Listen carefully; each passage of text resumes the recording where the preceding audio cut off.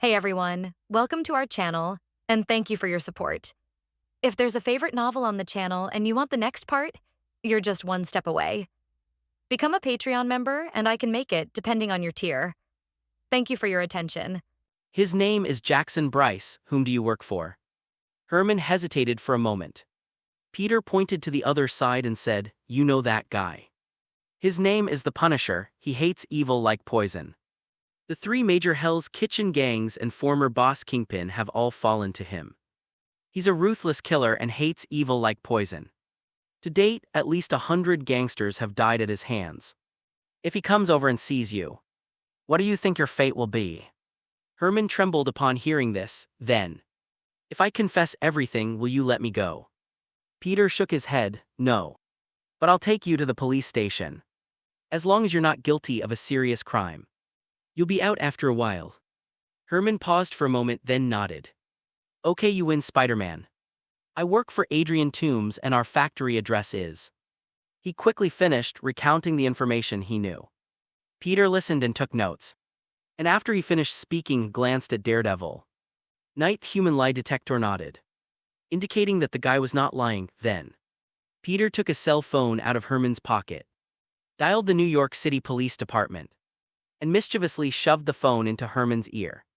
Herman gave him a speechless look, then helplessly called the police to arrest him. At first, the other side didn't believe it. But after Herman emphasized it repeatedly, they became somewhat skeptical and agreed to send a police car over. So Peter picked him up, jumped high into the air, and went to the horror, hanging the two of them together. Then, Peter gagged Herman and tried to question Jackson Bryce in a similar manner. "But this guy seems quite arrogant, or maybe a bit neurotic." Peter asked for a long time but couldn't get a clear answer. He was so angry that he almost wanted to take him away and have the Punisher kill him. He had learned from the Hellhounds that Jackson, relying on his high-tech glove, often acted tyrannically and had blood on his hands. The only difference between him and those ruthless gangsters is that he killed people who owed money for weapons. That is, gangsters. While those gangsters bullied ordinary residents. In a sense, it can be considered as eliminating a scourge for the people. However, this guy is neither a semi-public official like Peter, nor a special person with the power of pardon like the Punisher. In this killing someone regardless of who they are is a crime. At that moment, Daredevil shouted from below. Peter went down below. "What's wrong, Mr. Daredevil?" Peter asked. Daredevil said, "After you got in the car, the phone rang. It must have been that Mr. Horror who called." Peter wondered. Daredevil pointed to his eyes and handed over a phone. "You'll have to see for yourself." Peter gave an awkward smile. Daredevil's behavior always made him subconsciously forget that he was blind. Peter took the phone from Daredevil, opened it, and saw that it indeed read Tom's. "It's their boss, Adrian Toombs. Then I suggest you go there as soon as possible. You're not answering the phone here. Tom's might notice something if he leaves. Your plan will fall through." Daredevil offered a fair analysis. Peter nodded, somewhat embarrassed. "These two guys." Daredevil smiled slightly. "Leave it to me. I'll wait until they're taken away by the police before I leave. Besides, Frank has already left, so you don't need to worry about them being killed by Frank." "Oh, Mr. Custer is gone?" Peter asked in surprise. Daredevil said, "Anyway, he achieved his goal. As for the other two, he said they were your prey, and he doesn't have any evidence against them. So he's not interested in them for the time being." "I see. It seems Mr. Custer is a man of principle as well." Peter's impression of the Punisher changed slightly. Daredevil chuckled. After thanking Daredevil for his help, Peter took the two men off the bridge and put them in his car.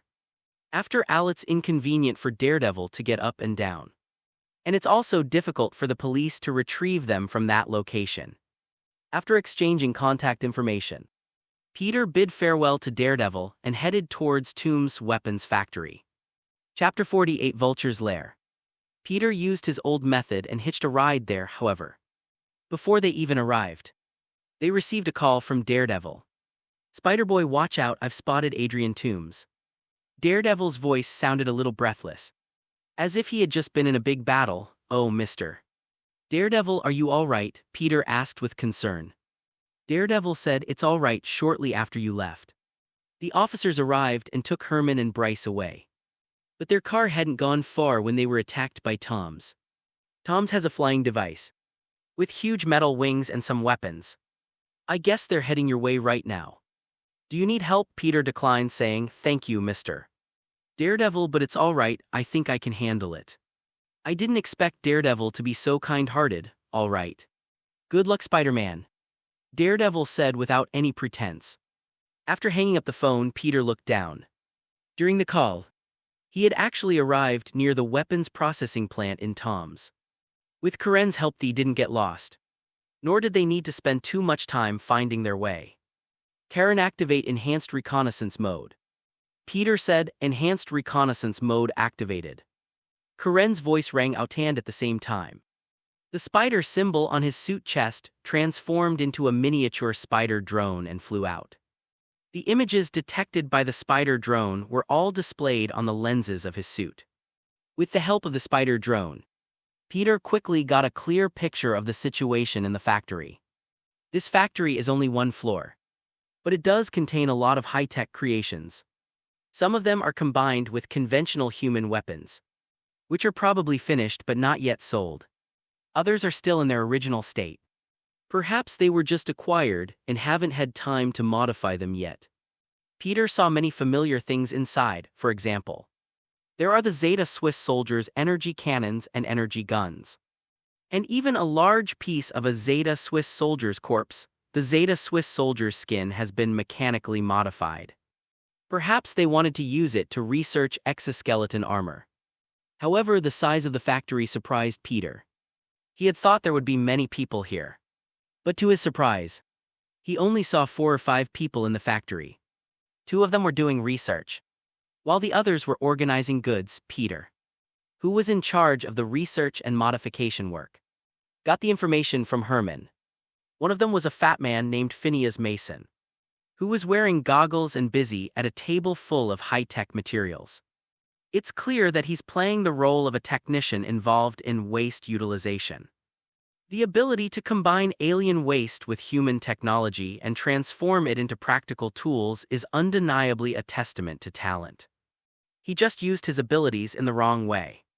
The other one was a man with long blonde hair named Randy Weir, who was Phineas Mason's second-in-command. "Since Tom's hasn't returned yet, let's finish this quickly and wait for him to come back." Peter made up his mind and had Karen quickly devise an invasion plan to attack the weapons factory. He first sneaked in through the ceiling and hoisted the people who were organizing the goods up to the ceiling one by one, securing them with spider silk next.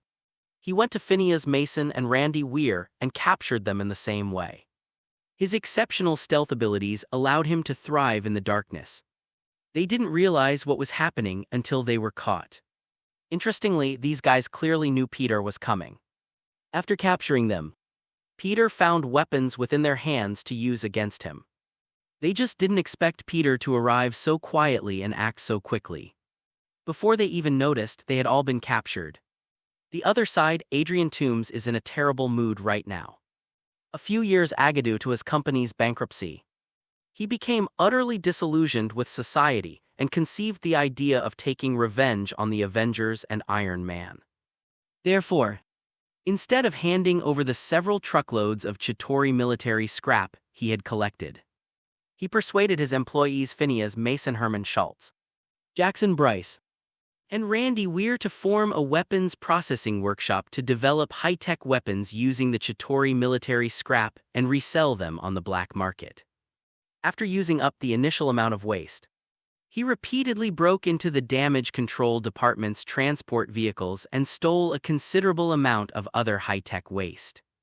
For example, the Chitauri Army scraps after the Battle of New York, the Ultron Army scraps after the Battle of Sokovia, and the scraps after the destruction of Hydra's Basik.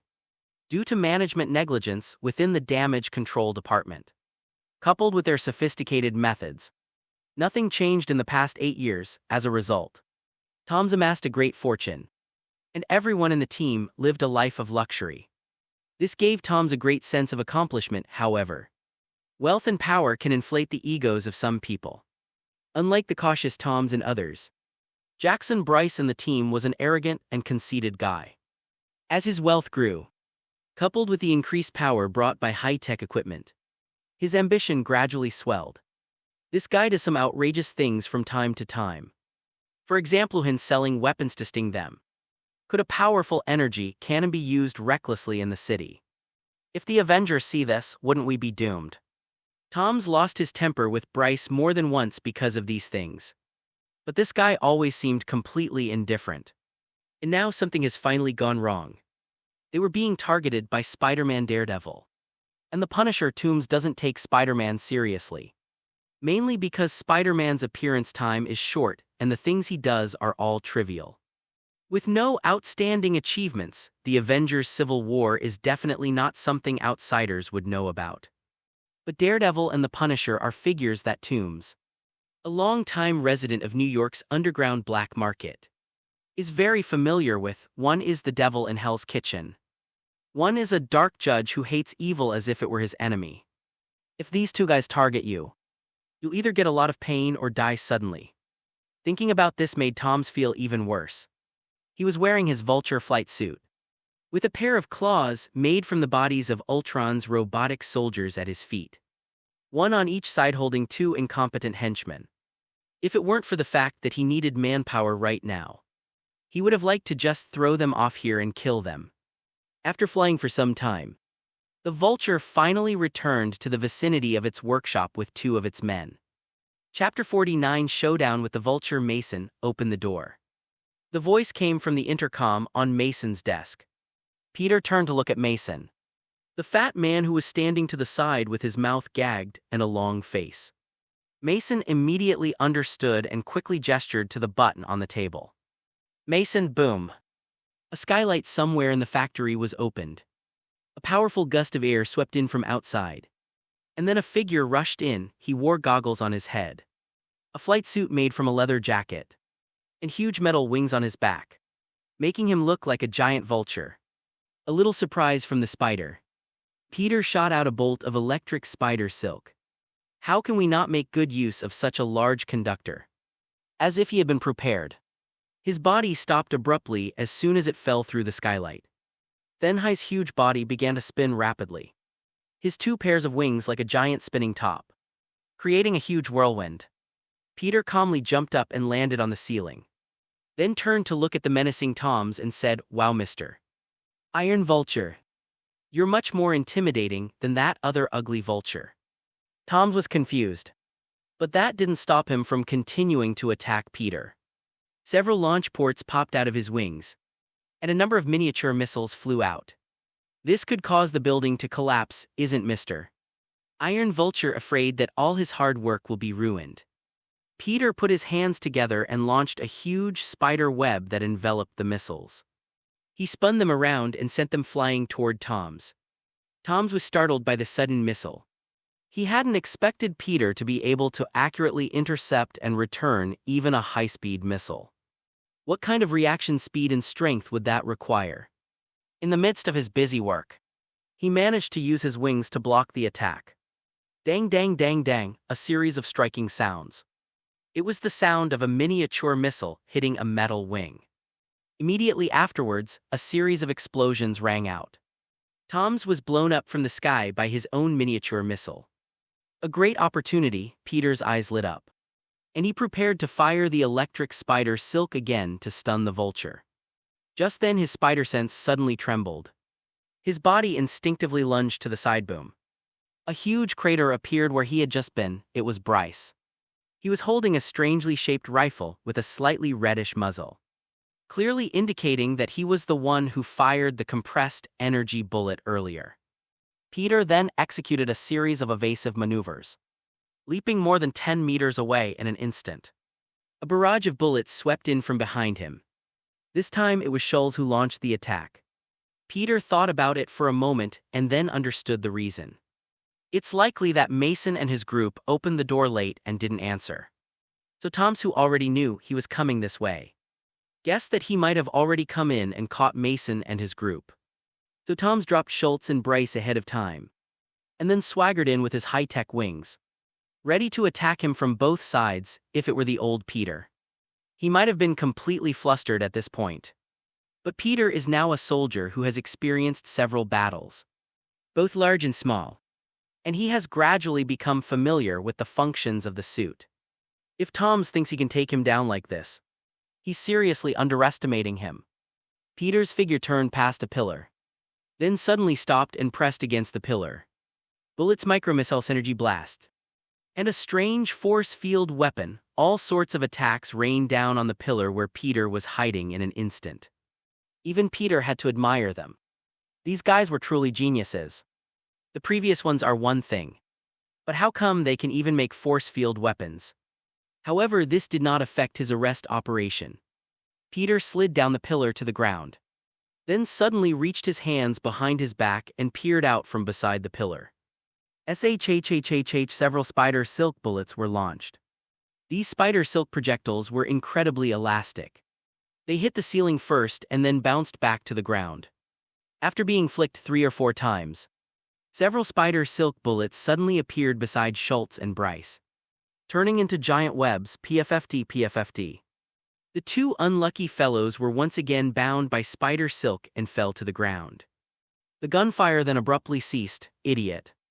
Toms cursed under his breath as he saw his 2 men rendered incapacitated again. But he didn't dare to come down and rescue them. Using the thermal imager, he could see that Peter was still behind that pillar. However, he had a way of precisely capturing his 2 subordinates. This made him no longer dare to underestimate this supposedly very young Spider-Man. Spider-Boy, we've always kept to ourselves. Why are you suddenly coming to cause me trouble? Tom suddenly shouted. He couldn't win a fight, so he tried to resolve this inexplicable conflict with words. It's really inexplicable. He still has no idea what he did to offend Spider-Man. He just thought the Spider-Man was a bit crazy. That's why he was causing trouble for him late at night instead of sleeping. I'm saving you, Mr. Toombs, Peter said. If you keep going like this, it won't be me coming. It will be the special forces and they'll just fuck you. Tom's face darkened. He hadn't expected Peter to even know his name, so. I should thank you. That's how it is in theory, Peter said. Stop, Mr. Toombs, or the outside will be full of secret agents. HMPH, you're just a clueless brat, Tom sneered. There are too many rich and heartless people in this world. Are we poor people just supposed to be bullied and oppressed by them? No, absolutely not. I created this place to give us a way to survive. If you try to stop me, I'll kill you, Peter sighed. Don't be silly, that's just you comforting yourself. If it were just about making money, with your skills you could have done something else. But you chose to sell weapons. Do you know how many people your weapons will ultimately kill? How many innocent citizens will be ruined? Do you have a family? Can you imagine them sleeping at home? And sudden live cause of a shootout with gangsters using you. Their home is blown up by a powerful energy weapon. And their family members are all dead. Can you imagine that, huh? Peter became more and more excited as he spoke. He recalled a scene he witnessed when he merged with Spider-Man Noir. In that dark world, something like this happened. A dilapidated apartment building, crowded with people, suddenly caught fire one night, and a little girl was burned to death. The matter seems simple, but the story behind it is so dark it's suffocating. Chapter 50. Unlucky Peter. Here's the thing. During that era of economic depression, mergers and acquisitions were rampant, and social wealth became increasingly concentrated in the hands of a few. As a result, the decline in social purchasing power has made it difficult to increase the supply of goods and export capital during the operation of the competition, which in turn has led to problems such as overproduction and capital surplus. Problems such as overproduction have led to a large number of workers losing their jobs and being laid off. When people lose their jobs, they can't afford to pay rent, so rents have to go down to secure their income. Landlords of these dilapidated houses will gather more tenants. As a result, the situation became increasingly worse. As more people fall behind on rent each month, landlords' businesses are becoming increasingly difficult to sustain. But they couldn't sell the house either. Because no one would want a dilapidated house where even the hallways were crowded with people. Then a fire broke out, setting the dilapidated apartment building ablaze. The result of the fire was that the landlord left safely with a large sum of money from the insurance company, while the residents were once again homeless, and a little girl perished in this dark age. It's hard to say whether this was a stroke of luck or misfortune. When Spider-Man Noir, who knew about this, wanted to tell the police what had happened, Uric told him that it was pointless to do so.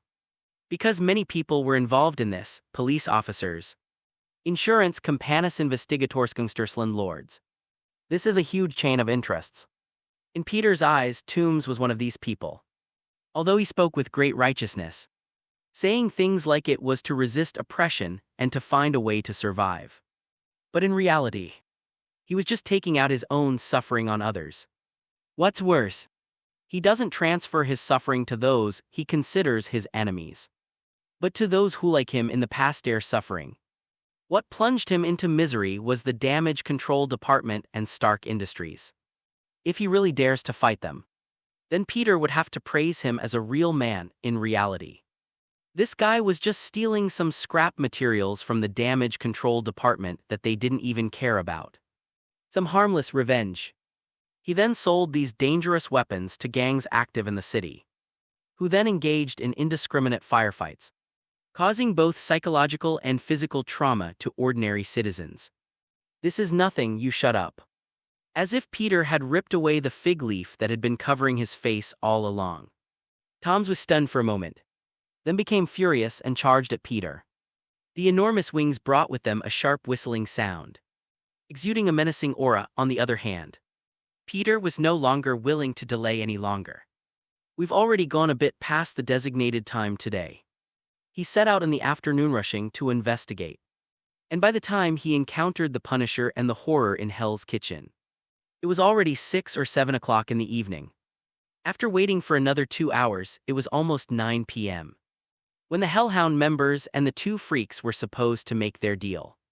By the time they arrived at the processing plant in Brooklyn, it was already around 10 p.m. It will take him some time to get from Brooklyn back to his home in Queens. Thankfully, Aunt May went out today and won't be coming back. Otherwise, he wouldn't know how to explain it. Even so, he had no intention of spending the night outside. Finish this quickly so we can go home. Peter emerged from behind the pillar and fired several spider silk bullets from both hands, which struck several propellers on Tom's metal wings. This is a spider silk bullet with increased toughness. The explosion instantly stuck all the propellers together, rendering them immobile. The metal wings instantly lost more than 80% of their power, leaving only a few small jet nozzles, however. These injection holes are mainly used for steering and provide very little power. In his panic, Toms managed to open the spray nozzle and adjust its direction to avoid crashing headfirst into the wall. At this moment, Peter made his move again. He used spider silk to stick to Toms from behind and pulled hard. The Tom switch was originally flying to the side, was pulled back, ready for a friendly greeting from Spider-Man, Mr. Toombs. Peter shouted and jumped high into the air. He kicked Toms in the stomach vomit. Even with the protection of the flight suit, Toms was still hit so hard that he vomited and almost died. Peter rolled over behind him, pressed one hand against the middle of the metal wings, and with the other hand pried the wings apart, tearing them apart forcefully, creak, creak, creak. With a screeching sound and sparks and lightning, Peter actually tore the half-wing off with his bare hands. Peter did the same thing and tore off the other metal wing. In this way, Toms no longer had the ability to escape. Peter then tied Toms, Mason, Bryce, and Schultz together and kindly called the police again for them. The response time this time was much faster than last time, because Toms recently attacked the police car transporting Bryce and Schultz. They are now searching the streets for any trace of Toms. Upon hearing the report, they immediately turned and drove in this direction. As for Peter, he turned on the recorder on his suit and filmed everything in Tom's weapons factory. Then had Karen send his entire operation to Tony Stark. With this, I believe he can become a full-fledged Avenger. Right, fix salary, subsidies and benefits. Technical support. Peter couldn't help but start fantasizing about his wonderful life.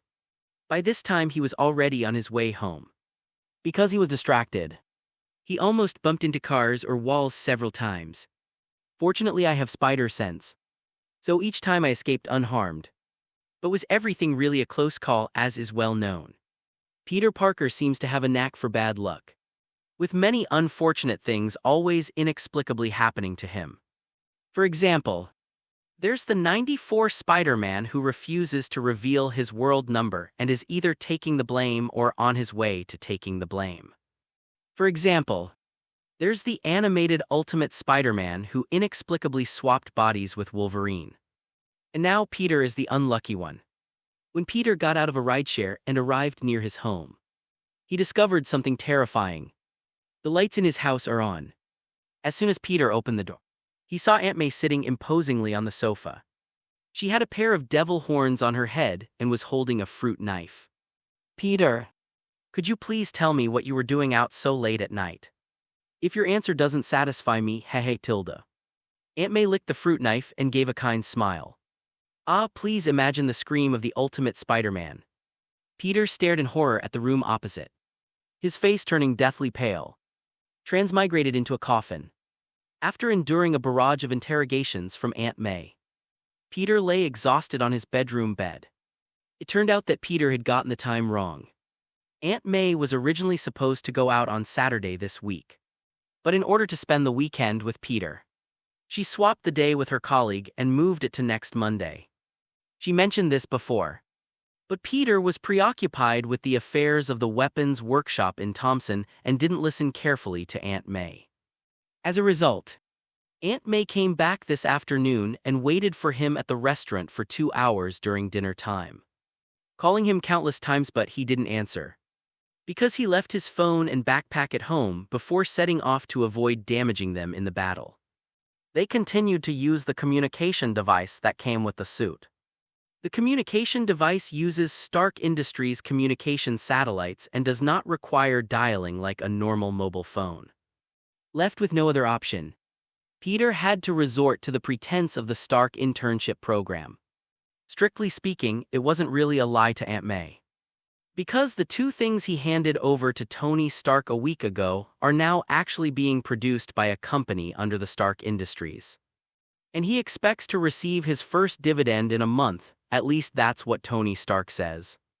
Peter originally planned to keep this as a surprise and show it to Aunt May when the dividends were paid out. But no, in order to get through today's ordeal, he has no choice but to release him. Fortunately, they managed to get away with it. If I just talk to Tony Stark tomorrow, oh no, he probably won't interfere with the little Spider-Man thing. Right? No, that's not right. Tonight I captured Tom's and destroyed his weapons workshop. The Secret Service searched for months without finding them. But I only took a week. Shouldn't that be enough to prove my ability? Peter lay on the bed and closed his eyes. Before going to sleep, he glanced at the glowing spider web in his mind. Since he got it, it has become his bedtime routine. However, it has been in a black state for the past week. But now, Peter discovers that it's lit up. An extra point of light appeared. Peter was overjoyed, because he knew that this meant a new world had emerged, and he will be able to merge with a new Spider-Man and experience a new life. When Peter's consciousness moved to this point of light, the number of the newly appeared world appeared on it. Earth 1610b. Why is there a B? Peter wondered. After thinking about it for a while, he still couldn't figure it out, so he put the idea aside for the time being. Since it's here, let's go check it out. Peter had a sudden idea and started connecting the network cable. Where am I? Peter opened his eyes and found himself in complete darkness. Moreover, the air around us seemed extremely thin. After feeling around for a while, Peter was fairly certain that he was in a sealed container. The container is square and it looks like a coffin. Peter was startled by his own thought. Is Spider-Man dead in this world? And he himself was resurrected on the corpse of Spider-Man in this world. Another discovery further confirmed his belief. When he merged with Spider-Man Noir and the Amazing Spider-Man before, he would quickly gain some fragments of their memories, which would help him better adapt to his new identity. But this time, he did not obtain the memory fragments. He is now Peter Parker, possessing the body of another Spider-Man. Or rather a corpse. So, am I going to look like I have maggots all over my face right now? Peter pictured his own face, a face covered in rotting flesh. Grinning as his cheeks fell off, he blinked, and his eyeballs popped out of their sockets. Then a maggot emerged, wriggling as if waving for him. Hey, Tilda. Peter shuddered and began to consider whether he should go out and continue his adventures in this world. Just then he vaguely heard someone talking. Because he was buried underground and in a coffin, and because his body seemed to have lost its bodily functions for some time, he appeared rather weak. This caused the sounds he heard to be very faint and intermittent. Fortunately, it was very quiet around, and if you listened carefully, you could still hear some sounds. I'm sorry, Mr. Parker, I may have broken the one you gave me. I'd like to comply, but I'm sorry, I'm not sure. I can't do it alone without you. The voice of the person outside sounded quite young. Almost the same as his own in the main universe, clearly. This guy is going through a period of confusion. And he knows the Spider-Man of this world, furthermore. From him, Peter learned that the Spider-Man in this world is also named Peter Parker. Thinking about it, Peter reached out and touched his face. My skin is a bit dry. Probably due to dehydration after being kept in a coffin for a while, as well as decomposition by microorganisms. Thankfully, it wasn't what I thought. It seems that this Spider-Man hasn't been dead for very long. Peter breathed a sigh of relief. Moreover, he also discovered something. Judging from the texture of his skin, this Spider-Man is clearly not old, so he didn't die of old age, but rather died young for some reason. He decided to go out and have a look. It's not just because of the little boy who said, I can't do without you at Spider-Man's grave, but also because of Aunt May.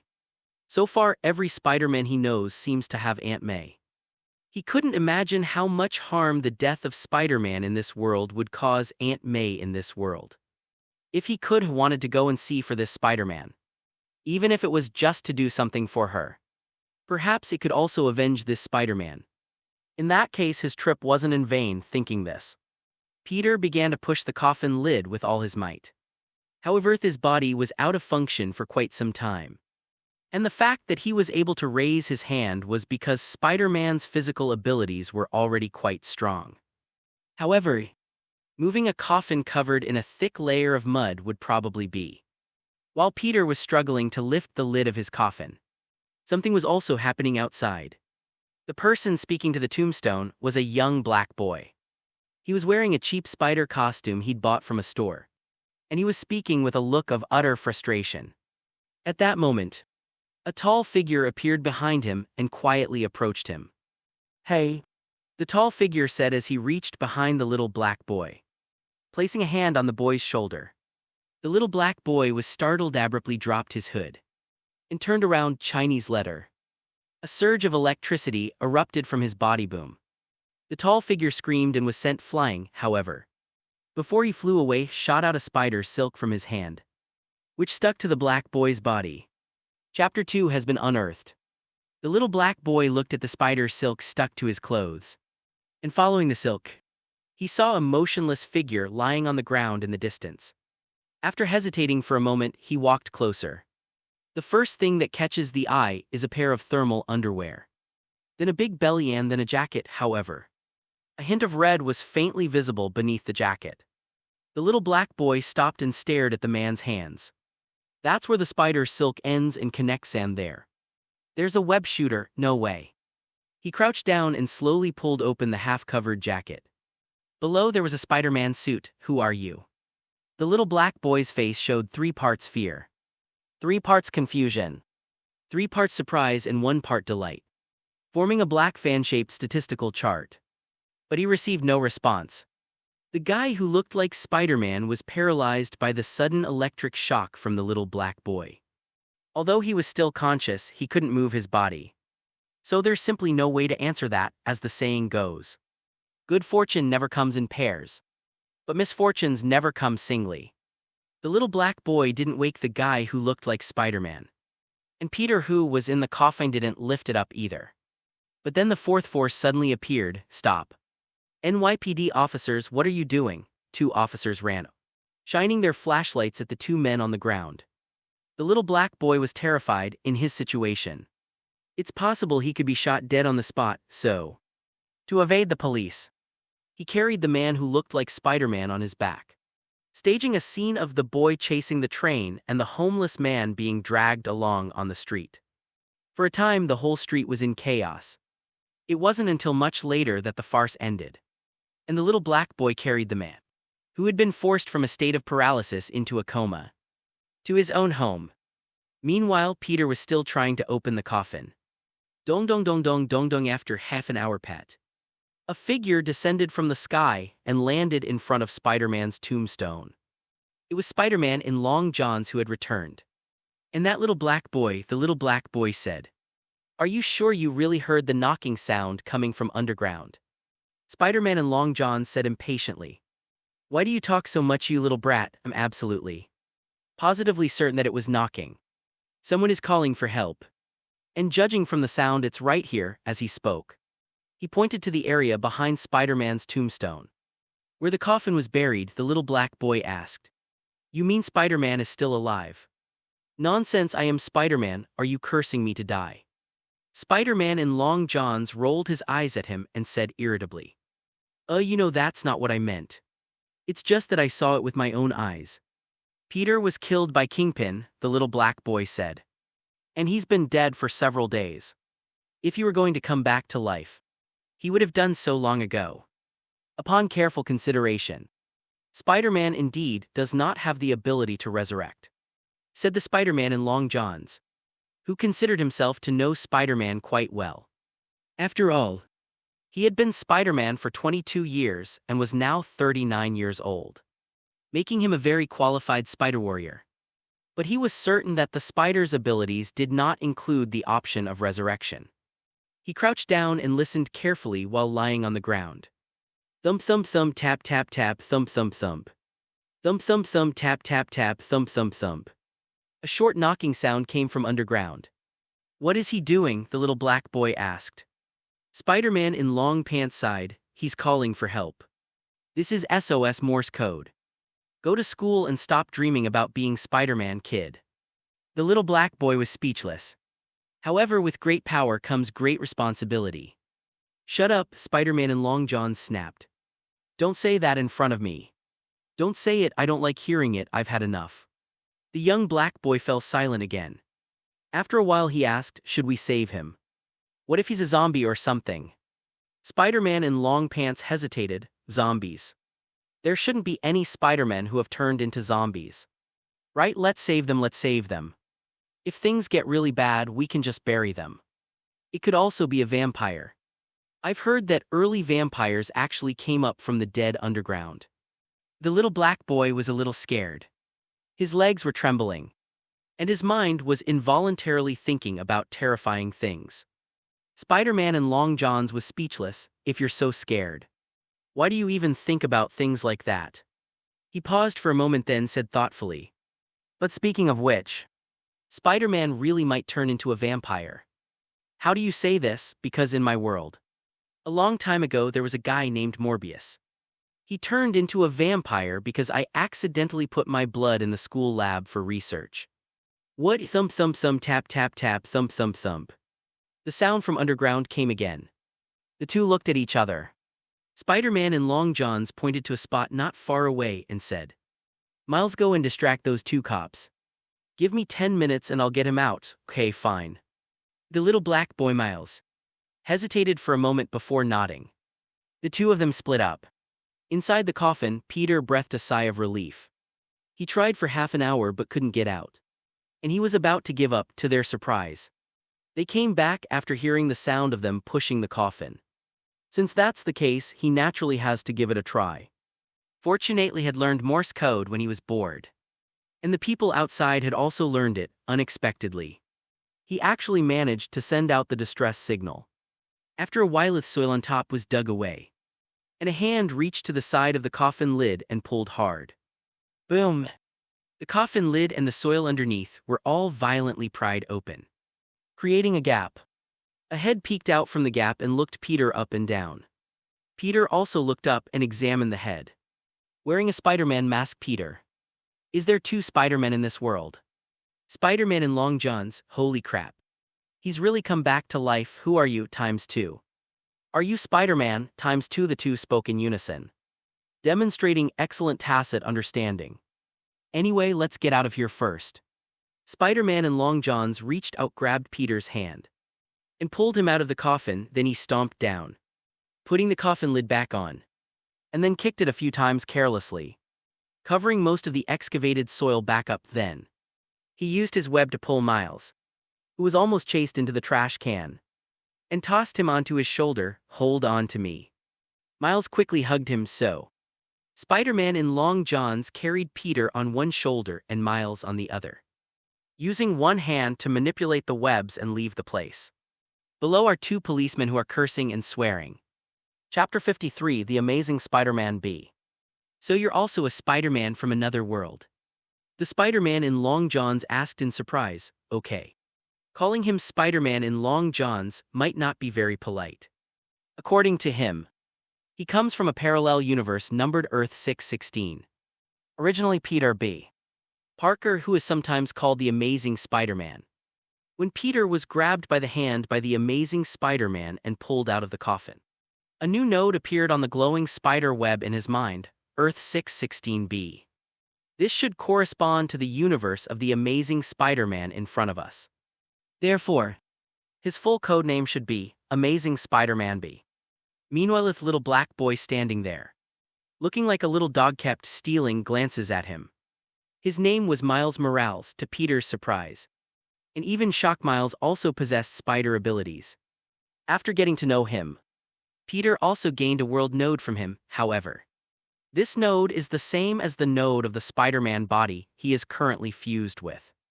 Both are Earth 1610b. This suggests that Miles originally belonged to this world, while Amazing Spider-Man, like him, is a visitor from a parallel universe. The only difference is that he came in the form of a soul consciousness, while the Amazing Spider-Man became directly in his physical body. As a result, a strange phenomenon occurred in him. Sometimes, the body of Amazing Spider-Man B will flicker or even twist, according to Peter and Amazing Spider-Man B's deductions. This situation is likely caused by a rejection reaction due to the difference between the quanta that make up Amazing Spider-Man B's body and the quanta of this world. Although from a macro perspective, each parallel universe is pretty much the same, and it even seems that there is a Peter Parker or something similar in each one. However, from a microscopic perspective, the differences between each world are actually quite large. For example, the several Peter Parkers that Peter encounters now, although they all eventually become Spider-Man, are quite different from each other. Spider-Man Noir and the Amazing Spider-Man both lost Uncle Ben, but his Aunt May doesn't even have a boyfriend. Spider-Man Noir lives during the Great Depression, prefers to use handguns as weapons, and will execute criminals when necessary. His personality leans towards radicalism. The Amazing Spider-Man and his counterpart lived in a relatively peaceful era, which, although it had many problems, was much better than the dark era of Spider-Man Noir. And there is a significant age difference between them. Spider-Man Noir is 20 years old. It's not mentioned in the comics, but later in the Spider-Verse it's mentioned that Mary Jane joined the International Army in 1937, assuming she was 24 when she graduated from university. Then she would have been 20 in 1933. Please correct me if I'm wrong, thank you. The Amazing Spider-Man is 17 years old, a senior in high school. Gwen from The Amazing Spider-Man 2 is taking college interviews. He himself was 15 years old. As for the fourth Peter Parker I've met, he's already 39 years old. He said he started being Spider-Man at the age of 17 and has been doing it for 22 years now. When Peter learned this and excitedly wanted to learn some Spider-Man tips from this veteran, the advice he received was, don't be Spider-Man. Peter was somewhat confused. He's only been Spider-Man for a short time now, but he's still incredibly enthusiastic about it. Otherwise, they wouldn't have rushed over immediately after discovering the new node of Earth 1610b. You know, he did quite a lot in his own world today. But he still came without hesitation. What exactly is a model worker, hands on hips JPG? Peter ate the bread in big mouthfuls and drank water guzzling down his throat. This body had been buried in the ground for several days, and its bodily functions had begun to gradually deteriorate, which is why he was unable to lift the coffin earlier. But after he took over, the body's bodily functions were miraculously restored. Peter then began to feel an insatiable hunger. He felt like he could actually swallow a cow whole. Unfortunately, there was no cow for him to eat. Miles' allowance was only enough to buy him a few loaves of bread.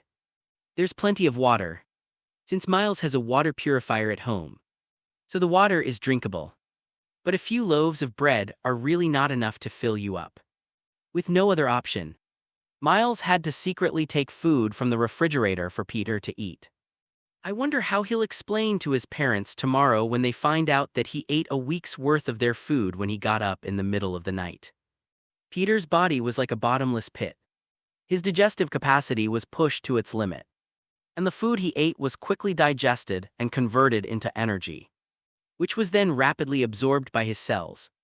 As he continued to consume food, he felt his body rapidly regaining its vitality, gradually becoming stronger than his original one. Are you really not Peter? Miles asked Peter with some disappointment. Peter shoved a plate of cold noodles into his mouth and ate it. When he heard Miles' question, he shrugged and said, I am Peter but not the Peter you know, is that clear enough? But you're using his body, Miles was agitated. He idolized Spider-Man, so he saw Peter's actions as blasphemy. Shall I leave? Peter made a gesture as if he was about to close his eyes and fall asleep. No, no, no, Spider-Man quickly grabbed him. Just kidding, how could I let a reliable teammate slip away? As for Miles, let's forget about relying on him. This guy looks unreliable. While Peter was eating to replenish his energy, they had roughly figured out what had happened. The incident began when Kingpin in this world built a particle collider, and Spider-Man in this world, later known as the Blonde Spider-Man, went to stop it.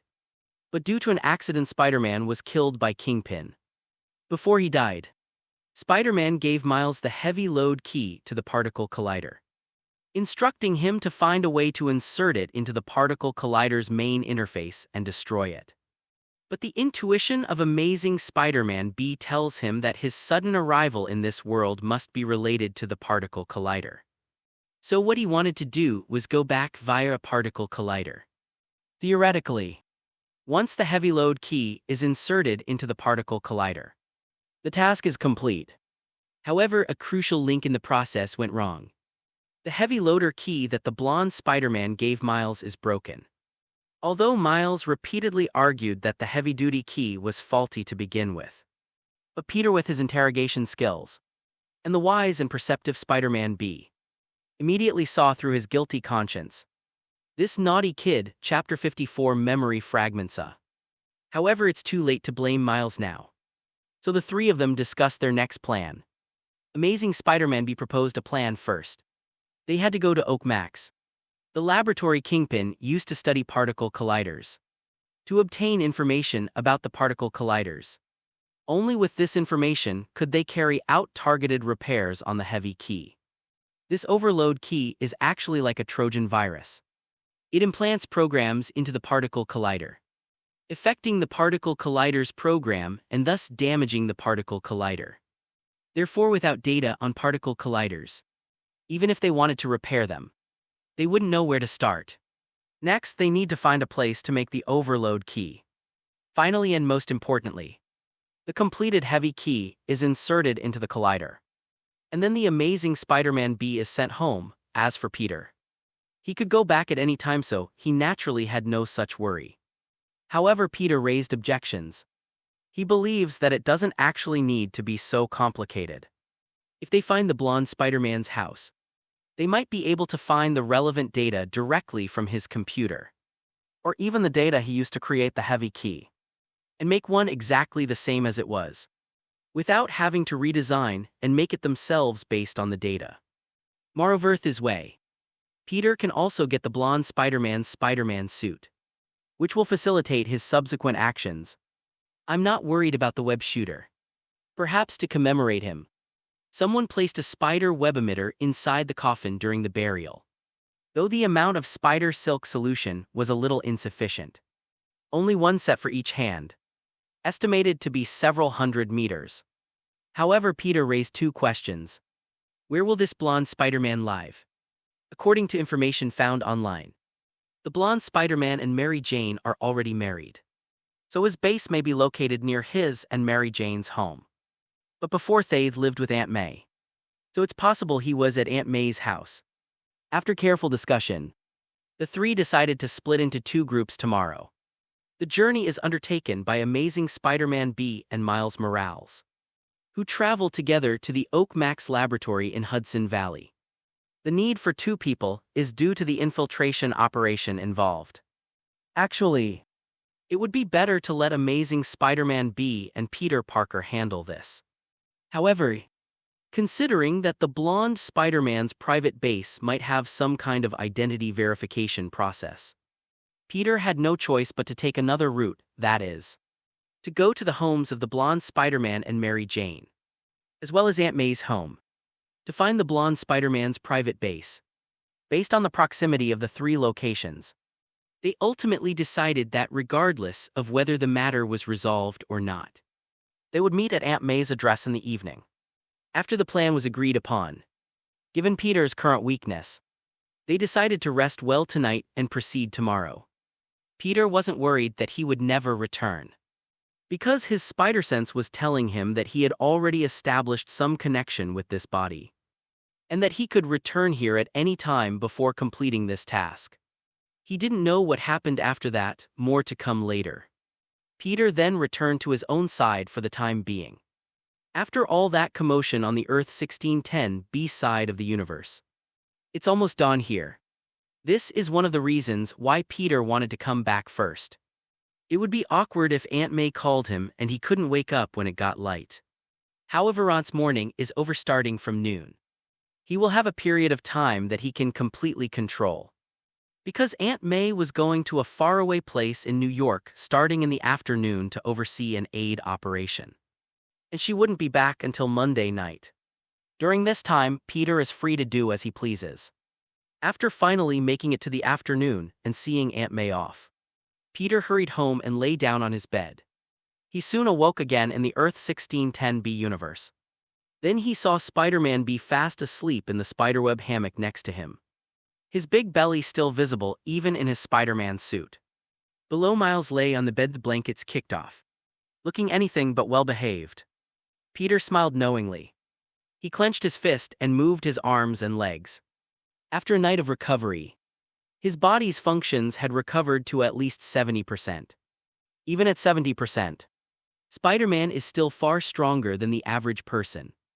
After waking up Spider-Man B and Miles, the three went over their plan one last time before splitting up and setting off. Peter put on his hat and mask, then found a bus and got on. The blonde Spider-Man and Mary Jane's home is located in a luxury apartment building in Queens Hill. About a 2-hour drive from Brooklyn, Peter closed his eyes, feeling a little bored, and began to rest. After changing buses several times, he finally arrived at the home of the blonde Spider-Man. Mary Jane was not at home, clearly. The death of the blonde Spider-Man exposed his true identity, which caused great distress to Mary Jane's life. She had to leave temporarily to avoid harassment from some people. Just as he was about to enter, he sensed something unusual. In my mind, it seems that some fragments of memory are slowly emerging. The warmth of building our love nest together when we first bought this place. The arguments that happened over trivial matters while living together. And the plans we made for the future while nestled together. Peter stood there stunned, and after a long while, his furrowed brows finally relaxed a little. Then he turned and left. The inexplicable appearance of fragments of the blonde Spider-Man's memories tells him that there is no private base here. It wasn't that he was afraid Mary Jane would find out. He had already told Mary Jane that he was Spider-Man before they got married. It's just that there are too many people and too much attention here. So it's not a good place to carry out large-scale construction. So he only set up a small workshop at home and put some things in it. However, this does not include information on the heavy load key to the particle collider. Peter suddenly stopped in his tracks. He turned around, looked around and then climbed in along the wall. He rummaged through the workshop and found a change of red and blue spider suits, along with some compressed spider web solution for filling. After putting the red and blue spider suit on tightly, Peter put it back on. The blonde Spider-Man was killed by Kingpin, and their ultimate goal was Kingpin's particle collider. Therefore, he should not reveal that Spider-Man has been resurrected before the final operation, lest it arouse Kingpin's suspicion. Peter then returned the way he came and left the house. He took another bus to Aunt May's house, which was also in Queens but in a different location. Shortly after he left, Mary Jane returned home and went into her husband's workshop, hoping to find some solace there, only to discover that the Spider-Man suit was gone. Chapter 55: The Amazing Spider in Action. While Peter was shuttling between the two locations, on the other side, the Amazing Spider-Man B and Miles Morales also embarked on their grand adventure. They successfully arrived at their destination, the Oakmex laboratory outside the lab. The two discussed the specific infiltration plan.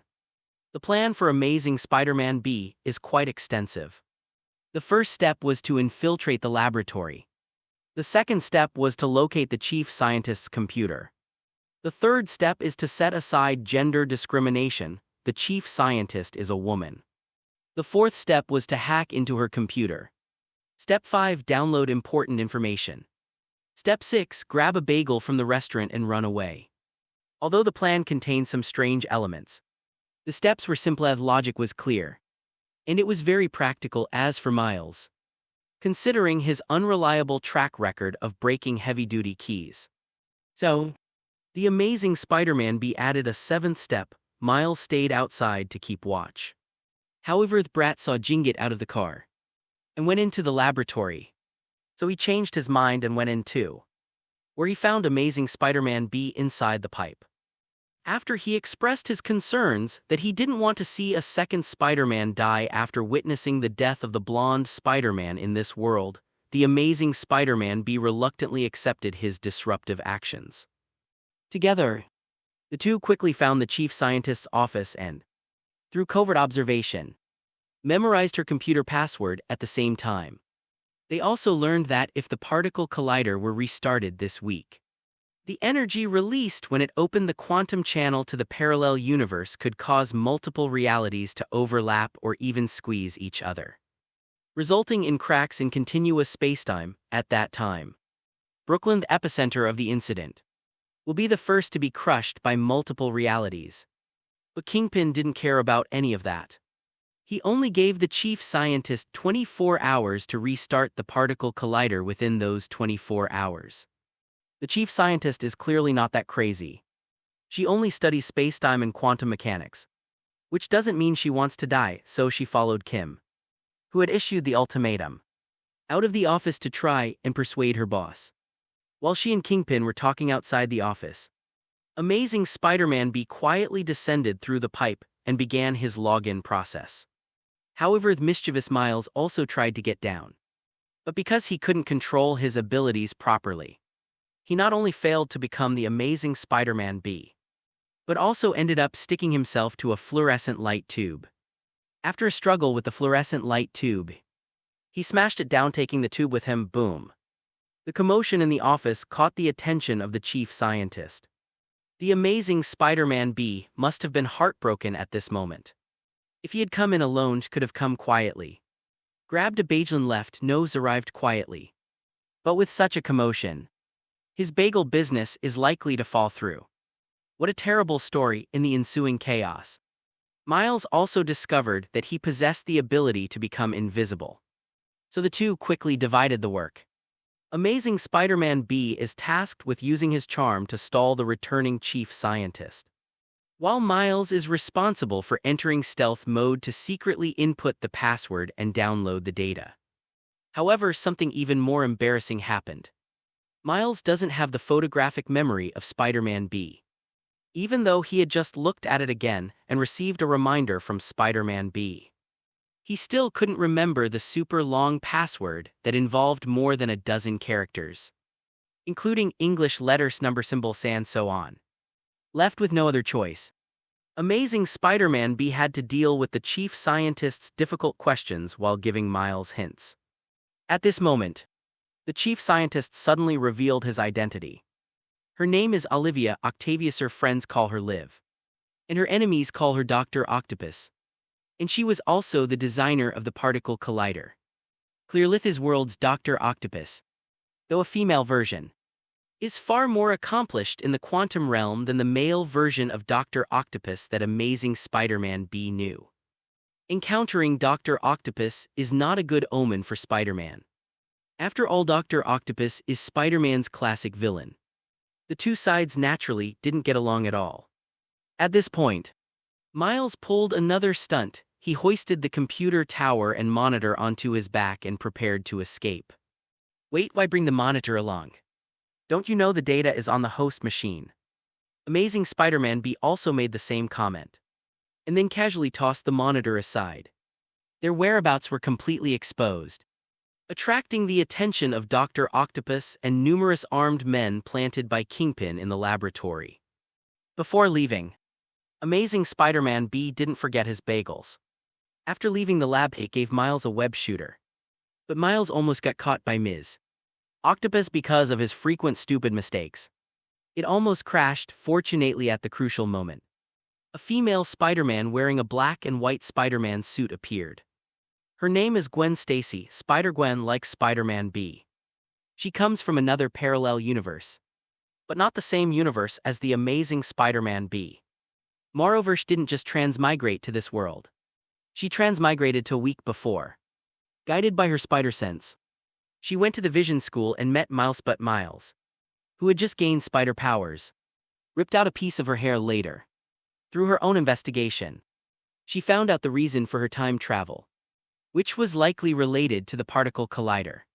So she disguised herself and infiltrated the Oakmax laboratory, only to run into two people who were openly stealing data. Excuse me for being blunt, but you guys are really here to steal data, not to, Spider-Gwen raised an eyebrow. Amazing Spider-Man B shrugged. This is what the old saying goes, life is unpredictable. The big intestine wraps the small intestine. Miles lowered his head. The series of events that had just happened made him realize his shortcomings. And he felt very guilty, so he didn't dare to say anything. Spider-Gwen, holding the computer tower in one arm, pointed out of the forest. Shall we go? If we don't leave soon, the pursuers will be here again. How many Spider-Men are there? Miles couldn't help but complain, as if complaining was Spider-Man's talent, rather than Peter Parker's unique talent. Amazing Spider-Man B grabbed him and casually said, "Why don't you go to the comic convention and see for yourself?" What is a comic convention? Miles asked, puzzled. You don't even know about comic conventions. Is Spider-Man unpopular in your world? Are you popular? Of course, boys and girls all like me, so they cosplay as Spider-Man at comic conventions. You get it? Oh. The three gradually disappeared into the forest. Chapter 56, Kingpin on the rooftop platform of Oakmax Labs. A muscular man with the physique of a double-door refrigerator was gazing at the forest, holding a ballpoint pen in his hand, pressing it in and out repeatedly, unconsciously repeating the action. He is waiting for the results. And he is none other than Kingpin, the main investor in Oakmax Labs and the underground emperor of New York City. His real name is Wilson Fisk, although he looks very big. He is actually not fat but strong. He is over 90% muscle, possessing the pinnacle of human strength achievable by men of his age, height and weight. He can throw an adult man into the air and break his wrist midair, or chop off his head with a car door, can also in a fit of rage overturn a massive marble table, knock someone unconscious with a few punches, or strangle an adult to death. As a proponent of violence, his power is fully demonstrated in his battle record. His physical strength is also positively correlated with his power. When fighting Daredevil, He was able to punch a shallow dent in a brick wall with a tensile strength of 14 m/Pa 2030. 53 psi with his bare hands, which not only demonstrated his strength but also his physical strength. In addition, he is also a skilled fighter, Daredevil, who is proficient in fighting techniques, was basically at a disadvantage when he first fought Kingpin. However, the eyes of this underground Dark Emperor were filled with gloom at this moment. The reason he spent a huge sum of money to have Ms. Octopus research and build a particle collider was because he wanted to find his deceased wife Vanessa and son Richard Fisker in a parallel universe. They witnessed him fighting Spider-Man and fled their home in disbelief, but were involved in a car accident on the way and lost him forever. All he wanted was to find his wife and son. What did he do wrong? But why is this damn Spider-Man stopping him? No, there's more than one. It turns out that the blonde Spider-Man named Peter Parker was killed by his own hands a few days ago. But why did two more appear in the lab just now? One was big and one was small, the bigger one, apart from having a big belly, looked almost exactly like the Spider-Man he killed. Kingpin may appear calm now, but he is actually a volcano about to erupt. He was angry. Pat just then, two white fluid mechanical tentacles touched the glass of the platform, and Ms. Octopus slowly rose up from below. Standing in front of Kingpin, standing next to Kingpin, Tombstonion of Kingpin's men pulled out a pair of Desert Eagles and aimed them at Ms. Octopus. This was the first time Ms. Octopus had displayed such an offensive weapon in front of them. And as Kingpin's loyal henchman, he naturally had to make a response. But before he could even raise his pistol, one of the octopus woman's mechanical tentacles had already gripped his neck. Ms. Octopus completely ignored the minor character, Tombstone, and used her mechanical tentacles to lift herself up. Looking at Kingpin at eye level, Kingpin chose to ignore Ms. Octopus's appearance. In fact, he didn't care about it, because he knew what Ms. Octopus wanted. That includes research funding and many other conveniences.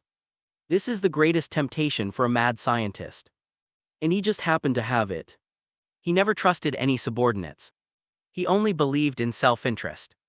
Kingpin said in a deep voice, "I clearly killed Spider-Man. So why are there two more, Ms.?" Octopus smiled and held up 3 fingers, to be precise. 3. Kingpin's expression darkened. Ms. Octopus said, "No, this is a good thing, very, very good. It means you've achieved your goal. My collider is working. Now all we have to do is wipe out those spiders. And then your family can come back to you, as many as you want." Kingpin stared at Ms. Octopus in silence for a while before finally uttering 2 words, "Very good." He gestured for Tombstone to put away his pistol, then turned and left. "Start my collider tomorrow." "It's our collider," Oakmax on the bus back to Queens. Seeing a young Gwen reminded Amazing Spider-Man B of some unpleasant memories, and for a moment became somewhat depressed. Miles, meanwhile, was looking at the young and beautiful Spider-Gwen and began to get restless. So under his deliberate guidance, the two began to talk. During the conversation, Spider-Gwen learned why they had come here, as well as about the heavy key and Peter's appointment with them to meet at Aunt May's house. Spider-Gwen was somewhat surprised. "I saw on the news that Spider-Man in this world died. Didn't he?" "Yes, he is Peter, but not the Peter of this world. He probably came here because of that collider. Just like you, it's just that you came with your bodies, while he is in Peter's body as a consciousness." Miles explained, carefully, completely exposing Peter, hoping to gain Spider-Gwen's favor. Spider-Gwen seemed lost in thought. Oakmax is a bit far from Queens, although Peter had arranged to meet them at Aunt May's house. He hadn't said he would wait for them. In fact, when he arrived near Aunt May's house, he gained some new fragments of memory. He then determined that the blonde Peter's private base was located beneath Aunt May's house. Moreover, it was bigger than he had imagined. Aunt May wasn't home, and Peter also sensed through his spider sense that someone was watching them from the sidelines. However, Peter ignored them. These people were either Spider-Man's past enemies or news media. The exposure of Peter's identity and the heat of the matter made them like sharks smelling blood.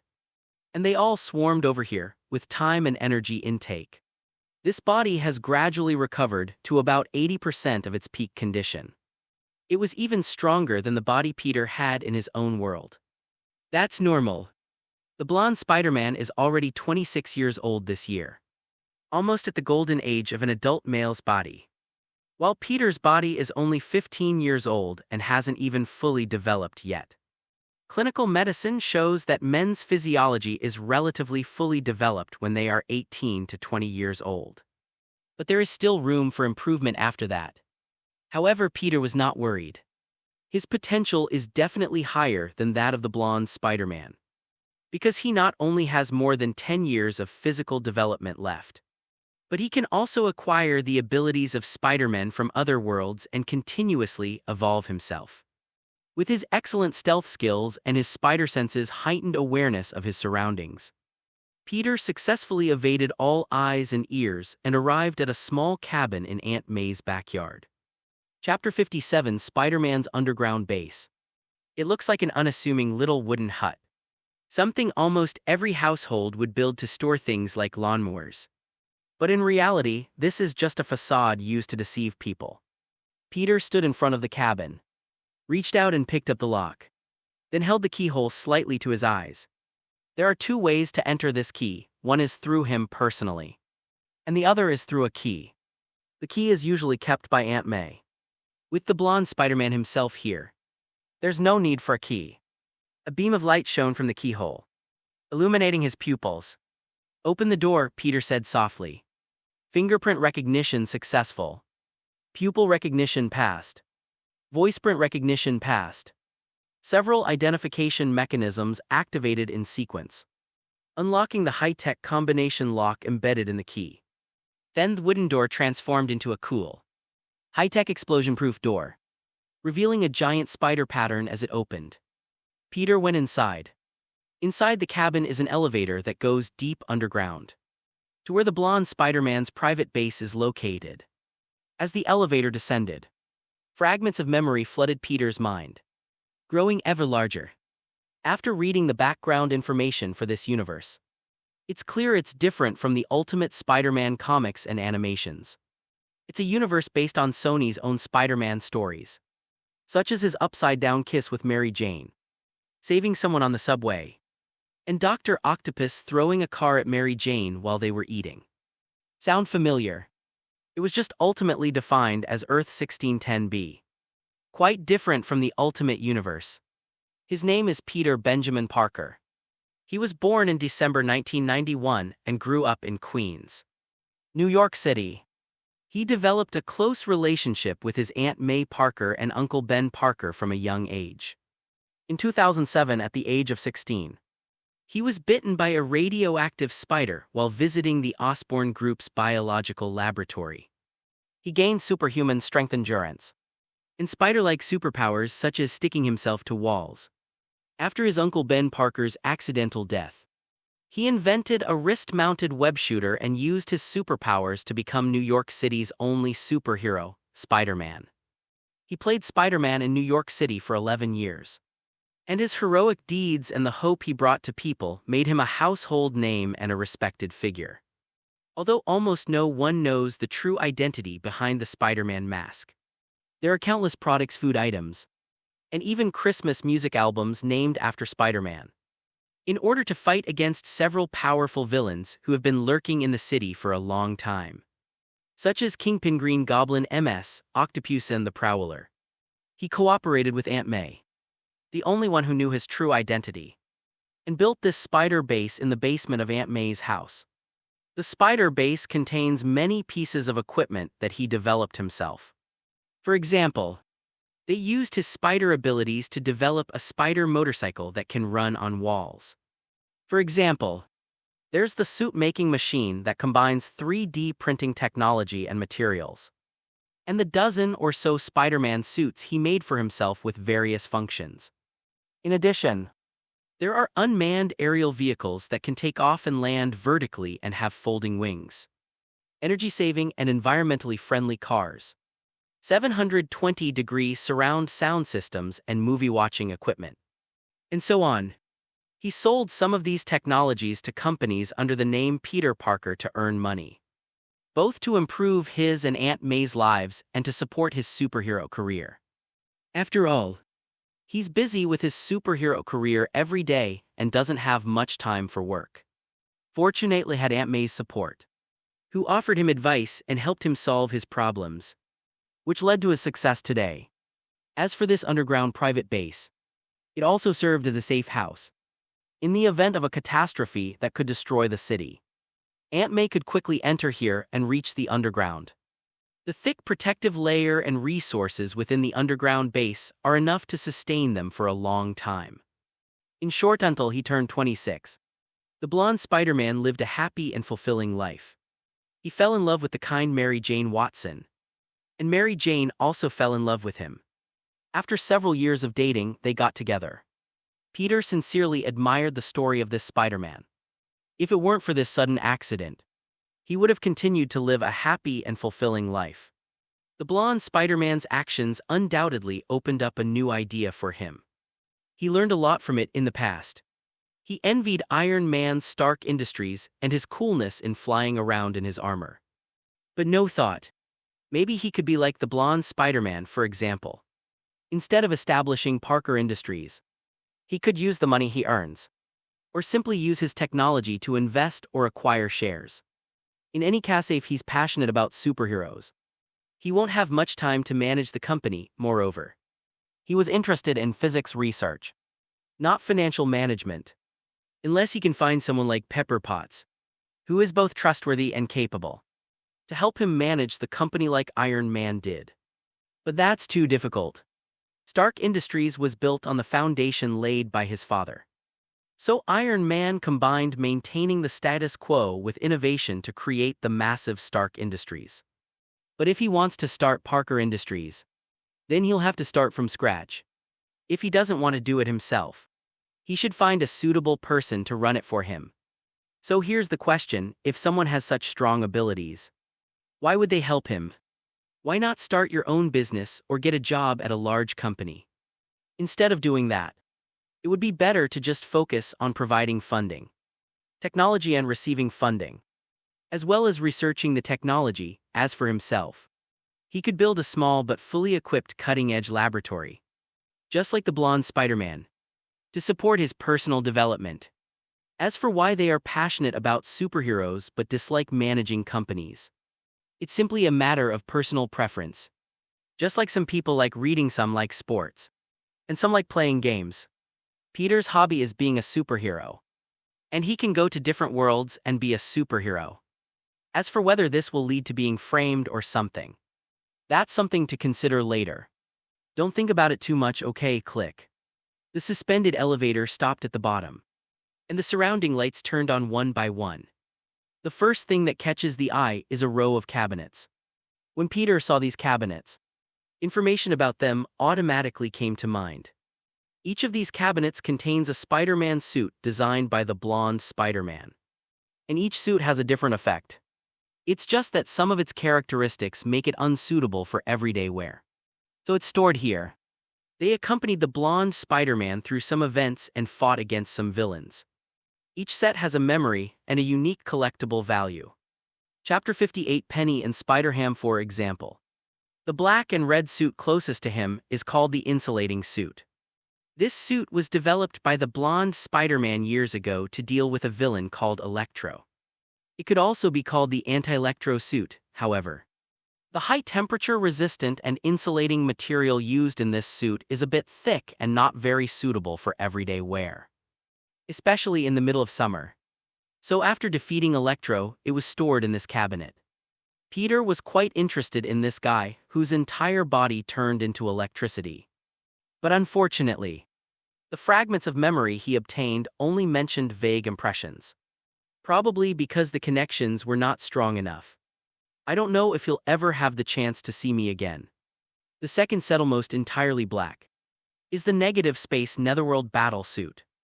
It was originally the uniform of a group of warriors from the negative dimension, which accidentally fell into the hands of the blonde Spider-Man. The blonde Spider-Man later gave the suit to a student named Casey St. Commons, who then became the new hero Shadow later. She was invited by Black Miracle to join the hero organization Slingers. Ironically, she died during the induction test to join the Slingers. However, he was later resurrected as a living dead and completely mastered the power of the negative space nether armor, gaining access to shadow teleportation technology.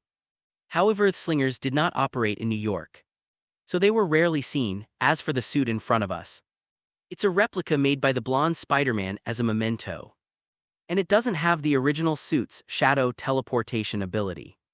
In addition, the other 10 suits are the advanced suit: the Steel Spider suit, the Secret War suit; the Crimson Spider suit, Anti-Spider suit; the Stealth suit, Spider Armor Mark 1; the Spider Armor Mark 2, the Black and Blue suit; and the Cloak suit, like the Insulation suit and the Negative Space Netherworld suit.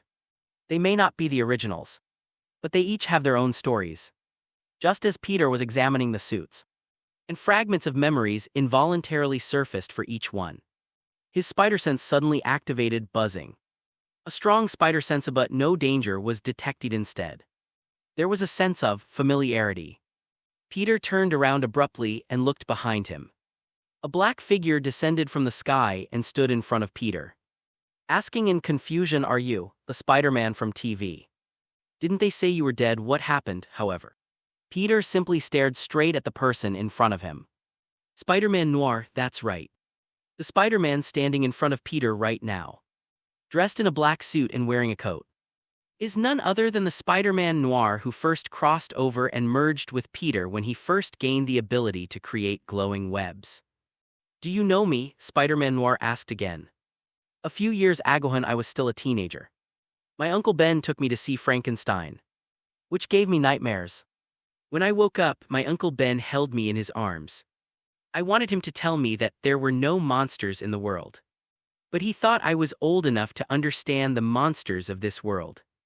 He told me that all he could do was protect me from monsters. Yes, sometimes monsters lurk in people's hearts. Sometimes even more like monsters than monsters themselves. Beware of the human heart, Peter." As Peter read out the words he had spoken to Spider-Man Noir as they parted ways, Spider-Man Noir's eyes widened. "Are you that young Peter?" Peter nodded and gave a happy smile. He had thought it would be a very long time before he saw Spider-Man Noir again, but to his surprise, saw him sooner than expected. Two friends from different worlds, meeting in different worlds. Their feelings are now very similar to meeting an old friend in a foreign land. Very excited. Just as Peter was about to tell Spider-Man Noir about his situation, his spider sense activated again. He was completely confused. Spider-Man Noir chuckled, pointed behind him and said, "Actually, there are two more friends here." Peter looked up in the direction he was gesturing. "Hi. It's nice to meet you."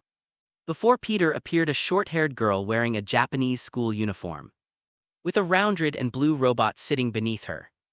As the girl greeted him, a happy symbol appeared on the robot's screen. "Hello." Peter was stunned for a moment, feeling that the style of this scene was a bit strange. What is this, spider mechs and girls? What a strange combination. However, before he could finish his exclamation, a splat sound came from the side. Immediately afterwards, a tiny, human-shaped pig emerged from the nearby bathroom and quickly walked towards Peter. He held out his hand. "Hugh, sorry, I just washed my hands, so they're wet. Hope you don't mind." "Of course." Peter bent down and, somewhat bewildered, shook hands with the human-shaped pig. A new node immediately appeared in the glowing spider web. Earth 8311b. Fortunately, Peter had already encountered a magical Spider-Man bee from another universe before, so although he was surprised by the appearance of these Spider-Men, he quickly accepted this amazing turn of events. The group briefly introduced themselves to each other.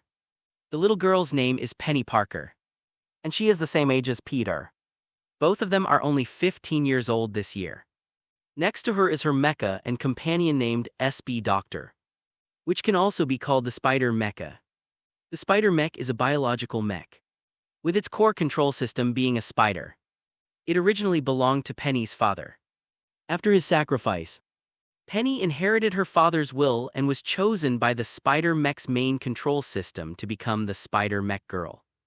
After Peter shook hands with her, He received her cosmological designation, Earth 14512b. As for Spider-Ham, his true form is a humanoid spider. While his world, Aunt May Poker is an anthropomorphic pig and also a scientist. While testing a hairdryer powered by atomic energy, May Burke became irritable due to side effects and bit Peter. As a result of the radiation, Peter transformed from a humanoid spider into a pig-nosed humanoid spider. While still retaining his spider abilities, that's right. He's a special case, wasn't bitten by a spider but by a pig. As Peter approached Spider-Ham, he could faintly smell the aroma of ham. Perhaps that's why he's called Spider-Ham. Peter explained his identity to them, stating that he was not the blonde Spider-Man from this world shown on TV, but rather a Spider-Man like them who appeared in this world for some reason. Spider-Man Noir proved this point. Chapter 59, Spider Motorcycle. It's clear that both Penny and Spider-Ham are very curious about Peter's unique way of time travel. However, they were surprisingly in sync and didn't ask any further questions. Everyone has their own secrets. Although Penny is innocent and naive, she is not stupid. Spider-Ham may look small but he is actually an adult pig. Or rather a spider. After a brief introduction, the four quickly became close friends. They exchanged information with each other. In fact, the three of them appeared in this world one after another last night. After discovering that they were in another world, they each used their own special skills to get here. Spider-Man Noir, through his exceptional observation and reasoning skills, unraveled the mystery and deduced that his bizarre time travel was directly related to the strange earthquake and the death of Spider-Man. Therefore, he decisively went to Aunt May Penny. On the other hand, used the computer on her spider mech to search for information online. And after combining and analyzing, each got the result. As for Spider-Ham, he captured a few tongues on the road and extracted some information using the very abstract Tell the Truth fist. Peter and his two companions were very curious about the Tell the Truth fist he mentioned. However, even Spider-Ham himself couldn't explain it. It seems to be a characteristic of people from their world.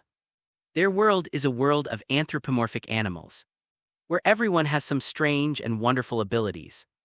It's not magic, but it's even better than magic. Peter and his two companions couldn't help but marvel. However, he's not the only one who's interesting. Penny and her spider mech are also amazing, because the spider mech is a biological mech. According to Penny, it was a general-purpose humanoid decisive weapon created by the Austrian group of her world based on a humanoid mechanical life form called Apostle that had inexplicably appeared on Earth. They achieved a precise integration between the pilot and the machine, controlling the biomech through the pilot's will and physical reflexes, in order to fight against the mechanical lifeforms known as the Apostles. Her father once piloted a Spider-Man mech to fight against the Angels and protect New York, but her father was killed in battle. Penny, as his descendant, was chosen by the Spider mech. However, she is still a student and is studying while improving her compatibility with the Spider mech. Penny's story also amazed Peter and his two companions. Biomechs don't sound like something that could be created in a normal world. This is different from Iron Man's Iron Man armor. Although the Iron Man suits also have autonomous capabilities, they rely on artificial intelligence for control. Biomechs, on the other hand, are magical beings with biological characteristics. They are more like a combination of biology and machinery. More importantly, it can evolve. The spider mech that Penny inherited from her father was much stronger than the one her father had just acquired. First, there was Earth 8311b, which consisted entirely of anthropomorphic animals. And then there was Earth 14512b, which could give birth to such a magical existence as biomechs. Clearly, the paths these parallel universes take diverge greatly, far beyond their imagination. Peter was increasingly looking forward to his future journey. From them, Peter also learned about Aunt May's whereabouts in this world. After settling them in this underground base, Aunt May went out on one hand. She had to deal with the impact of the exposure of Peter Parker's identity. On the other hand, after communicating with Spider-Man Noir and the others, She also thought about gathering some intelligence information for them. Aunt May in this world is very capable. While blonde Peter is busy with his superhero career, Aunt May helps him handle the research and investment projects he undertakes as Peter Parker. It's fair to say that Aunt May deserves at least 30% of the credit for Spider-Man's success today. Peter breathed a slight sigh of relief at this. He was carrying the body of Aunt May's beloved nephew, and he was actually a little uneasy about it. This feeling of unease intensified, especially after arriving here and acquiring numerous fragments of past memories. It is often said that what determines a person's personality is not their body, but their memories, because memories contain their life experiences, and life experiences shape a person's personality. Although it's also a fusion, the current situation is quite different from his previous fusions with the other two Spider-Men. Both of those Spider-Men had complete personalities, but the blonde Spider-Man was already dead. Peter now feels that he is no longer the same person he once was, but rather a part of the blonde Spider-Man. He didn't know how things would develop if things continued like this. If he were to withdraw his consciousness and return to his own world now, would the blonde Spider-Man die again? Or would he be resurrected using the fragments of his awakened memories? Peter fell into deep thought, and seeing his absent-mindedness, Spider-Man Noir Penny and Spider-Ham all left, leaving him alone to ponder. When Peter snapped out of his reverie, he found that Penny and the others were all doing their own thing. So he found some things to do on his own. Peter went to a machine. This is the device that the blonde Spider-Man uses to study web shooters. As a veteran Spider-Man who is based on technology, the blonde Spider-Man has reached the pinnacle of development in equipment such as web shooters and spider suits. In some ways, he is even more powerful than Iron Man. After all, Iron Man doesn't have spider-like abilities, so it's unclear what kind of equipment and functions would be more suitable for Spider-Man. And the blonde Spider-Man, being Spider-Man himself, is better able to develop things that are most suitable for him. The blonde Spider-Man's web shooter not only has a large capacity of web solution reservoir, but also features many different types and elements of web shooting patterns. This ingenious design is even more suitable for Spider-Man than the suit with the artificial intelligence Karen that Iron Man gave him. Peter benefited greatly. Afterwards, he toured the other equipment. For example, that cool spider motorcycle. This spider motorcycle is the masterpiece of the blonde Spider-Man. He developed it based on his ability to move freely on walls, and it has the ability to run on walls for a while. The blonde Spider-Man was obsessed with this motorcycle, because this motorcycle is not only cool, but it also really saves him a lot of trouble. Although swinging through the city on spider silk is not slow, how can it compare to the spider motorcycle that can reach speeds of up to 300 km/h and can run on walls and leap between buildings? Unfortunately, his actions later had negative consequences, forcing him to put the spider motorcycle away. Chapter 60: More Memories. Spider-Man is the only superhero in the city, and he is extremely popular. So naturally, he gained a lot of fans. Among them, the number of children is especially large. The sight of the blonde Spider-Man riding a motorcycle up a wall inspired several young fans to imitate him. And without exception, they all ended up getting injured. Fortunately, their motorcycles couldn't climb the wall, so although they crashed, they weren't in any real danger. But this incident gave the Daily Bugle and many haters an opportunity to attack the blonde Spider-Man. For a time, there were calls throughout New York City to boycott Spider-Man's misconduct. This even caused some uninformed citizens to start disliking Spider-Man. Later, the blonde Spider-Man had to hide the cool spider motorcycle and promise not to drive it around on the building. The matter gradually subsided. However, Peter was very envious of the spider motorcycle. Just because it's unusable in this world doesn't mean it's unusable in another world. There are so many superheroes in his world. No matter how hard you try to imitate him, you can't replicate his work. Moreover, there are many aspects of the technology inside this spider motorcycle that he can learn from. Next, Peter saw a drone with folding wings and vertical takeoff and landing capabilities. The blonde Spider-Man could even remotely control the drone using the communicator on his web shooters and bring it out to help when necessary. As for the folding wing technology, it was naturally for the purpose of getting out of this underground base. After all, the entrance to the underground base is too small. If the wings are spread, it's obviously impossible to get out. After a brief tour, Peter remembered his business. He went to the computer at the base, took out the broken overload key, and frowned as he carefully recalled the details. More fragmented pieces of memory gradually emerged. His hand unconsciously picked up the mouse on the table, trying to recall the relevant information about the particle collider while opening a file on the computer. However, these fragmented memories were clearly insufficient for him to fully recall the specific details. It's like seeing an insulated suit but being unable to recall any specific information about the Electric Man.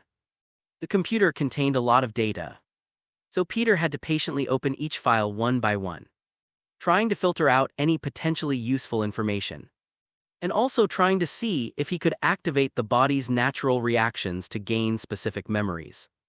This is very scientific. Because human memories are stored in the brain, some memories are deeper and can only be triggered under specific conditions. For example, if you casually put something aside and forget about it, you might not be able to find it if you don't see it. But if you do see it, you might even remember the feeling and actions you took when you put it down. At this moment, Peter was trying out this method. Just then, Peter received a message from Miles. They learned that they had successfully obtained the information and had even encountered a female Spider-Man, and were now on their way directly to Queens. Peter sent them Aunt May's address and planned out the most convenient route for them so they wouldn't have to find it themselves. He then told them that he had successfully entered the blonde Spider-Man's underground base. Unfortunately, it's likely that because the blonde Spider-Man died some time ago, his brain was likely damaged, and some of the dead brain cells were memory cells, which is why his memories are fragmented and difficult to recall. Fortunately, the amazing Spider-Man B and his team obtained the data. So even if they can't find the data on the computer, they can use that data to recreate the overdrive key. Moreover, it's possible that he could use that information to trigger a memory switch and find the information on the computer. Time flew by and soon it was evening. Through the communicator in the underground base, they learned that Aunt May had returned. Despite his anxiety, Peter knew he still had to face it. So he had no choice but to bite the bullet and wait with Spider-Man Noir and the others for Aunt May to come down. However, just as Aunt May was about to come down, Peter received a message from Miles informing him that they had arrived near Aunt May's house. Peter thought for a moment sent Miles a message and didn't set off. There are quite a few observers lurking around Aunt May's house, including some treacherous individuals. If he can keep resurrecting, that's fine. But if the blonde Spider-Man is only resurrected for a short time because of his existence, then the fact that Spider-Man can be resurrected will definitely attract the attention of some people with ulterior motives. This will inevitably bring new dangers, therefore. He tries to avoid showing his face whenever possible. Not long after, the anti-gravity elevator above slowly descended, carrying 4 people. In addition to Spider-Man B and Miles Morales, there is also a slender girl in a black and white suit and a sprightly silver-haired old lady. Peter glanced at the slender girl and felt she looked somewhat familiar. However, his gaze soon fell on the silver-haired old lady. At the same time, the silver-haired old lady Aunt May's gaze also lingered on Peter's face. Identical hair, identical face, identical figure. Even identical aura. Aunt May walked over, trembling, unsure how to begin. She was afraid that if she opened her mouth, she would find out that this blonde Peter, like the black-haired Peter, came from another world. Peter was deeply moved. He strode forward, hugged Aunt May, hesitated for a moment, and then decided not to reveal his identity for the time being. Aunt May. It's me, Peter. Aunt May was stunned. Peter, you're my Peter. The real Peter. Peter's body stiffened, and he nodded unconsciously. At this moment, in Aunt May's familiar yet unfamiliar embrace, many fragments of memories surged up. He has memories of meeting Aunt May for the first time when he was a very young child and was left at Uncle Ben's house. He has memories of Aunt May making breakfast for him. And he has memories of Aunt May taking him to the zoo, where he was terrified by the tiger and cried. But Aunt May patted the tiger's head and laughed heartily. Kind and gentle, brave and strong, shrewd and capable. This Aunt May is the best Aunt May in the world. The influx of numerous fragments of memory caused tears to involuntarily well up in Peter's eyes. At that moment, he looked exactly like the blonde Peter. Amazing Spider-Man Bitten. And the others watched this scene with curiosity. They all knew Peter's true identity. So they were puzzled as to why Peter would lie, however. They did not expose him, because they believed that Peter had his reasons for doing so. Miles was about to speak when Spider-Man B covered his mouth and pulled him back to his seat. Spider-Gwen, however, was completely baffled. Only Spider-Man Noir, seeing Peter's excited expression, unconsciously revealed a smile beneath his mask.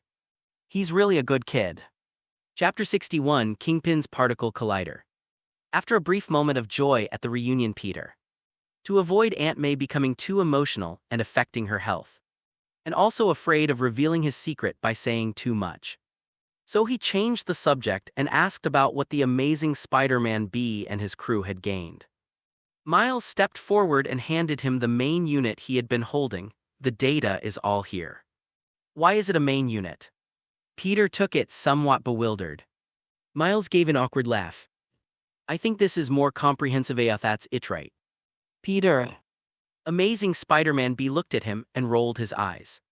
They clearly didn't remember the password. Yet they spoke with such righteous indignation. However, he was too lazy to expose him, in a sense. Miles was right. Bringing the mainframe back did indeed mean taking all the data.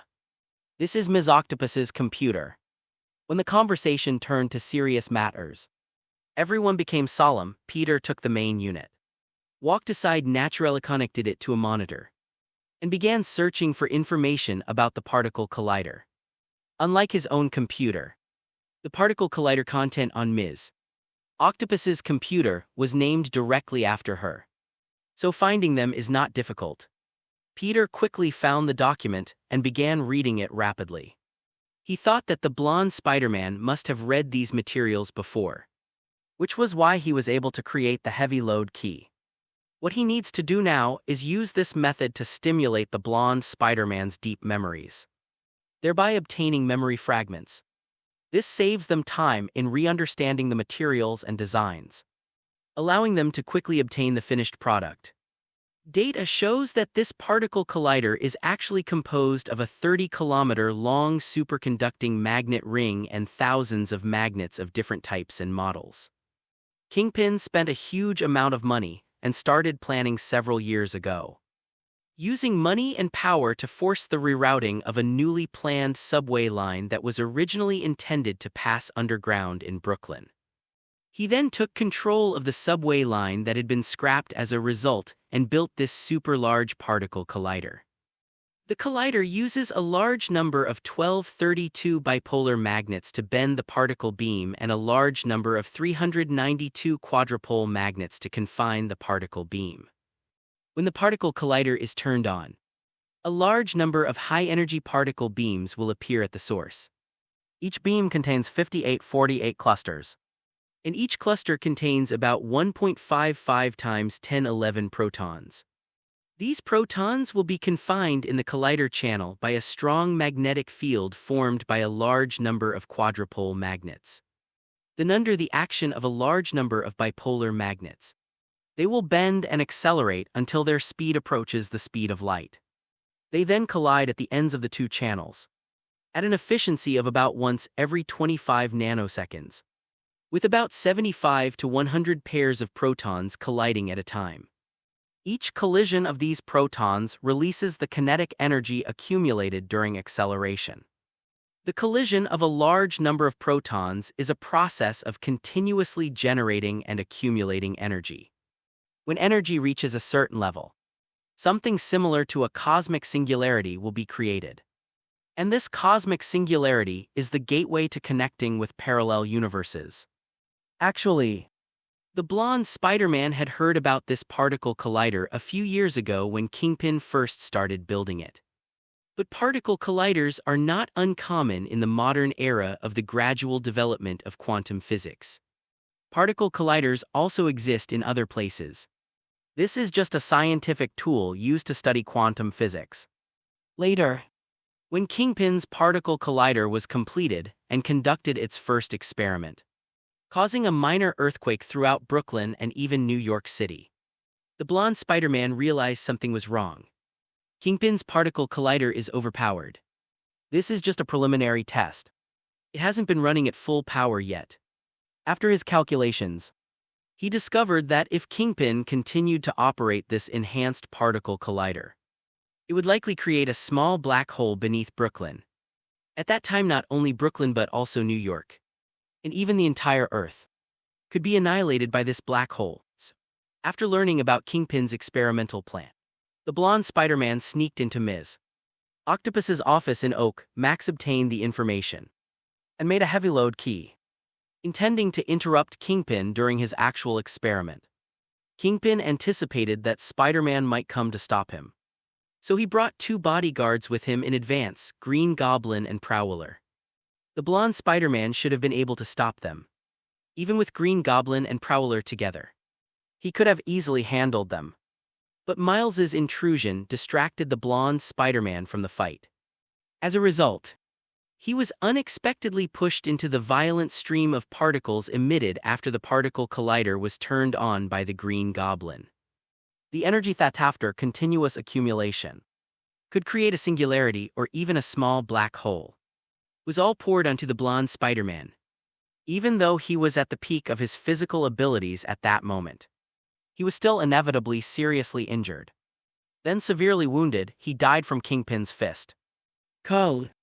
This time the memory fragments were quite complete. Probably because the events related to the particle collider all happened recently. Through this, Peter learned the whole story and the cause of the blonde Spider-Man's death. His feelings toward Miles also became complicated. After receiving the memories of the blonde Spider-Man, and through a dialectical analysis from an outsider's perspective, he was able to conclude that the blonde Spider-Man would not have died if Miles had not appeared. He could have even stopped the particle collider. So Spider-Man Noir, Spider-Man B, Spider-Gwen Penny, and Spider-Ham wouldn't have been forced to travel to this strange world. Don't be fooled by their laughter and jokes in reality. Their bodies are enduring pain right now, because the quanta of the original world within them are not recognized by the quanta of this world, and may even be rejected. They are also rejected. They probably feel like they're being slowly butchered with a dull knife. They will be completely annihilated once their flesh is cut off.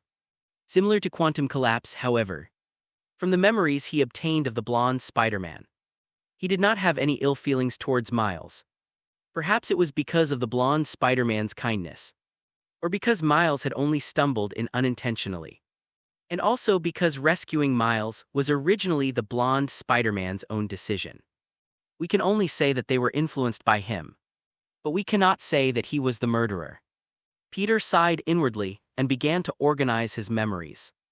The memories that just surfaced not only contain the ins and outs of the events, but also the blonde Spider-Man's insights into creating the heavy load key.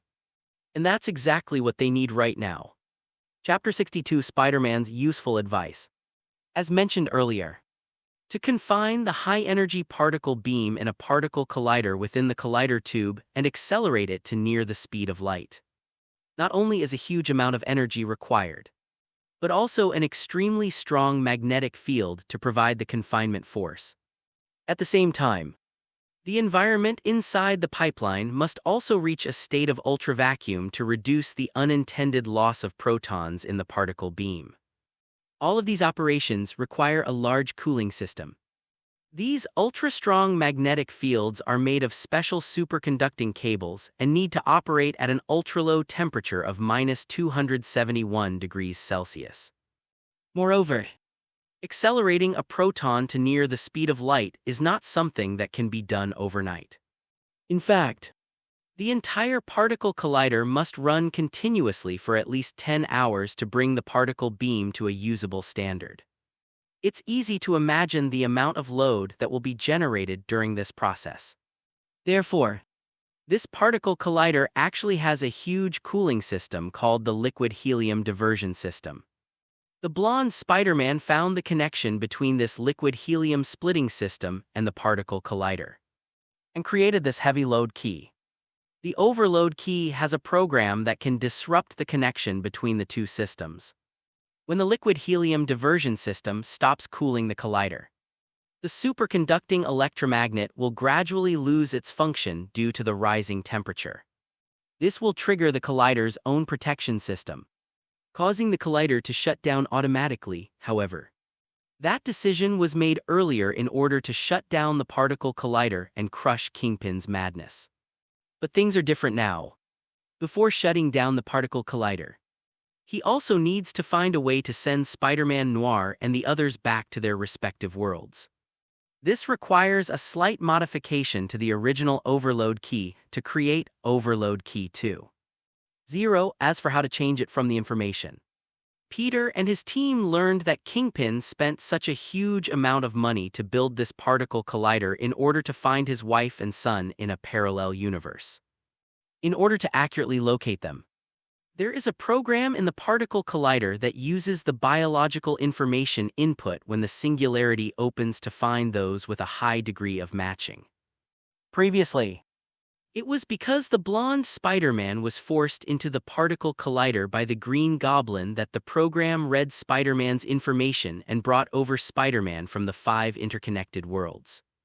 What needs to be done now is to reverse the process and send the 5 Spider-Men back along the same route they came from. Peter, I need your help, Peter said without turning his head, glancing at the data on the computer screen and making notes on key details. Big Peter, me huh? Amazing Spider-Man B pointed to himself. Somewhat bewildered, what a strange nickname. Peter looked up and laughed. You're older than all of us Peters, so you're called Big Peter, aren't you? Amazing Spider-Man B subconsciously looked down at his belly, which was so big that he couldn't even see his toes. Okay, Big Peter it is, it's better than Big Belly Peter. Penny skipped over to Peter, where do you need my help? Peter stepped aside slightly, pointing to the modules he had specifically pulled up on the computer screen, including those related to the liquid helium diversion system, quantum information reading system, and quantum information matching system, and said, we need to reverse the latter 2 systems and add them to the overload key. But we must be careful about the order. It can't conflict with the program that cuts off the liquid helium diversion system. Peter began to explain earnestly. Penny and Amazing Spider-Man B also became serious, standing aside and listening attentively. One of them is a veteran Spider-Man with over 20 years of experience, and the other is a genius girl with high-tech biomechanical armor. It wouldn't be difficult for them to quickly master these things, especially with Peter's explanation not far away. Aunt May watched Peter suddenly become very focused, and a tear rolled down her cheek. Her Peter is back. Time always flies when you're focused on doing something. If you're fully engaged, you might not even notice the passage of time. Several hours had passed by the time Peter and his companions came to their senses. Aunt May prepared dinner and brought it downstairs, where they quickly ate their meal before returning to their work. According to their estimates, Kingpin will turn on the particle collider again very soon, possibly even tomorrow. They have to work overtime to make this heavy load key too, and so they worked until late at night. Peter sent Penny to bed, saying she was too young to stay up all night, and continued working with Spider-Man B. Peter briefly went offline midway through. He hasn't eaten anything all day, he's probably starving. Peter returned to his own world and took out a bunch of things from the refrigerator, all of which Aunt May had prepared for him in advance and just needed to be heated up. Another hour passed and Peter finished eating, went back to bed and went online again. As soon as he returned, he saw Amazing Spider-Man be standing in front of him, curiously looking him over. Did you find anything? Before Peter went offline, He asked Amazing Spider-Man B to observe the state of his body after he was gone, so that he could at least confirm one thing. That is, whether or not this body can be brought back to life. The Amazing Spider-Man B said thoughtfully, after you left. His spider sense weakened, and his life force also weakened. Unfortunately, he didn't come back to life. He only regained his vitality by merging with your consciousness. Peter was somewhat disappointed, if possible. He still hopes that the blonde Spider-Man can be resurrected. Based on past experience, he will eventually disconnect from this world. Will we make Aunt May suffer the pain of losing her nephew again? For a moment he felt somewhat heavy-hearted. Amazing Spider-Man B patted him on the shoulder and comforted him, saying not everything in this world goes as we wish. Peter nodded slightly. Of course he knew this, but he still felt resentful. Seeing this, Spider-Man B patted the sofa behind him, gesturing for Peter to sit down. After Peter sat down, he continued, "Didn't you want me to give you some advice on being Spider-Man? I can tell you now." Peter looked up at him, his eyes filled with anticipation. This guy had been Spider-Man for 22 years. His suggestion should be very useful, right? The Amazing Spider-Man speaks eloquently. First, don't let others clone you. Second, don't try to have your cake and eat it too. Third, don't let Dr. Octopus and Aunt May get married. Fourth, don't lend money to Wolverine and Mockingbird. Fifth, Chapter 63, don't become Spider-Man. Fifth, after you've beaten up the bad guys, you must leave quickly. Otherwise, people will ask you to clean up the scene. Sixth, wash your uniform frequently. And don't let others smell a strange odor on your uniform. Otherwise, they will make fun of you. Seventh, apply some talcum powder before wearing your uniform, especially around your joints. You don't want to get rashes, right? As Amazing Spider-Man B spoke enthusiastically, Peter grew increasingly uneasy. The previous ones were relatively easy to understand. But what the heck is that next? Should I wash my uniform frequently, use talcum powder? Thinking about it, it actually makes sense. Sometimes he feels a prickly feeling on his skin. Probably because he didn't apply talcum powder. But what the hell does this have to do with being a good Spider-Man? The last one and the most important one. Spider-Man B looked at Peter earnestly, his expression more serious than ever before, clearly. After his frivolous act was about to get serious again, Peter's expression unconsciously turned serious as well. "No, I don't want to be Spider-Man," Amazing Spider-Man B said. Enunciating each word clearly, Peter frowned. This wasn't the first time he'd heard the Amazing Spider-Man B say that. When he was dug out by Amazing Spider-Man B and Miles, he asked Amazing Spider-Man B for some Spider-Man advice, saying the exact same thing as before. At the time, he thought Amazing Spider-Man B was just joking, but now, his expression and tone tell Peter that he is not joking. He was genuinely advising Peter not to become Spider-Man. Seeing Peter's expression, Spider-Man B sighed, patted him on the shoulder and said in a heavy tone, "Spider-Man is a curse. It not only affects us but also the people around us. Because of it, I've missed out on so much and lost so much." A beautiful blonde figure flashed through the mind of Amazing Spider-Man B, long during his battle with the Green Goblin. He watched her die before his eyes, and he was powerless to stop it. Liz Allen, Betty Brant, Jane DeWolf, Felicia Hardy, Deborah Whitman, Silver Sable, and Harry Osborn missed many people and wronged many people in their lives. Then a brown-haired figure flashed into his mind, Mary Jane. The love of his life, they had been in love, married, and their relationship had progressed. But when she expressed a desire for children, he hesitated. He wasn't sure if Hein, his current state, could be a good father, so they got divorced. Looking at Peter in front of him, although he had the face of a mature young man, he could feel the youthful vitality and even the naivety. In his soul, he knows that feeling. This is what it looks like when you first embark on the path of a superhero, and everything feels new and exciting.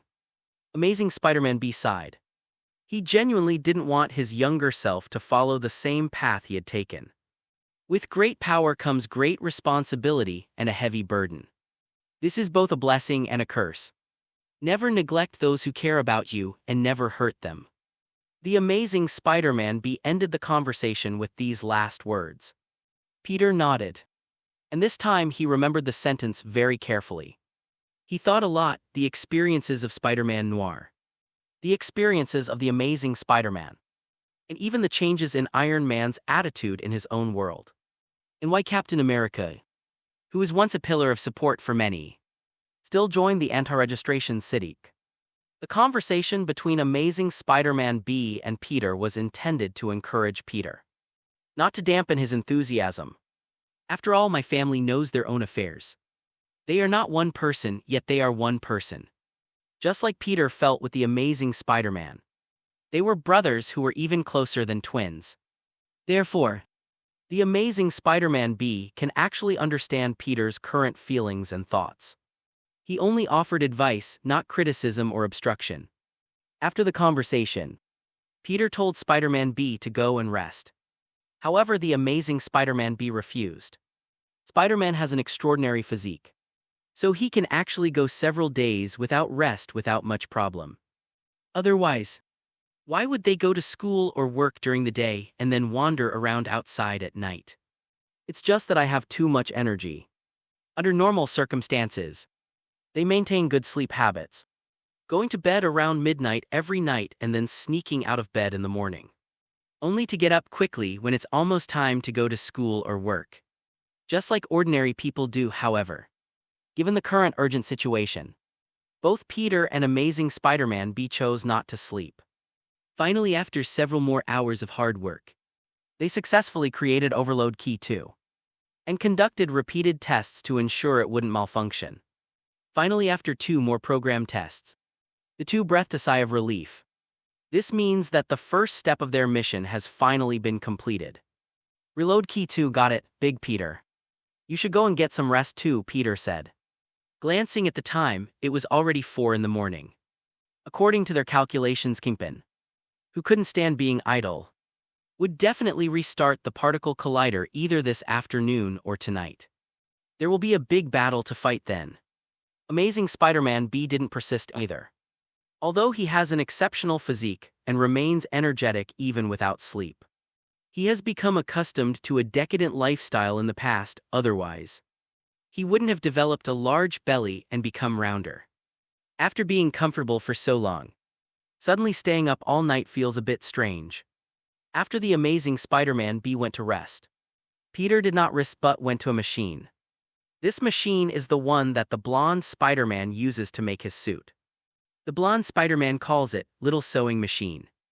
Of course, although it's called a sewing machine, it's actually a high-tech piece of equipment, equipped with various instruments for analyzing and designing materials, as well as sophisticated robotic arms and so on. Basically, as long as you put the blueprints and materials in, you can quickly make a new suit of armor.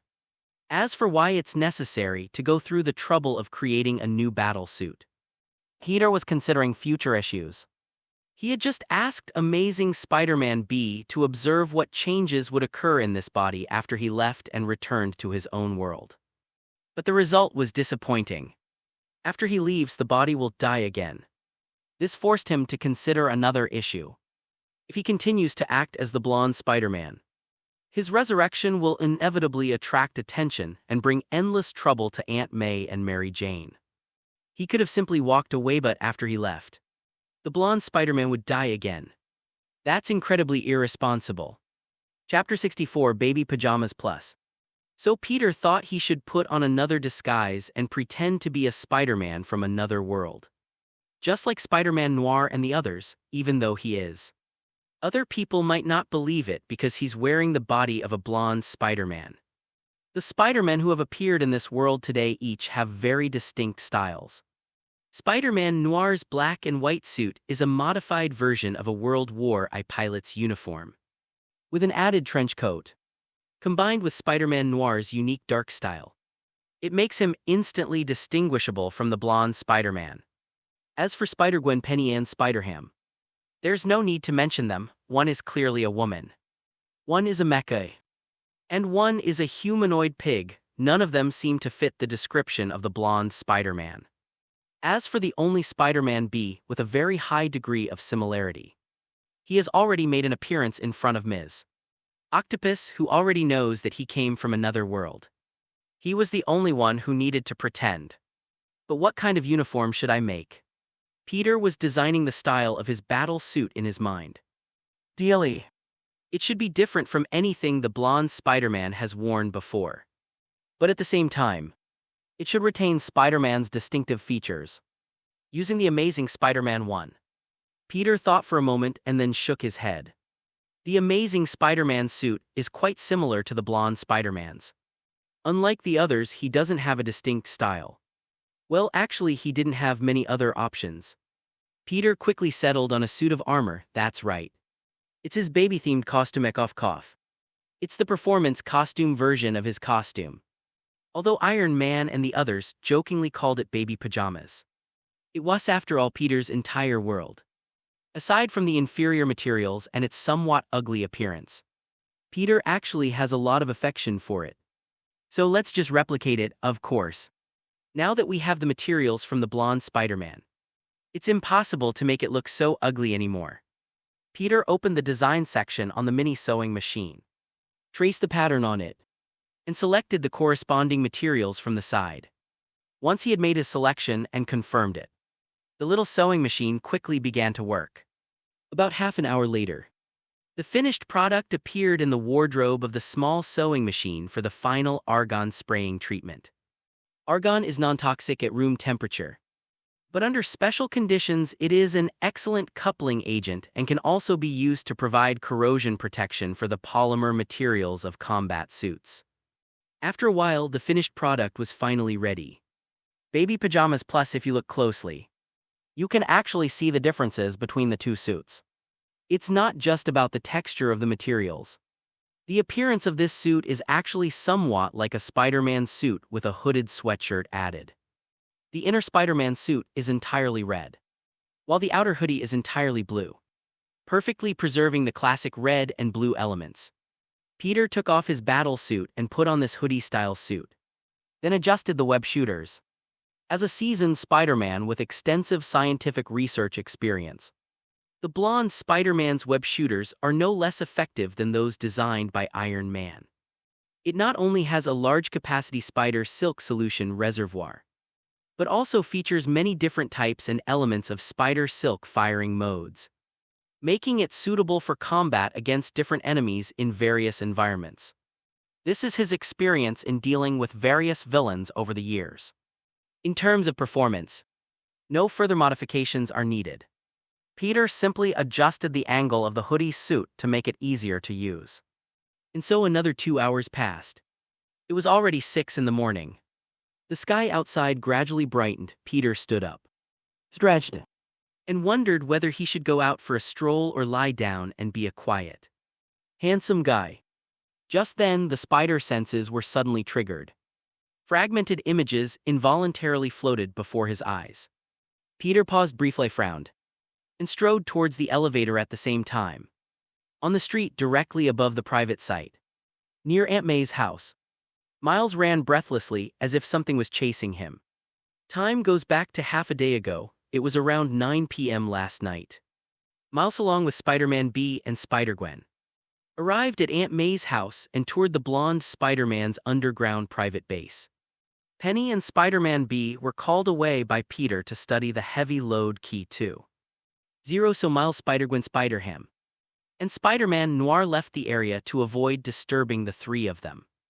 Upon seeing these three Spider-Men from different worlds and with different appearances, Miles, who longed to become one of them, hesitated for a moment before asking if they could teach him a few moves.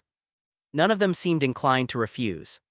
But before they began to teach him, they wanted to see what Miles was capable of. Unfortunately, Miles' performance was a complete disaster. Whether it's shooting nets or fighting, he's clearly a complete novice. He couldn't even fully control his own abilities. The three then asked Miles to try to control his abilities before making any further plans. But Miles, driven by ambition and a desire for quick success, thought they were belittling him. Heartbroken, he left Aunt May's house and took the subway back to Brooklyn to seek comfort from his closest uncle, Aaron Davis. However, when he arrived at his uncle's house, he did not find Aaron Davis inside. He thought his uncle wasn't home and was about to leave when someone climbed through the window into his uncle's house. Miles knew this person, it was one of Kingpin's henchmen. What shocked Miles even more was that when the prowler took off his mask, he discovered that the person under the mask was none other than his own uncle. Aaron Davis, his uncle, turned out to be a villain. He was one of the murderers who killed the blonde Spider-Man. This was somewhat unacceptable to him. At the same time, I was also very afraid, because he had been hunted by the Wanderers before. So Miles used his invisibility ability to try to sneak out of the room. But as he left, he touched a plant on the windowsill, which caught the attention of the lingering observer. The Wanderer chased after them. The two engaged in a fierce chase through the streets. Miles spent a lot of effort to shake off the Wanderer's pursuit. Then he dared not linger or go home. He ran all the way here without stopping, wanting to tell everyone the news in the darkness. A spider web shot out, pulling Miles into the shadows. Miles was initially shocked, but calmed down a bit when he saw the Spider-Man suit. However, the suit in front of him was not the style of any Spider-Man he knew, which puzzled him. But before he could ask, Peter countered, "You're being followed, and you even brought them here." Chapter 65, Instant Kill of Tombstone. Seeing Miles's bewildered expression, Peter let out a long sigh. This guy is such a troublemaker. He first accidentally stumbled into the battlefield between the blonde Spider-Man, Kingpin, and his men, causing the blonde Spider-Man to be distracted and injured, which ultimately led to his death at the hands of Kingpin. Then he broke the heavy load key that the blonde Spider-Man had entrusted to him before his death to shut down the particle collider. Now he only went home, but he has led the enemy here. In this way, even if Kingpin and his men originally thought that May was no longer a threat and wouldn't take action against her, now that Miles has arrived, might bring trouble to May. If he hadn't known that Miles was a kind-hearted man, he would have suspected that Miles was an undercover agent sent by the enemy. They haven't done any good things, but they've been causing trouble one after another. This is only because Peter was unaware of his experience with Amazing Spider-Man B at the Oak Max Labs. Otherwise, another point would have to be added here. It's quite outrageous. Peter remembered what Amazing Spider-Man B had told him not long ago. With great power comes great responsibility. It is a blessing and a curse. Miles was also bitten by a mutated spider and also possesses Spider-Man's abilities. Is this his curse? Constantly causing trouble for those around them. And why do I suddenly have this weird sense of déjà vu? It seems that when he first obtained the glowing web, a voice in his head accused him. Other Spider-Men solve problems, but he creates them. His spider-like intuition told him that the words seemed to be directed at him. Does this mean that he would look the same even without the glowing spiderweb? Miles admitted his mistake and knew that Peter wouldn't make things difficult for him for no reason. Peter released him and shoved 2 web shooters into his hands. "I'm giving these to you on behalf of Peter the Blonde, since he had high hopes for you before he died, hoping that you could shoulder his responsibilities. New York will need you to protect it in the future." Peter also came to a realization. Since he couldn't bring the blonde Spider-Man back to life, he had no choice but to train Miles that way. At least if I were to be cut off from the world for an extended period of time someday, someone would still be there to continue playing the role of Spider-Man. Of course, this also depends on Miles' own wishes. Fortunately, judging from the current situation, Miles' desire to be Spider-Man is just as strong as his. "Tell me, what did you find?" Peter looked at the street in the distance, his spider sense throbbing wildly. The blonde Spider-Man's instinctive spider sense is indeed more powerful than his. Even in his current state, which is not yet fully recovered, he can still sense the danger that is about to occur from such a distance. Miles stammered, "My Uncle Aaron is the prowler.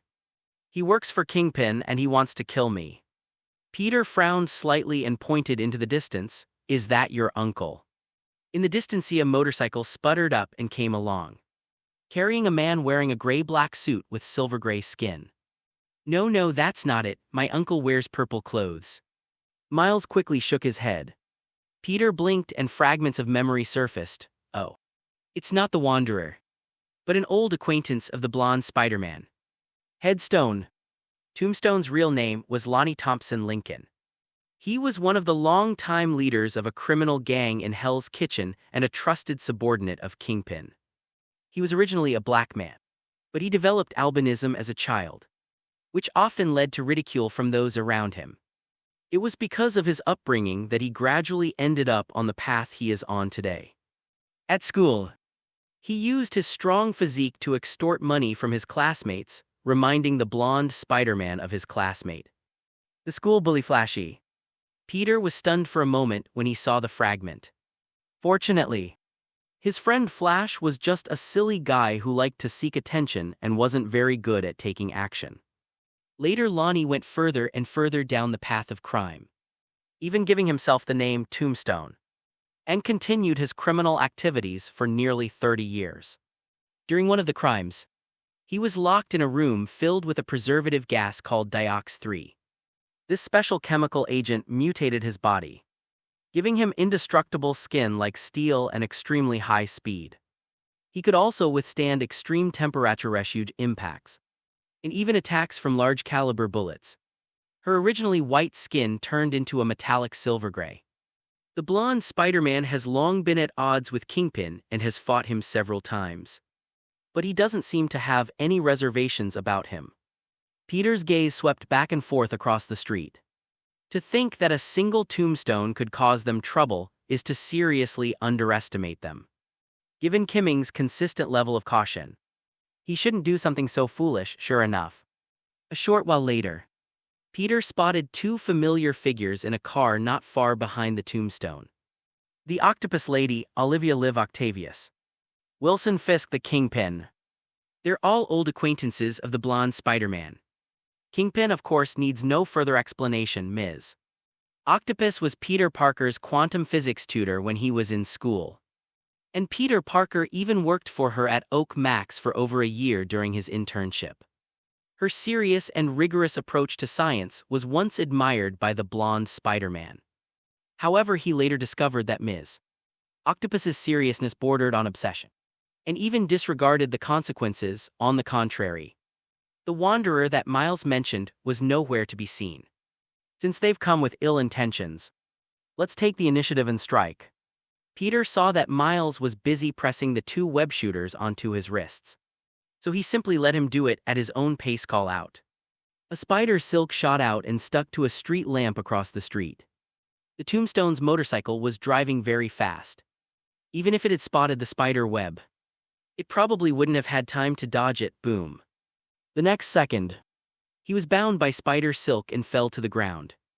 The motorcycle overturned and continued to slide forward for a long distance before stopping. The tombstone was thrown into the air and flipped forward.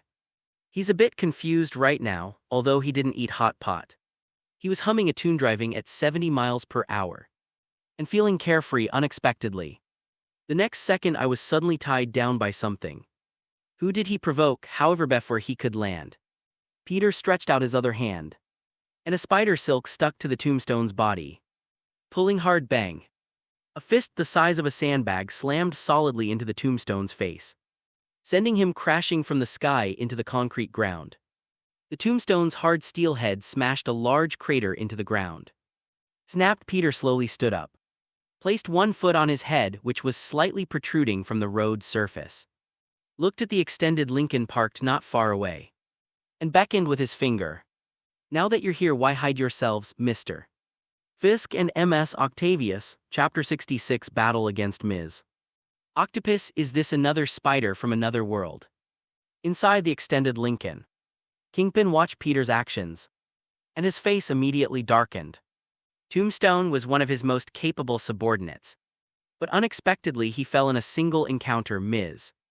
Octopus also frowned and sized up Peter, because Peter intentionally changed the conventional way the blonde Spider-Man acted, deliberately making his behavior more flamboyant and domineering. Neither Ms.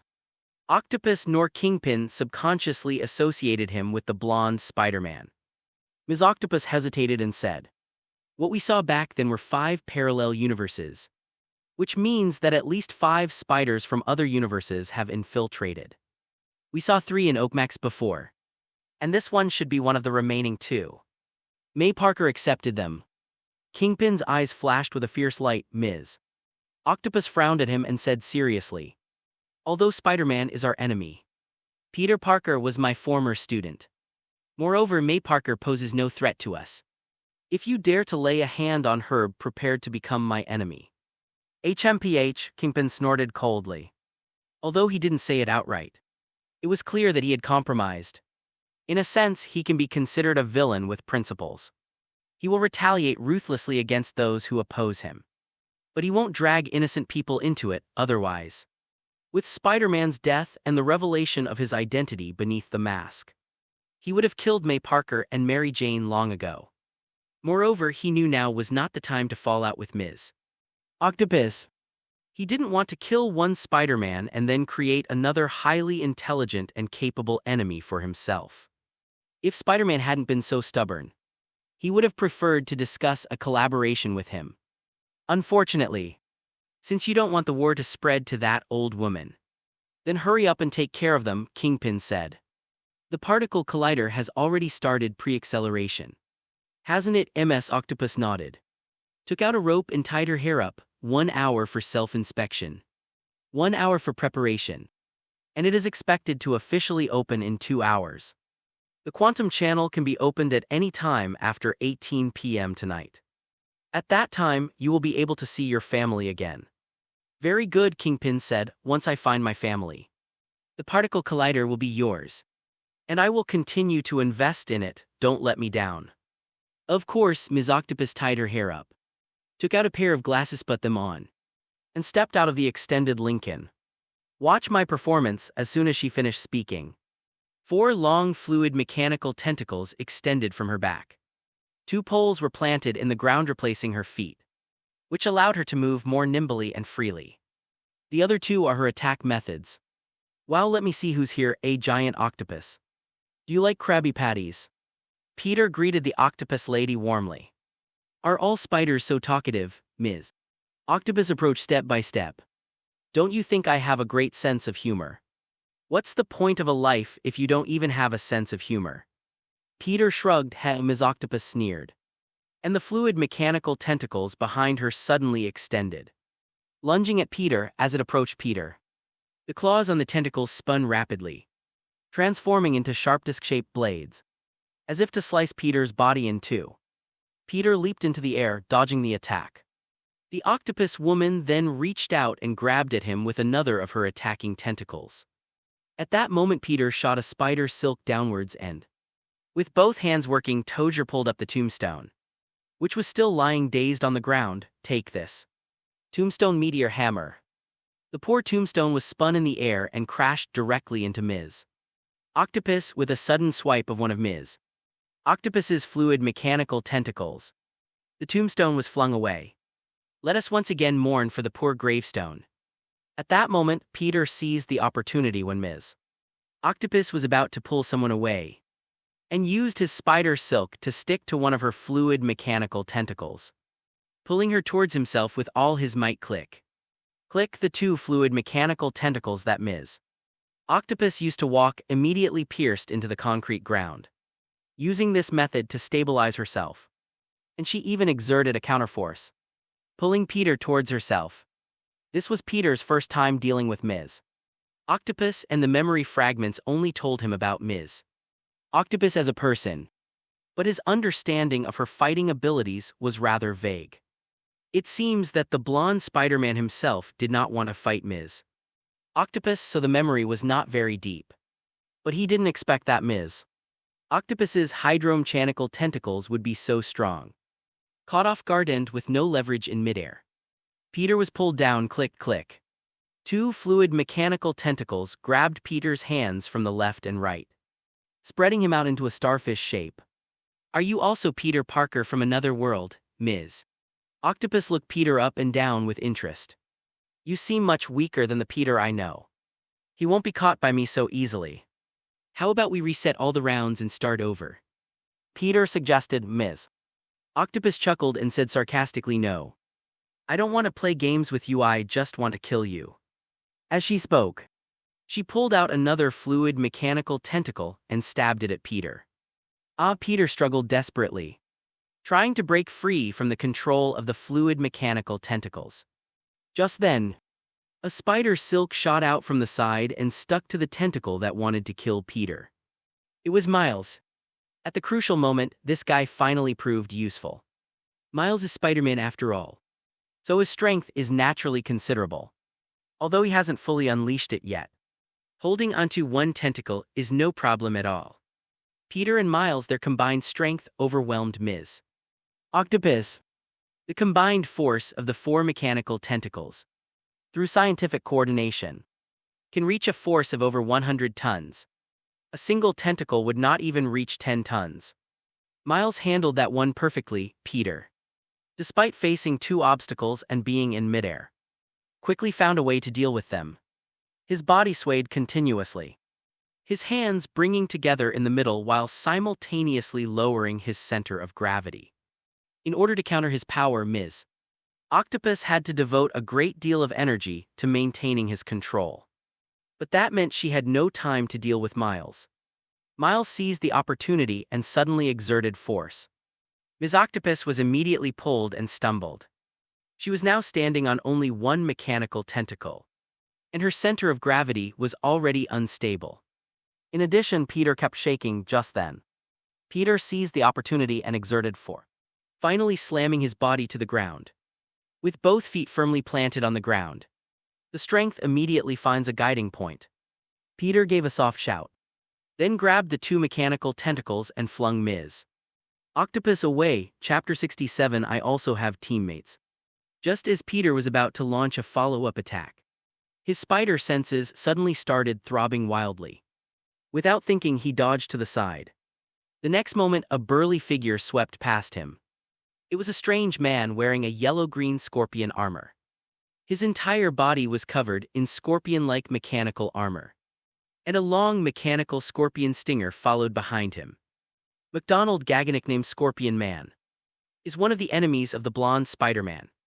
Just as scorpions are the natural enemies of spiders in nature, this guy was originally a private detective, and it seems he was hired to investigate the true identity of the blonde Spider-Man. However, due to the blonde Spider-Man's spider sense, he was repeatedly shaken off and gained nothing. Later, he somehow acquired a high-tech scorpion combat suit. This high-tech scorpion suit seems to have affected his mind to some extent, making him paranoid and always thinking about causing trouble for Spider-Man. Too annoying. However, among the many villains, Scorpion is considered to be relatively principled.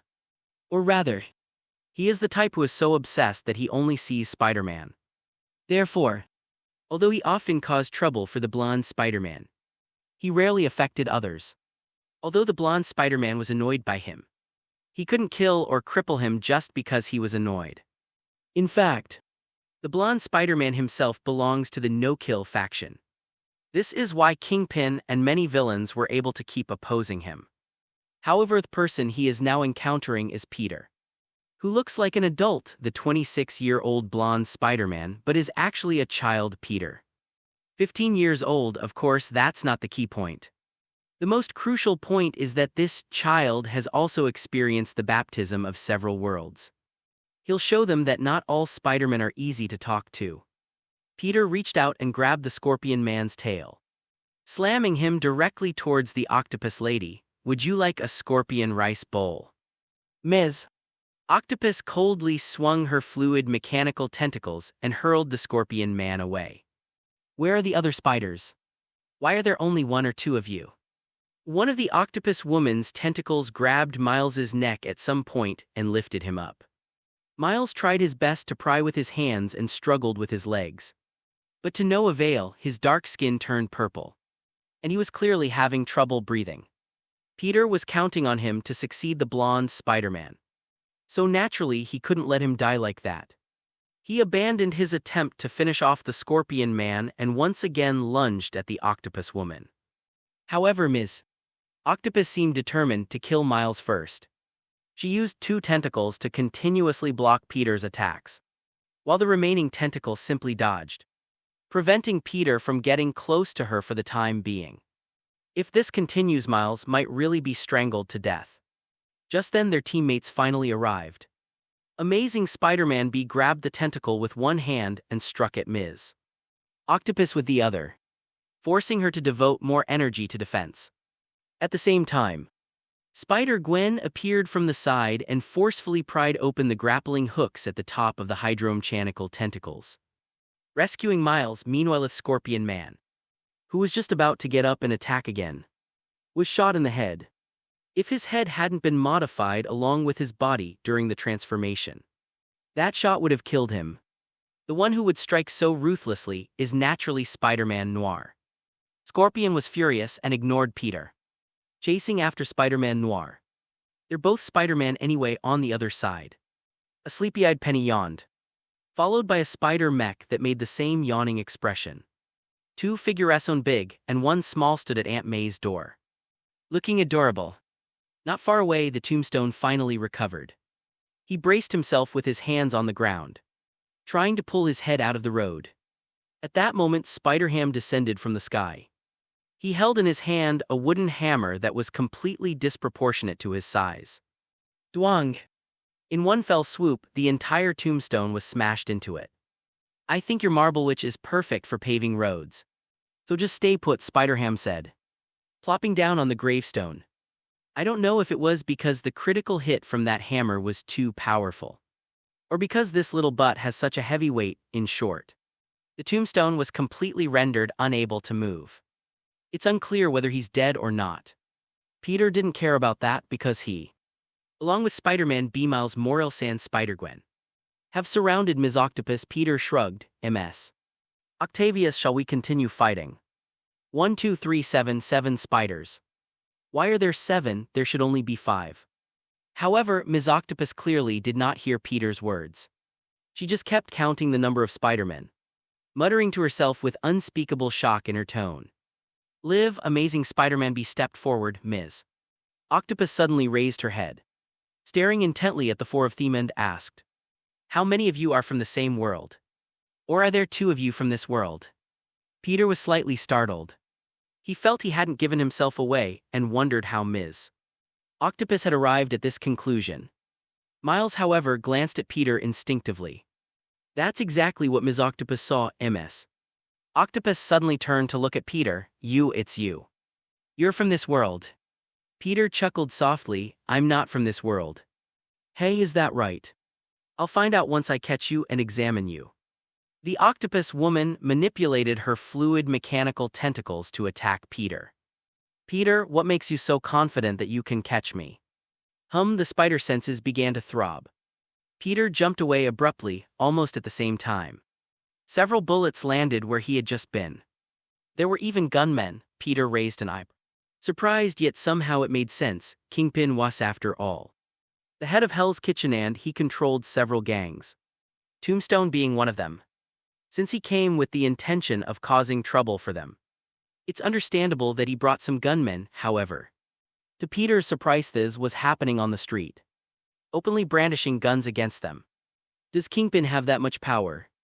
This isn't the Great Depression era that Spider-Man Noir lived in. I'll deal with them, Spider-Gwen said, and then disappeared. Then shall I go too? Miles asked. Big Peter, Kingpin is in that car to catch the thief. Catch the king first. Peter pointed in Kingpin's direction. Okay. Amazing Spider-Man B nodded and headed towards Kingpin. Seeing this, Miles followed Spider-Gwen to find the gunman. For a moment, only Peter and Ms. Octopus remained in the same spot. Chapter 68, Spider-Man's Curse. Look, it's just the 2 of us left, Ms. Octopus said calmly, looking at Peter. Yes. So are you going to treat me to crab roe buns for breakfast? I'm actually quite hungry, Peter asked seriously. Would you let me study you? Ms. Octopus asked with a smile. Don't worry, I'll only cut a small piece. Peter shook his head. I'm not an onion. Why should I be sliced? He actually did have the idea of researching the current physical condition of the blonde Spider-Man, because his current state is too strange. It seems to be in a state of Schrödinger's death. As his consciousness departed, the blonde Spider-Man's body entered a period of decay and death. When he regained consciousness, the blonde Spider-Man returned to normal.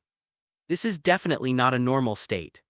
However, it's best to forget about having Ms. Octopus do the research. He can just pack up and leave. But the blonde Spider-Man Aunt May, and even the blonde Spider-Man's lover Mary Jane can't.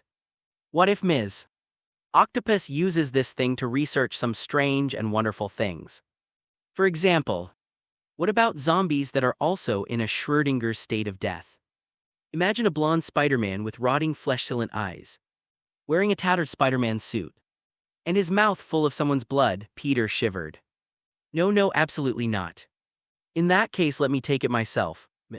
Octopus no longer expected Peter to cooperate obediently, and her 3 fluid mechanical tentacles attacked Peter simultaneously. Peter could easily handle just 2 of them on his own. But as the saying goes, 2 fists can't beat 4 hands.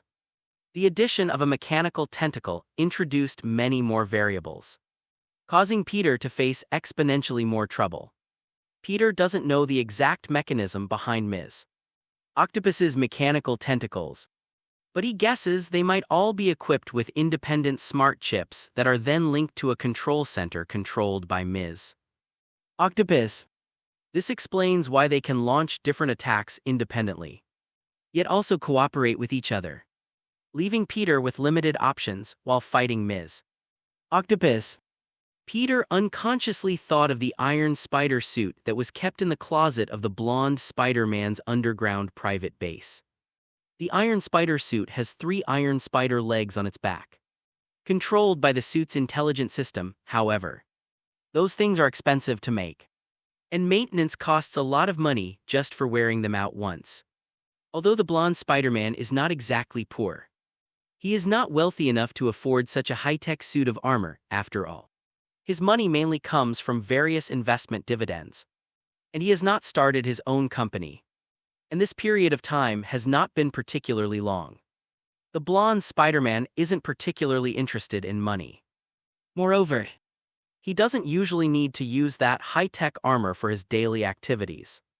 Even if Kingpin's men all came out together, it would only be a little troublesome for him, seeing that she couldn't break through after a long time. Ms. Octopus was getting a little anxious. They chose this time to come because it wasn't during the nighttime hours that would disturb the peace, and there weren't many pedestrians on the street. Even if someone sees it, Kingpin can suppress it with his power. But in another hour or so, when the streets are full of people going to work, the impact will be huge. And even Kingpin has to consider the consequences. But Ms. Octopus's anxiety gave Peter a good opportunity to fight back. He suddenly accelerated and attacked Ms. Octopus from the side and behind. Octopus quickly manipulated her fluid mechanical tentacles to chase after him. Suddenly Peter paused, reached back, and placed his hand on a fluid mechanical tentacle, circling the octopus woman again and again. When Peter stopped, Ms. Octopus was bound up like a dumpling by her own tentacles. Peter thoughtfully covered her body with spider silk to ensure she couldn't escape. Throughout this process, Ms. Octopus kept her eyes fixed on Peter, as if trying to see right through him. Peter felt a chill run down his spine from her gaze. After carefully checking her to make sure she couldn't break free anytime soon, he tossed her aside and looked at the other battlefields. On Spider-Man's side, Scorpion's 2 legs were bent out, and his mechanical scorpion stinger was pulled out. He lay motionless on the ground, sure enough, without Peter Parker to hold him back. Spider-Man Noir became even more ruthless than before. Spider-Gwen is rushing back here. It seems those gunmen have also met with misfortune. Amazing Spider-Man B punches Kingpin to the ground, shouts something again, then turns and leaves. Because they were separated by an entire street, Peter didn't hear clearly. However, Miles was not seen. Peter frowned slightly, sensing that something seemed amiss. Considering Spider-Man B's anxious appearance, did something happen to Miles? Peter's heart skipped a beat. Although he was very annoyed by Miles's repeated mistakes, there was no denying that once he left this world, Miles was the only one who could take over as the blonde Spider-Man. Therefore, Miles absolutely cannot have any accidents. Seeing this, Peter also hurried over there. When he arrived, He saw a man in a purple trench coat lying in a pool of blood. And Miles holding that man and crying bitterly. The man in the purple trench coat is Miles's uncle, the Wanderer. He is also Kingpin's subordinate, which makes him one of the long-term enemies of the blonde Spider-Man. The amazing Spider-Man standing on the rooftop looked down with a complex expression. Peter landed beside him and heard Amazing Spider-Man B say, "Death is the curse of fate. Every Spider-Man must lose a loved one." He looked completely lost and disoriented. Peter frowned and jumped off the roof pad. He landed next to Miles, crouched down and examined the Wanderer's wounds. The wound was on the chest and, judging from the wound, it was caused by a direct hit from a large-caliber firearm. The Prowler's combat suits were made of bulletproof material, but they were not enough to withstand the impact of such large-caliber firearms. Not only was there a gun muzzle on his body, but his internal organs were also severely damaged. Hopeless, Peter saw the result at a glance. Miles looked at Peter through teary eyes, trying to see some hope in him. Peter sighed, patted him on the shoulder, and left. A shadow fell over his heart. Spider-Man Noir. The Amazing Spider-Man, the Marvelous Spider-Man B. The Blonde Spider-Man, and now Miles Morales. The words of Amazing Spider-Man B kept echoing in his mind. Spider-Man is a curse. It not only affects us, but also those around us. Because of him, I've missed out on so much and lost so much. Is this a curse? Whose curse will be fulfilled? Aunt May. No, never. Chapter 69, Capturing Kingpin. Uncle Miles's unexpected death not only cast a shadow over this morning, but also over Peter's heart. It wasn't that I was saddened by the death of the Wanderer. Peter is now somewhat influenced by Spider-Man Noir's views on good and evil. The Wanderer wasn't a good person to begin with. Although he didn't commit any heinous crimes, he did plenty of bad things. Peter wouldn't actively kill such a person, but he also wouldn't be saddened by him. However, this thing called curse or fate made him unconsciously think of his Aunt May time and time again. If we were to name the person closest to him who is most likely to be cursed, it would be Aunt May. However, despite the bad things that happened, the results this morning were still encouraging. Spider-Man Noir took down Scorpion Man, although Scorpion Man didn't die. He was basically crippled, and his armor was completely torn apart by Penny. In a sense, this can be considered a form of redemption. From now on, McDonald Gagan will no longer be affected by the Scorpion suit and will no longer cause trouble everywhere. Afterwards, Aunt May thoughtfully called the mental hospital for him. McDonald Gagan has now been taken away by a vehicle from the mental hospital. After being knocked down, Tombstone never got up again. Thanks to Spider-Ham's presence after the battle, he was taken away by the police who arrived shortly afterward. As for the evidence against him, Kingpin must have it. This is one of Kingpin's methods of controlling his subordinates. Kingpin too could not escape. He originally intended to escape, but she was stopped by Spider-Gwen, who had just returned after dealing with several gunmen. While the two were arguing, Peter, who had just received the bad news from Miles, witnessed it. Peter immediately recognized the caliber of the pistol Kingpin was holding, which was exactly the same as the gunshot wound on the Prowler's chest. It's probably a case of feeling sorry for someone of the same kind. Peter immediately thought of Aunt May. He thought, what if one day Aunt May was also killed by these scoundrels? What kind of darkness will his world fall into? Enraged, Peter descended from the sky and punched through the door of Kingpin's stretch Lincoln. Then swinging the door, he severed Kingpin's gun-wielding right hand. Spider-Gwen and Amazing Spider-Man B both stared at Peter in astonishment, as if they were seeing him for the first time. Kingpin fell to the ground in agony, but he stubbornly refrained from screaming and instead shut his mouth and glared fiercely. Peter stepped on his chest and leaned down, saying, I've heard you like to smash people's heads with your fists and tear apart car doors and sever people's bodies to show off your impressive physique. Now why don't you try it yourself? Hahiya cough cough cough, Spider-Boykle me cough cough. Kingpin coughed violently as Peter stomped out the last breath he was holding in. Speaking in fits and starts, kill you. Peter's lips curled into a cold smile. That would be too easy on you, after I kill you. The world will only remember you as the great philanthropist Wilson Fisk. Kingpin paused, vaguely understanding the meaning behind Peter's words. And his expression turned to fear. Yao you. Peter brought his head close to Kingpin's, pressing almost all of his body weight onto Kingpin. Fortunately, Kingpin was physically strong, and although he was a little out of breath, did not die. Peter slowly and deliberately said, I will collect all the evidence against you, as well as against those who protect you. I will give 1 copy to them and 1 copy to the public. Tell me, how do you think they will ultimately treat you? Is it about valuing so-called brotherhood, standing up for Yuan, getting you out of jail? Or should we give you a push and kill you before you give them away? Kingpin's eyes gradually filled with fear as he stared intently at Peter's face, as if trying to see through the lenses of his spider mask to see if a terrifying demon was lurking beneath it. No, call out. Peter shot out a spider silk and pulled a newspaper from the mailbox by the door of the house next door. The front page of the newspaper read, Mr. Wilson Fisk, a prominent philanthropist in the city, recently donated $10 worth of laboratory equipment to Midtown Tech High School. This is Mr. Fisk's 4th major charitable donation this year.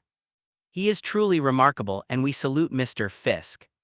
Peter glanced at the title, chuckled, and slammed it onto Kingpin's face. Mr. Philanthropist, enjoy this report, it might be your last. Oh, Noir, last report might be. Wilson Fisk, the city's former philanthropist, is actually the infamous leader of Hell's Kitchen, the head of a gang that profits from drug trafficking and human trafficking. Snapped. Kingpin's large face actually suits this newspaper quite well. The newspaper was smeared on his face at just the right moment, and the article was presented right in front of Kingpin's eyes. However, no matter how wide King opened his Aishi's pupils, which involuntarily contracted, could only see the last 3 philanthropist. The words on white paper written in black and white seemed to be dripping with blood, serving as the best mockery of this world. Snapped. Peter stuck spider silk to Kingpin's face and body, binding him tightly, and then thoughtfully used the spider silk to stop the bleeding from his severed arm. After he finished, he picked up Kingpin like a chick and stuffed him into the trunk of the extended Lincoln. Then he sat down inside with a cold expression.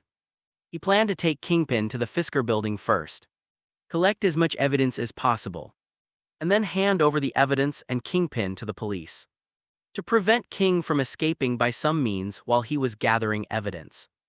Without a doubt, given the blonde Spider-Man's understanding of Kingpin, he really might have the ability to do it. Therefore, we must take swift and decisive action to bring him down once and for all. Not far away, Spider-Gwen, who had witnessed Peter's entire operation, had a glint in her eye. She's had her spider powers for almost 2 years and has been Spider-Woman for nearly a year. But she's actually been avoiding them. It wasn't until her childhood friend Peter Parker died because of this that she realized she should use this ability for good. But in reality, even so, she was still only responding passively. But now, Peter's assertive approach seems to have opened a new world for her.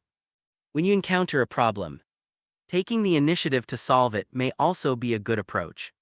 Spider-Gwen blinked, staring intently at the extended Lincoln in front of her, seemingly anticipating Peter's next move. However, the car remained motionless for quite some time.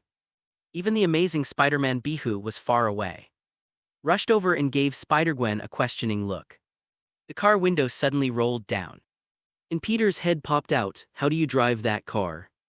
Chapter 70 Office Passion. A stretched Lincoln is driving on the street. Amazing Spider-Man B acted as Peter's temporary driver. Recalling what had just happened, Amazing Spider-Man B couldn't help but chuckle. Spider-Gwen also pursed her lips, occasionally casting a knowing glance at him. Peter, however, did not feel embarrassed. He's only 15 years old, what kind of car does he drive? The blonde Spider-Man's memories are fragmented, and there's no mention of driving in them. He can't drive, so he can't speak with confidence. Okay. They are on their way to the Fisk building. Actually, we didn't have to rush like this. But things took a little unexpected turn.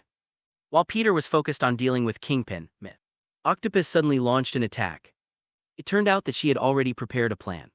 waiting for Peter to leave so she could break free of the spider web and escape. This wasn't particularly difficult for Ms. Octopus. After all, she had been fighting Spider-Man for so many years. And she had already prepared some basic countermeasures. For example, a liquid storage chamber could be installed inside the fluid mechanical tentacle, containing a liquid that can rapidly dissolve proteins. However, after escaping Ms. Octopus did not cause any more trouble for Peter and the other Spider-Men, but quietly left. By the time Peter and his group discovered it was too late. Given Ms. Octopus's unstable mental state and her fervent passion for science, they were somewhat worried about what she might do to the particle collider once she returned. Fortunately, before they sent the tombstone away, they managed to get information from it that the particle collider had just been turned on. Under normal circumstances, it takes 10 hours to preheat the particles to near the speed of light. However, just to be on the safe side, they decided to split into two groups. The first group consisted of Peter Parker, Spider-Man B, and Spider-Gwen along with Kingpin, were the first to reach Fisk Tower. On one hand, they were gathering evidence of Kingpin's crimes in order to completely destroy him. On the other hand, they were monitoring Ms. Octopus's actions. The second wave consists of Spider-Man Noir, Penny, and Spider-Ham. They need to stay behind to clean up the mess, such as watching Tombstone and Scorpion be taken away by the police to prevent a repeat of Ms. Octopus's escape. They will arrive a little later. As for Miles was heartbroken when Peter and the others came to their senses and looked for him. They found that he had already left alone. Everyone tacitly refrained from disturbing him. Although the Prowler is a villain, after all, Miles is uncleaned, a very close one at that. Most Spider-Men have experienced the pain of losing loved ones, so they can understand Miles's current situation. Fortunately, it's okay if we don't use Miles now. Peter could stay and shut it down after sending them back using the particle collider. Amazing Spider-Man B drove Kingpin's extended Lincoln at breakneck speed, quickly arriving at the Fisk Tower, and then swaggered into the building's parking lot. There was no obstruction whatsoever throughout the entire process. Those guys who looked like security guards but were actually gangsters didn't realize that their boss's car was no longer under his control. Actually, Peter and the others were all prepared for battle, and the octopus lady, who was thinking of escaping, might be on high alert. Of course, things are fine as they are now. It would be best to avoid fighting if possible. After all, Spider-Man isn't some kind of violent maniac. After parking the car, Spider-Man B stayed behind to watch over Kingpin, while Peter and Spider-Gwen went inside the Fisk Tower through the outer wall. They quickly found Kingpin's office. The two stood in front of a solid wood gate that was at least 4 meters high, with 2 men in suits lying beside them. These two were originally here to guard the gate, but they were taken down by Peter and Spider-Gwen in a single encounter. Did this guy tear down the city wall and put it here? Spider-Gwen exclaimed, "Who cares? We've got Kingpin in our hands. Watch us destroy his evil empire," Peter said nonchalantly, placing his hand on the door and giving it a gentle push to open it. This guy doesn't even lock the door, he's really confident. "Today, I'll be a polite little spider who comes in through the front door," Peter said with a smile as he strolled into Kingpin's office. What comes into view is an extremely spacious office. Marble pillars, huge floor-to-ceiling windows, several sets of samurai armor displayed in cabinets, and several priceless oil paintings on the walls. Simple yet sophisticated, luxurious yet not decadent. Peter commented, "Look," just as he was about to speak. His spider sense suddenly started throbbing wildly. Peter and Spider-Gwen quickly moved aside, bang bang. 2 bullet holes appeared where the two had just landed. Peter turned his head sharply and immediately saw the source of the attack. Not far away, a row of small holes appeared on the wall, and a gun barrel was protruding from each hole. Just as Peter glanced at it, all the gun barrels opened fire. The bullets converged into 2 long metal whips, sweeping towards Peter and Spider-Gwen. The two immediately separated and ran away along the wall, one on the left and one on the right. No wonder the door wasn't locked. Peter was speechless. It seemed that Spider-Man was better suited to sneaking in quietly. It's rare for someone to enter a door openly and honestly. And then they get chased and shot by so many guns. That's enough. Fortunately, these guns are very rigid. After observing them for a short period of time, Peter discovered their pattern. These firearms should have some kind of infrared sensor installed inside. Unless someone actively turns it off or is carrying something on the sensor's whitelist. Otherwise, they will keep fighting. Continue until all bullets are fired. However, Peter still found their weaknesses, blind spot. Clearly, when Kingpin designed and installed these weapons, he took into account the strange creature Spider-Man, who could attack from any direction from east to west, north to south, up to down, left to right. Therefore, these firearms can fire at almost a 360-degree angle. However, this only occurs when all firearms are considered as a whole. However, in some places, only a small number of firearms can reach those areas. So Peter located the gun barrels and blocked them with spider silk bullets. Then landed in that blind spot. And with both hands moving in unison, a series of spider silk shot out, blocking all the remaining gun barrels. The air in the room suddenly became still. Peter and Spider-Gwen both breathed a sigh of relief and jumped down from the wall. The two looked at each other. Peter pointed to the cabinet on the other side. You go look over there. I'll look over here. Let's split up. It is good. Be careful, Kingpin might have set up some kind of trap. Spider-Gwen gave an okay sign, so the two of them got to work. Chapter 71, Kingpin's Evidence. Not long after, the two met again at the door. The harvest was greater than they had imagined. Kingpin ruled New York's underworld for over 15 years. But his shady dealings alone weren't enough. He often acted as a front man, laundering money for big shots, doing things they couldn't do themselves, and even manipulating elections. Kingpin, as cunning as a fox, secretly left behind evidence while doing these things for them, so that they could abandon or betray him one day. Kingpin kept all this evidence in a safe in his heavily guarded office. Theoretically speaking, if Kingpin himself were still alive, there would be countless armed henchmen here, in addition to the defense system in the office. Even if some force he couldn't resist came, he could take the private elevator in his office directly to the underground or the rooftop.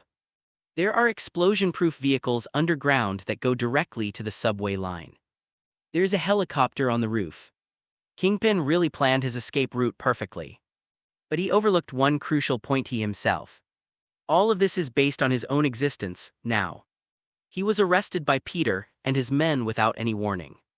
This rendered all his Planchi's backup plans and so on utter nonsense. Among these secret documents, Peter and Spider-Gwen also discovered something chilling.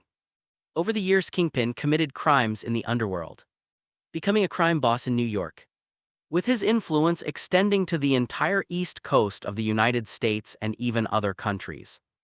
Even many of his actions were known to the police and the media. However, he was still able to evade the law and even use various actions to convince the public that he was a wealthy and generous entrepreneur who supported various charitable causes. Recently, he has been plotting something. He wants to become the next mayor of New York City. All those previous charitable donations were just paving the way for future vote-getting. If he actually succeeds, it's hard to imagine what this city will become. Damn it. That McDonald's in Times Square is also owned by Kingpin. I love their beef burgers because they always cook the beef perfectly. Peter exclaimed when he saw an asset list. What? Spider-Gwen grabbed the list, glanced at the address, and exclaimed, my God. There's a place like this in my world too. Even the address is the same. Could it also be Kingpin's? You have Kingpin in your world too? Peter asked. Right. Dr. Octopus does exist, but he's a man middle-aged, bald, and with a big belly. Spider-Gwen said with a funny expression. Doesn't he exist in your world? Yes, there is. But he was defeated by another superhero. Peter shrugged. A superhero called Daredevil. Let me tell you, he's amazing. He can tell if someone is lying just by their voice. And he can even estimate their age. Hehe, looks like you've been figured out. Why are you afraid of being figured out? Are you too old or too young? Spider-Gwen asked, sitting down next to Peter. Although the two were talking, They were actually multitasking. They were all frantically flipping through the documents in their hands, filtering out the useful information that posed a threat to Kingpin. The data that Spider-Gwen finds will be handed to Peter, who will then scan it using the camera function installed on his suit's glasses and upload it to the database. Finally, they will be packaged together and sent to the right person so that Kingpin's former close companions can see him off. Peter scratched his head awkwardly, unsure how to answer the question, saying, "I'm old. I'm a handsome 15-year-old boy, how can I say I'm old? Besides, do you want them to think you're a pot-bellied middle-aged version of Peter Parker? Like Spider-Man B, always with his head down and never taking off his long underwear. Amazing Spider-Man B, are you being polite? Saying you're only 15, oh. That would completely ruin my glorious image. They all think I'm a mature, responsible Spider-Man."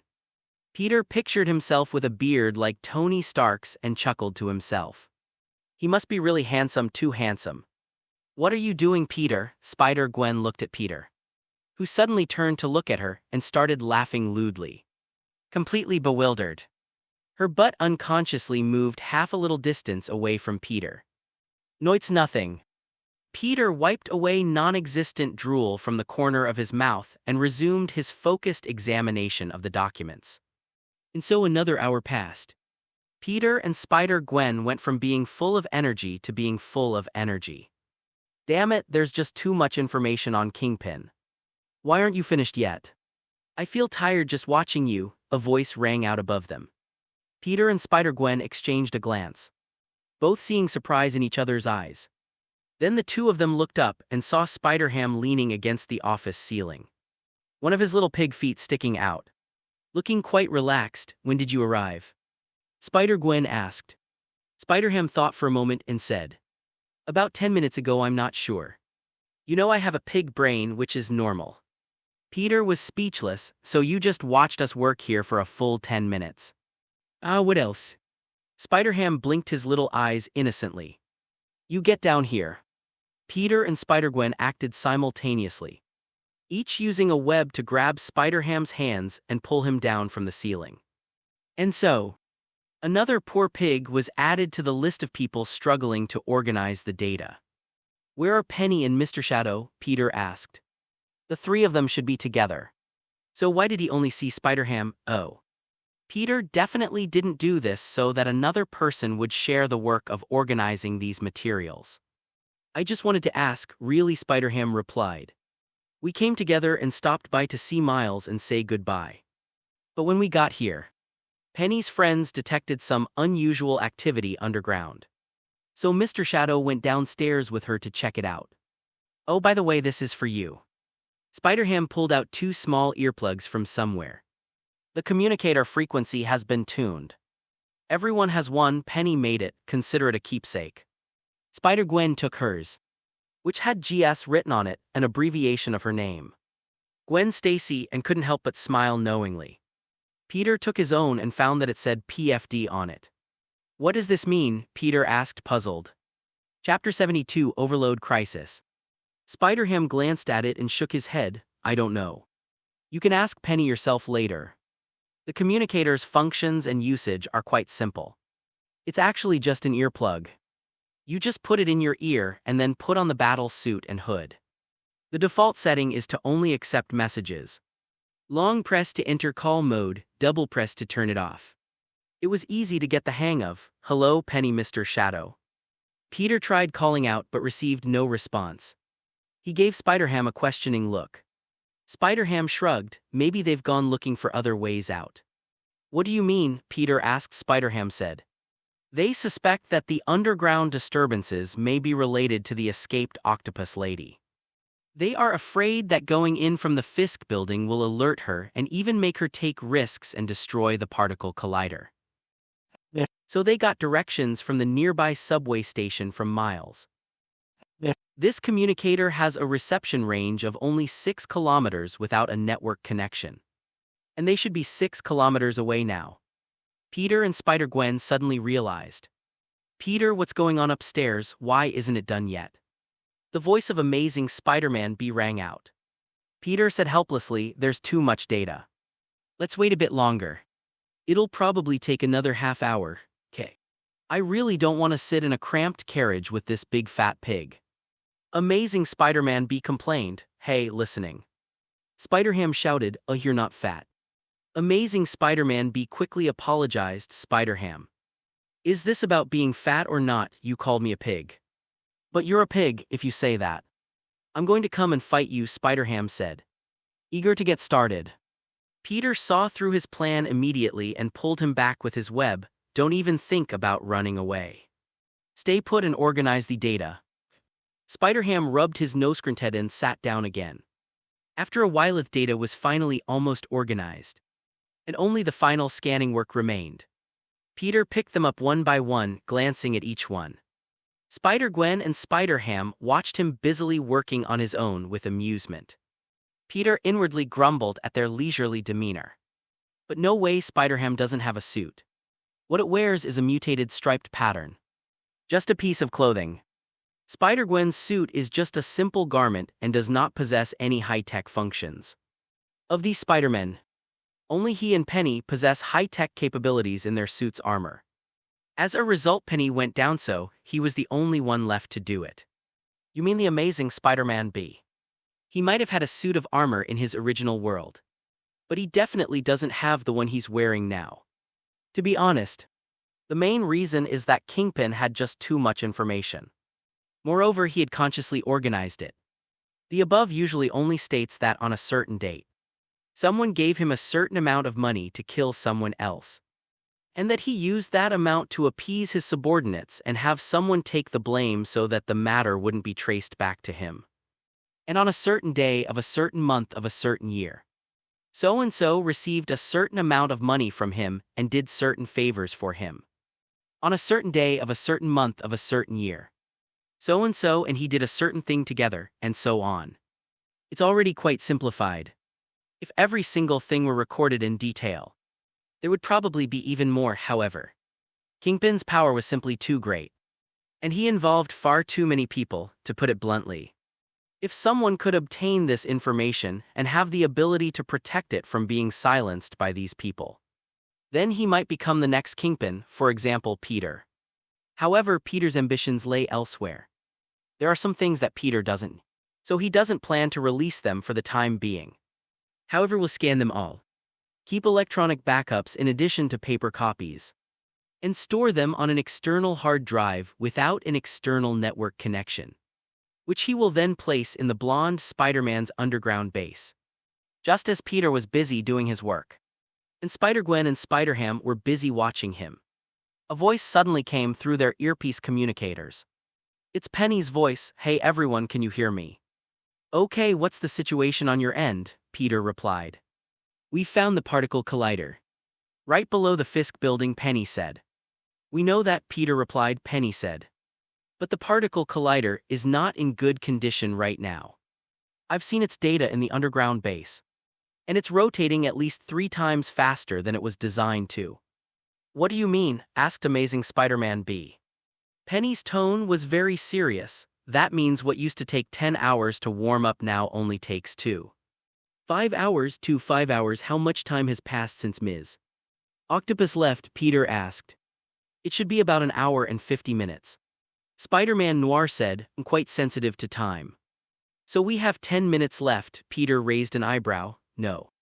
Penny said, in fact, the particle collider had been running for about 2 hours before we got here. Won't the consequences be severe if this particle collider is operating beyond its capacity? Spider-Gwen asked. Peter's expression was grave. He had reviewed all the data, including the analysis of the particle collider previously conducted by the blonde Spider-Man. The consequences can't be simply described as serious.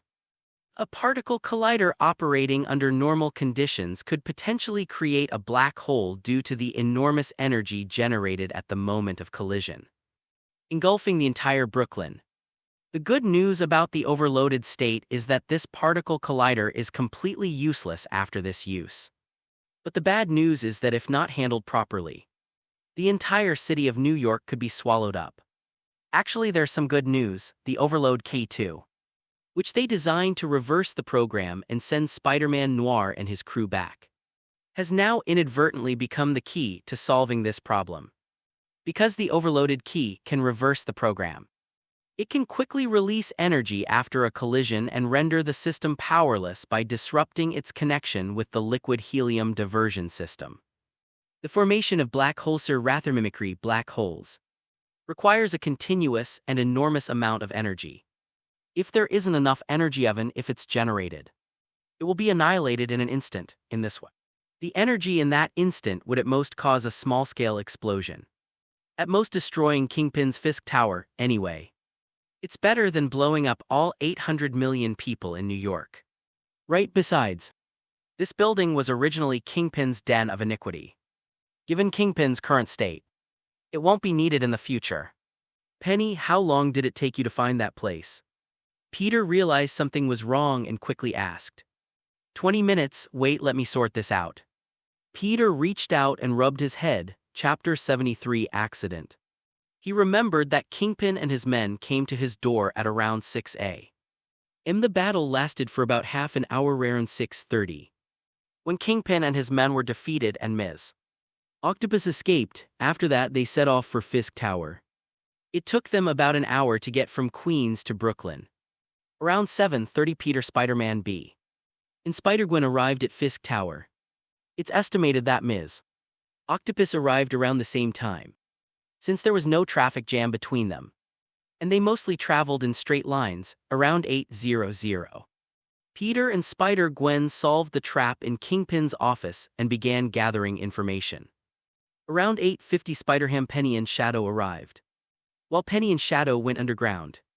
Around 9:00, the data collection was basically completed. It is now 9:20. Penny and her colleagues have found the particle collider and discovered the problem. In other words, the particle collider will be turned on around 7:30. Considering that the current power is 4 times the planned power, the particle collider will be turned on around 10:00. Considering the potential obstruction from Ms. Octopus and those Kingpin deployed near the particle collider, they should allow 10-20 minutes. In other words, the documents at hand must be processed by around 9:40. Peter quickly grasped the logic. He then scanned the data while communicating his reasoning to them via the communicator. He glanced at the documents then at the time and said, I can finish scanning them all by 9:30 at the latest. So Penny and Spider-Man Noir decided to lie low for the time being, continue to observe the developments over, and wait for them to come and join them. Spider-Gwen and Spider-Ham were tasked with finding a route to the underground. 10 more minutes passed. Peter clapped his hands and stood up abruptly. It's finished, he shouted excitedly, his joy overflowing. There was no need to be so happy about this. But when this is linked to something that could endanger the lives of 800 million people, it becomes quite gripping. Spider-Gwen and Spider-Ham also found a passage to the underground. It's not hard to find, right in Kingpin's office. It's that private elevator.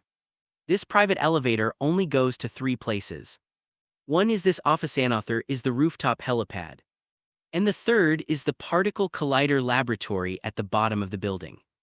Peter forwarded the packaged materials to Penny, who then used the advanced technology on her spider mech to create a profile as a helpful citizen and sent it to everyone Peter had told her about. After doing all that, the amazing Spider-Man B downstairs drove the extended Lincoln carrying Kingpin to the front door, reinforced Kingpin with some more spider webs, and then came up after everyone gathered. They didn't waste any time and took the elevator downstairs. It was 9:35, the elevator began to descend rapidly. The instant the door closed, Peter and the others seemed to hear Penny scream. But they didn't know what had happened. Inside the underground particle collider laboratory. The underground laboratory, which was once teeming with talented individuals, now has only 2 people left. One was Ms. Octopus, and the other was a male researcher wearing a white lab coat. Jonathan, you shouldn't be here, Ms. Octopus said, her hands and 4 fluid mechanical tentacles moving in unison, doing the work of 5 people, constantly busy in front of the computer. Her hair was disheveled, and there was even dust on her face and body. Before this, she had escaped from a battle with Spider-Man.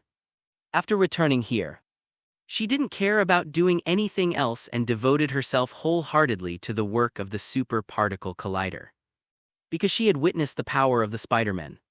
She knew that these Spider-Men must have designs on this Super Particle Collider, and that her own power was insufficient to stop them. Since that's the case, she chose to destroy it. But before that, she had to complete her final experiment. In fact, while things were roughly as Peter had guessed, there were some slight discrepancies. This slight discrepancy could be fatal. No, Liv, this is your hard work and it is mine. I want to stay here and witness everything.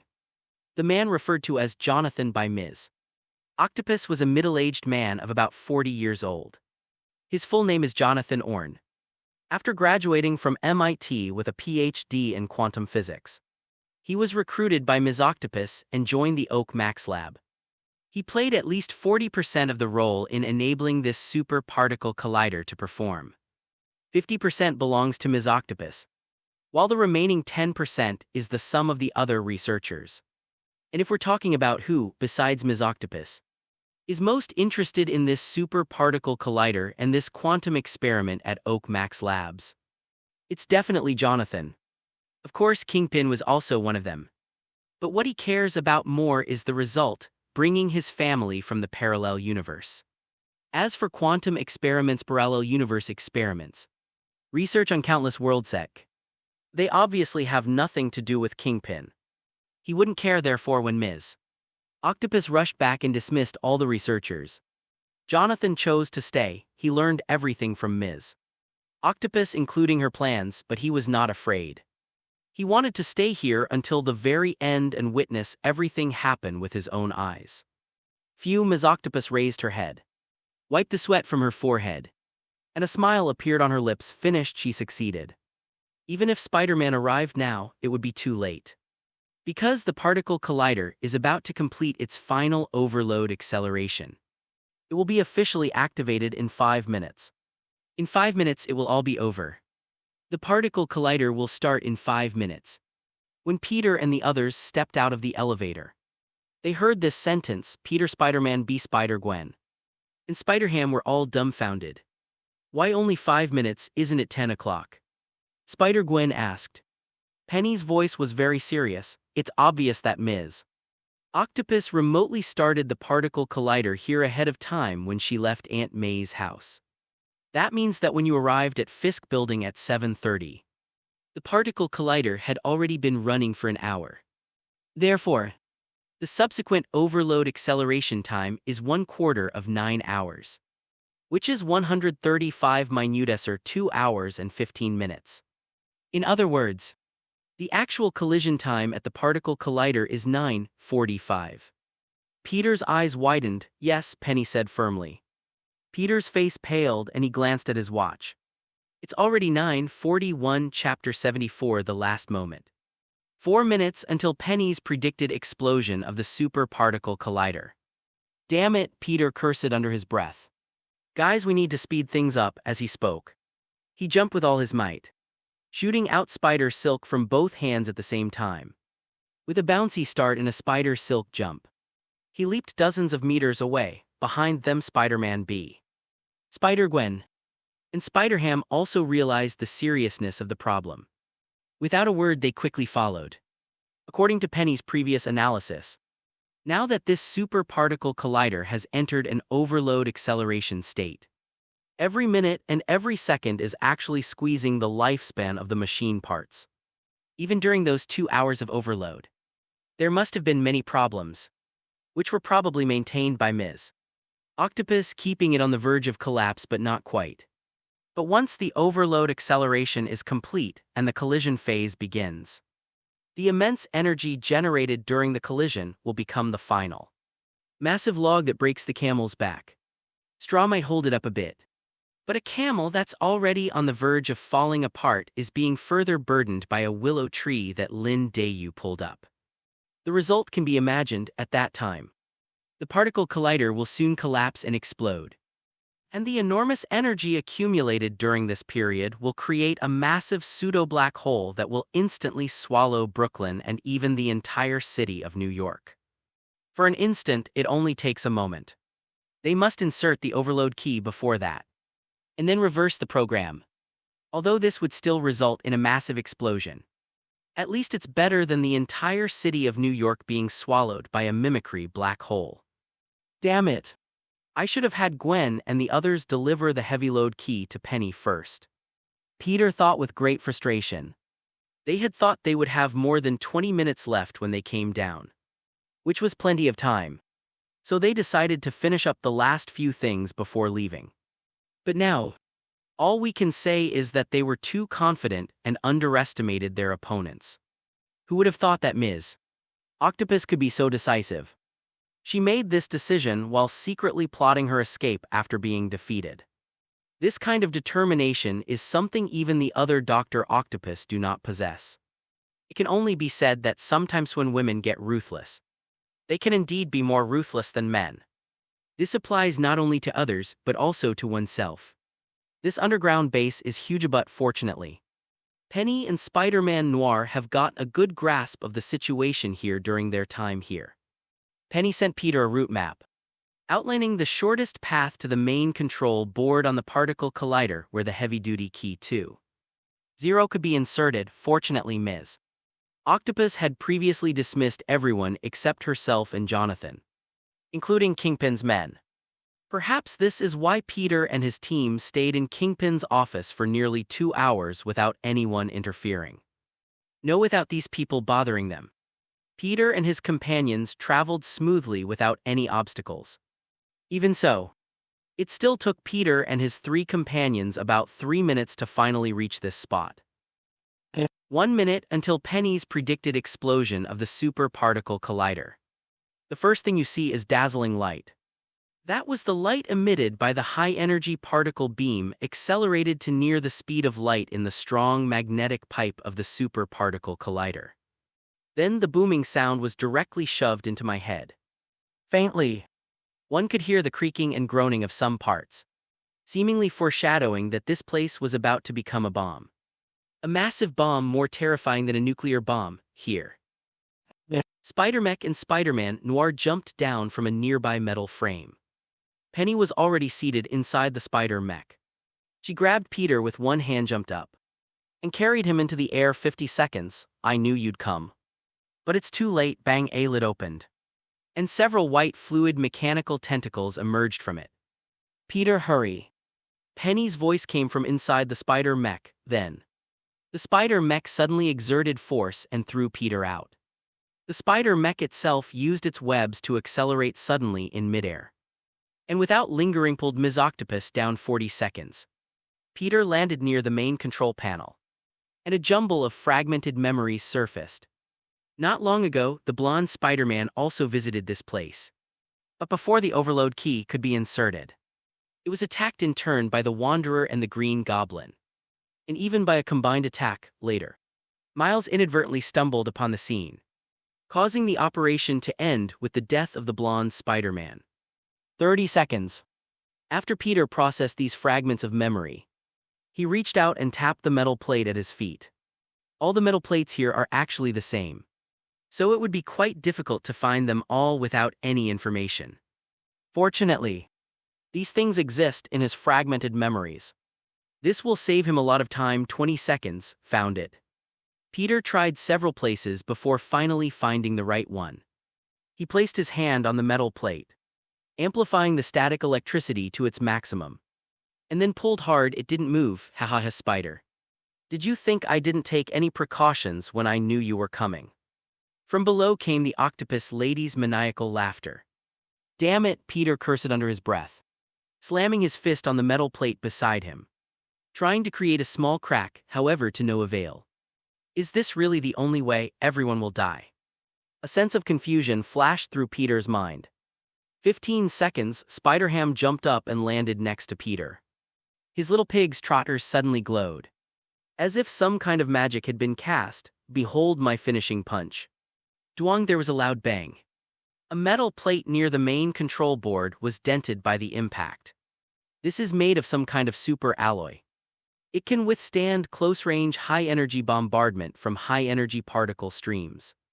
It was completely flattened. Flattened in every sense of the word. What are you all standing there for? My hand is swollen like a pig's trotter. Finish it off with this. Spider-Ham shouted, pulling his hand back 10 seconds. Spider-Gwen, Spider-Man, Noir, Amazing Spider-Man B. Spider-Girl, Penny, Spider-Ham, and Miles Morales. Including Peter. There were a total of 7 Spider-Men who simultaneously placed their hands on the side of the metal plate that had been opened and pulled hard. 3, 2, 1, pull, bang. The force of hundreds of tons directly exceeded the limits of the metal plate. Even though Ms. Octopus had specially modified it, it still succumbed to this enormous force. It's been opened 5 seconds.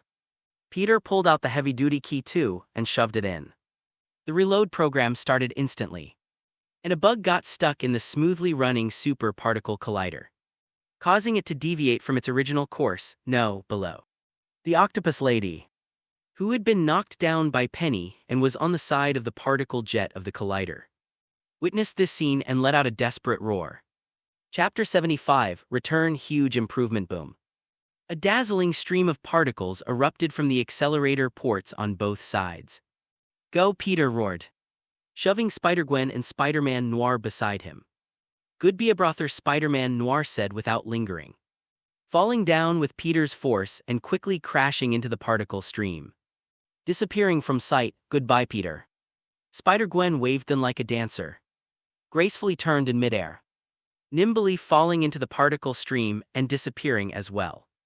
Hera, take this as a keepsake when we meet again, Spider-Ham said, placing a small wooden hammer in Peter's hand before jumping down without waiting for him to say anything. Remember, when you're Spider-Man, don't forget to be yourself, the Amazing Spider-Man B said earnestly. Then waved his hand and jumped down, leaving 2. Below, Spider-Mech waved, and a happy emoticon appeared on the screen. With such amazing abilities, remember to come visit me next time. Peter scratched his head.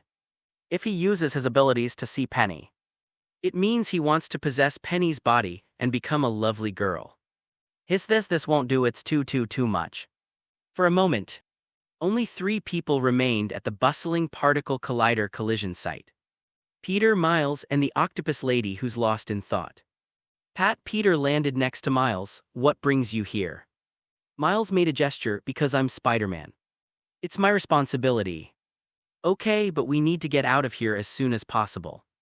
It could explode at any moment. Even though we reloaded the program, its explosive power is still considerable, Peter said, preparing to pull Miles away. Miles pointed downwards. Then what about her? Peter turned his head to look. Ever since they inserted the heavy load key, Ms. Octopus seemed to have lost her soul, standing there blankly with her eyes fixed on the particle stream below. Even her once agile and fierce fluid mechanical tentacles lay limply on the ground like salted fish. He looked like a giant depressed character. Peter frowned. To be fair, Ms. Octopus deserved to die for doing such a thing, disregarding the dangerous consequences. But letting a living life be lost is not in his nature.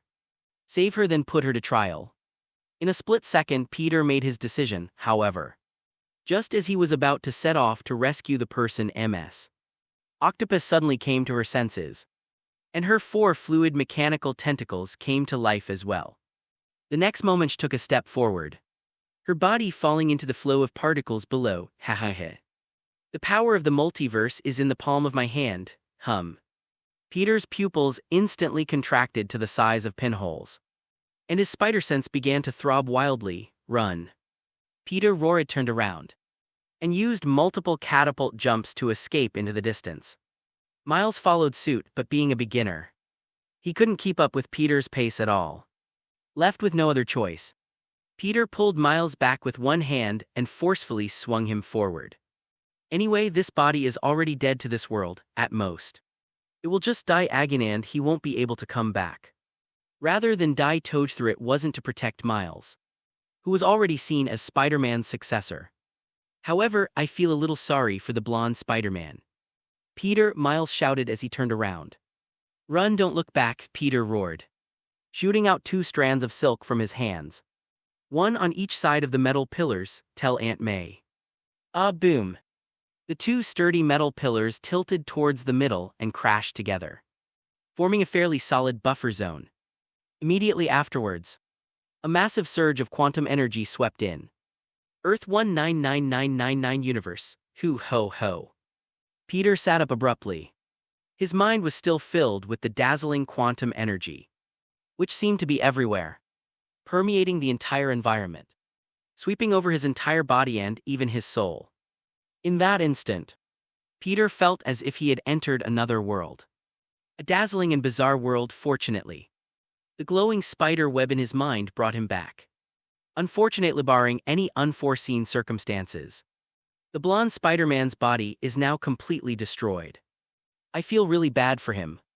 The person was lying peacefully in the coffin and could have rested in peace. But his own transmigration caused the last body left behind by the other person in this world to disappear as well. And then there's Aunt May. I was originally planning to tell Aunt May everything after everything was resolved. Unexpectedly, the chance is gone. But in that situation, even saving one person was a luxury. Even if he escapes at full speed, he certainly can't escape the speed of energy radiation. I just don't know if Miles escaped or not. If he manages to escape, I hope he can help explain everything clearly. Peter sighed, looking somewhat worried. He sat up, checked the time and found that it was already 1:50 p.m. I slept for a while, and my body suddenly felt a little uncomfortable. Peter thought about getting up and taking a shower. But he didn't expect that as soon as he had the thought, his body would launch into the air. Fortunately, he reacted quickly enough to stick himself to the ceiling instead of smashing it open. What the hell would happened? Peter looked at his body, somewhat bewildered. This feeling made him feel like he had returned to the time when he first gained the spider ability. He was like that back then. The slightest movement would turn into a disaster. That day he broke the toilet faucet, snapped a toothbrush, and smashed several roadside railings. It took him a lot of effort to control himself, but he should have already fully mastered his current power. Even if his body hasn't fully developed like the blonde Spider-Man's, it should only be growing slowly, theoretically. There shouldn't be any more situations where things get out of control. But now it has indeed appeared. There's only one possibility. He underwent another mutation on top of the original one. They became stronger, more agile, and their physical strength, endurance, and even their spider senses became more acute. But why? Is it because of the blonde Spider-Man? But the changes weren't this drastic after possessing Spider-Man Noir and the Amazing Spider-Man before. Right. Although possessing them did bring some improvement to his physical strength. But the increase was roughly 5 points higher than the original 100. And then it became 110. But now Peter felt that his score had doubled from 110 to 220. It was this enormous increase in power that caused him to lose control of his body again. Fortunately, this time he was no longer the clueless newbie he once was. Chapter 76. Tracker Peter lay quietly on the ceiling, closed his eyes, and used his consciousness to feel every muscle tissue in his body. Bit by bit, in this way, I gradually became familiar with the changes in his body. Call about half an hour later, Peter carefully landed on the ground. He is now largely adapted to his current body, which is faster, stronger, and has a more developed spider sense. However, he was still a little cautious, afraid that he might break something if he used too much force. Although he now has the ability to earn money, he will definitely get a scolding from Aunt May if he inexplicably makes a mess of the house. He still remembers how angry Aunt May was more than a month ago. However, what surprised him most, besides the change in his physical strength, was a new ability call out. Peter stretched out his hand toward the ceiling, and a spider silk shot out from his hand. But keep in mind, he's not wearing a web shooter right now. The spider silk actually shot out directly from his hand. However, his body did not have any additional glands or organs capable of producing spider silk solution. Perhaps this is a kind of magical power. Could this be the power he obtained from Spider-Man Noir? After all, the other two Spider-Men use web shooters, while only Spider-Man Noir whose abilities lean towards magic produces his own webs. Peter managed to come up with a reasonably plausible explanation for himself. Buzz, my phone inside my clothes suddenly vibrated. Peter carefully took out his phone, cautiously turned on the screen, and found that there were actually a lot of messages on it. Ned, why did you take the day off today? Are you sick? Should I come see you after school this afternoon? Ned, how about I bring my Lego Death Star along? Let's build it together. Sauce JPG. Ned, are you working on the Stark internship project? Is that why you haven't had time to reply to messages? Should I come to your house this afternoon? Ned, I've thought about it and I think I'll go. I can wait for you at your place. Remember to come back soon after you're done with your Stark internship project. Ned sent him more than a dozen messages. Almost one every half hour. Anyone who didn't know better would think they were a couple deeply in love. Peter thought for a moment, then carefully typed on the screen, I am indeed sick and resting at home. I just woke up. If you want to come over, please do. I'll be waiting for you at home. Then Peter looked at the second one, his mentor, Mr. Harrington. Mr. Harrington, Peter, are you feeling any better? I hope you get well soon. We're going to compete in the National Decathlon soon. So don't miss it. Peter replied, okay, I understand. Thank you for your concern, Mr. Harrington. The third one was from Aunt May. But it mainly reminded him to eat on time at home and to bring an extra coat since it's getting cold. It's all the same old story anyway. Peter initially intended to simply reply with okay to brush it off. But after typing the words, hesitated for a moment. He recalled the repeated instructions from Amazing Spider-Man B. Don't ignore the people around you who care about you. When you're Spider-Man, don't forget to be yourself. Thinking it over, Peter picked up his phone, carefully considered his words, and honestly composed a long text message to send. This was the first time in his life that this had happened. I don't know what Aunt May thought when she saw it, but Peter felt quite relieved after sending it out. The fourth is Happy, Iron Man's driver and bodyguard. However, mainly inquired about Peter's recent situation, which seemed to be a routine matter. But Peter always felt that something was wrong. It was as if he knew he had been spending a lot of time at home lately. Peter frowned. The fifth is Tony Stark. Tony Stark was even more blunt, directly asking Peter if something had happened lately. As he often stayed home all day, Peter immediately sensed that something was wrong. This means I'm being tracked 24/7. Is someone watching him in the dark? No, probably not. If there were someone there, he would definitely be able to detect it. His spider sense is very keen on those who are deliberately targeting him. That's a tracker on him or inside that suit. Peter admitted that he might have been overreacting. And perhaps Iron Man was just genuinely concerned about him. But having already thought this far, he felt uneasy if he didn't check it carefully. Even if it's just to put his mind at ease. He needs to have a thorough checkup today. Peter took out the Spider-Man suit that Iron Man had given him and turned it over. The inside of the suit contains many circuits made of conductive fibers.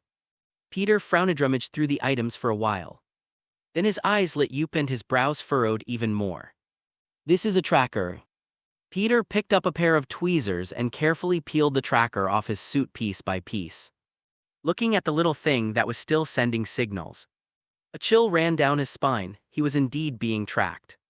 Or was it Tony Stark, the superhero he had always admired? For a moment he found it hard to accept. After a long time, Peter exhaled a long breath, calming himself down. He had figured things out, rationally speaking. Iron Man's approach is indeed correct after all. To the Avengers, he is just a 15-year-old kid who has just gained superpowers. To prevent him from doing anything reckless, it's understandable to install a tracker to locate him. But from Peter's own personal perspective, he could not accept this behavior. Peter felt extremely uncomfortable at the thought that his daily activities were being monitored. Especially now that he has the glowing spider web in his mind. He will likely frequently travel to different Spider-Man worlds for adventures. Once he gets there, his body here will be in a state of slumber. Once or twice is fine, but if it happens too often, it will definitely be discovered. Peter is not yet ready to share his secret with anyone else. Even in the Earth 1610B universe, when he spoke with Spider-Man B and others, he only briefly mentioned that his abilities were slightly different from theirs. Without giving any specific details, Peter held the tracker between two fingers, and with a slight squeeze crushed it to pieces. He didn't intend to use this as evidence to question Iron Man about why he was being followed. That doesn't make any sense. The tracker is actually quite obvious. It's directly attached to the inside of the suit, clearly added later if he wanted to remain hidden.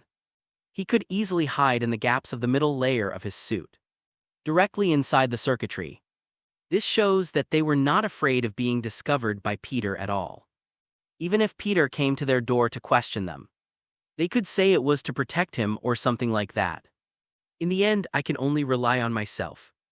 Peter turned his battle suit inside out and stuffed it back into his backpack. Chapter 77 Misunderstanding. Peter did not give up on the web shooter. Although he can shoot spider silk. Spider silk is made of protein and requires his own energy to generate and synthesize. He'll need to do some research to find out the specifics. In short, regardless of the outcome, the spider silk he emitted could not possibly be produced infinitely and without any cost. Whether it's magical energy or biological protein, it always requires something to be consumed. Even if he has plenty of energy, it's always better not to expend it if possible, otherwise he'd have to be like the Flash in DC Comics, constantly grabbing a hot dog to recharge, which would be so embarrassing. Besides, there's another reason. He wanted to keep something in reserve. The fact that Iron Man installed a tracker on the Spider-Man suit he gave him made him realize that others are ultimately others, and he must rely on himself. Since he had given them the impression of using a web shooter, he decided to let them continue to believe that. His ability to produce spider silk became a means of concealment. Imagine an enemy who has specifically studied him and managed to destroy his web shooters, thinking that this would disable his attack methods and defeat him, only to have him suddenly use his own webs. This might have an unexpected effect. 2 hours later, Peter met Ned. This guy actually brought his Lego Death Star set with him. However, since Peter had just experienced a fierce battle in another dimension, making small figurines with Ned now allowed him to enjoy some rare inner peace.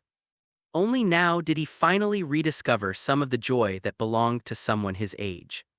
The two of them played and laughed, and 2 hours passed in the blink of an eye. Thanks to the combination of two highly intelligent individuals, this massive project consisting of 3803 building blocks was completed in just 2 hours. This was even though Peter was extremely careful the whole time, afraid that he might crush the blocks if he used too much force. Wow, I can't believe it's finished so quickly, Ned shouted excitedly, jumping up and down. Coming to you was definitely the best choice. If I had gone by myself, it probably would have taken me several days. Peter chuckled and said narcissistically, of course. I'm a genius, yes. Peter Parker is a famous genius at Midtown Tech High School. Ned actually agreed with his narcissistic statement in a serious manner. This has stumped Peter. Shall we go out to eat? I'm hungry. Ned patted his stomach, judging from his size. He clearly loved to eat. Peter pointed to the kitchen. Let's eat at home. Aunt May left me a lot of food in the fridge. Okay, but I can only do some simple things, Ned said. What a coincidence, me too, Peter replied. The two laughed together. While the two were busy taking ingredients out of the refrigerator and piecing together an edible dinner, Aunt May suddenly rushed home in a hurry. Aunt May was stunned to see Peter and Ned whistling and bustling about happily in the kitchen. Aunt May, what brings you back? Peter turned around and saw Aunt May feigning surprise. He naturally knew that someone had just opened the door and come in, but he heard the sound of a key turning in the lock and felt a familiar presence, so he knew that Aunt May had already come in. However, he was also surprised. Aunt May clearly said she wouldn't be back until Monday. So why is she back early now? Peter's shout startled Ned as well. Ned was frying eggs, tossing the pan to flip them over. Startled, the egg almost fell to the ground, luckily. Peter reacted quickly and pulled the pot back into the pan, which helped the eggs lie obediently back inside. Hello. Aunt May. Ned greeted Aunt May with a somewhat comical expression. Hello, Ned will come to our home, Aunt May greeted Ned. Then walked over to Peter. Touched his forehead under Peter's questioning gaze. Then touched her own muttering, doesn't seem sick. Peter. He seemed to know why Aunt May had returned out of the blue. It's probably because he lied and said he was sick and took a day off. Peter felt a little guilty. He took the day off to be a proper Spider-Man in the Earth 1610b world. But it caused his family and friends here to worry. This even forced Aunt May to abandon what might have been an urgent matter on her end and rush back. This really shouldn't be the case. While Peter was secretly blaming himself, May Parker was also secretly blaming herself. She blamed herself for participating in those adventurous charity events so many times, even though they were really exciting. Fun and could earn charity funds for the shelter. But while she was doing those things, her nephew was left alone at home when he was hungry. He could only buy ready-made food from the store. He was even forced to grow up and suddenly sent her a series of very considerate messages, telling her not to worry about him. This is not the kind of experience a 15-year-old should have. He should be happier and more carefree, and so the aunt and niece fell into a strange and beautiful misunderstanding. Peter's life seemed to return to normal after that. Although the glowing spider web in my mind recorded several new parallel universe nodes in the Earth 1610b universe, none of them were lit up. This means he can temporarily put aside the chaos of other parallel universes and enjoy the unique tranquility of his own world. Compared to the events or supervillains I encounter every time I travel to another world, my own world is indeed much more peaceful on the surface. Perhaps it's because the Avengers and SHIELD agents are taking the lead, of course. This is on the premise of not going to Hell's Kitchen, which is just across the river. However, Daredevil and the Punisher were at Hell's Kitchen, so Peter had no intention of going there unless there was something urgent. During this period, there are two things that are worth paying attention to. The first thing was that a female classmate of his and Ned's, named Liz, transferred schools. Unfortunately, Peter originally had quite a good impression of her. I don't know why she transferred schools. She was originally the captain of the school's decathlon team. But after she left, the captaincy inexplicably fell to that arrogant guy. Flamboyant, God knows why this guy, who was originally just a reserve member, suddenly became the captain. Well, their mentor, Mr. Harrington, did talk to him, wanting him to be the team leader. But Peter declined, citing his participation in the Stark internship program. Isn't it because of this? Chapter 78, Creating Nanosuits. In short, making Flash the captain was definitely not good news for Peter. Because this guy really enjoys causing trouble for Peter. Peter prefers to remain inconspicuous, only showing up when necessary. However, because of Flash, his presence was greatly enhanced, making it impossible for him to sneak away or do anything on several occasions. Sometimes you really should lock this guy in a closet and let him calm down, Peter thought with a slightly wicked grin. The second thing is that the first share of his project with Stark Industries has been paid out. It's nearly 20,000. Well, compared to the size of Stark Industries, this is indeed insignificant, heaven, a little funny. But for Peter it was an absolute fortune. Moreover, this is only the first profit, and it only comes from the profit of the Spider Silk optical microscope. According to a message Ms. Potts sent to Peter, this first transaction was simply because they were piloting it, and the product turned out to be more promising than expected. No more primary and secondary schools, personal laboratories and the like are placing orders with Stark Group. Based on the order volume, the revenue sharing in the next round is estimated to be 10 times or even more. As for the practical application of SPC 120703 polymer biomass fiber material, they are still evaluating it, and will pay Peter royalties according to the proportion at that time. In addition, Tony Stark specifically stated that all the money earned was after tax and belonged entirely to Peter, who could dispose of it at his discretion on the day the dividends were distributed. Peter went to share the good news with Aunt May firstly. This would make Aunt May happy secondly with this. He could use the Stark internship program as a pretext even more openly. But Peter soon realized that he was too happy too soon. The money was far from enough. Here's the thing. With the tangible incentive of money, coupled with witnessing the inventions of the base belonging to the blonde Spider-Man in the Earth 1610b universe, Peter developed an even greater interest in scientific research. So, during the time he didn't need to go to other parallel universes, Peter frequently went to his personal laboratory at Stark Industries. But scientific research is not only labor-intensive, but also extremely expensive, yes. The Stark Group provided him with a laboratory equipped with a lot of advanced equipment. But the maintenance of the equipment and the consumption of materials in the laboratory all required funding from higher authorities. What Peter is about to do is not simple. It requires quite a lot of resources, fortunately. He has the support of the September fund that Iron Man promised to allocate to him, which allows him to stay afloat for the time being. As for what he wants to do, it is actually a nanomaterial. But not the kind from the suit Iron Man gave him, rather. It was inspired by Ms. Octopus, Ms. Octopus's hydromechanical tentacles are amazing. In their normal state, they can be completely compressed, so that they are not visible even when Ms. Octopus is wearing a regular lab coat, but when needed, these mechanical fluids extend from the device behind them, forming mechanical tentacles. Clear. The most important technology in this is nanotechnology. But there should be more. Nanotechnology, also known as micronanotechnology, is a technology that studies the properties and applications of materials with structural dimensions in the range of 1 nanometer to 100 nanometers. In essence, it is a technology that uses individual atoms or molecules to manufacture matter.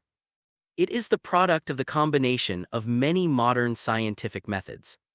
Peter knew that Stark Industries must have mastered some nanotechnology.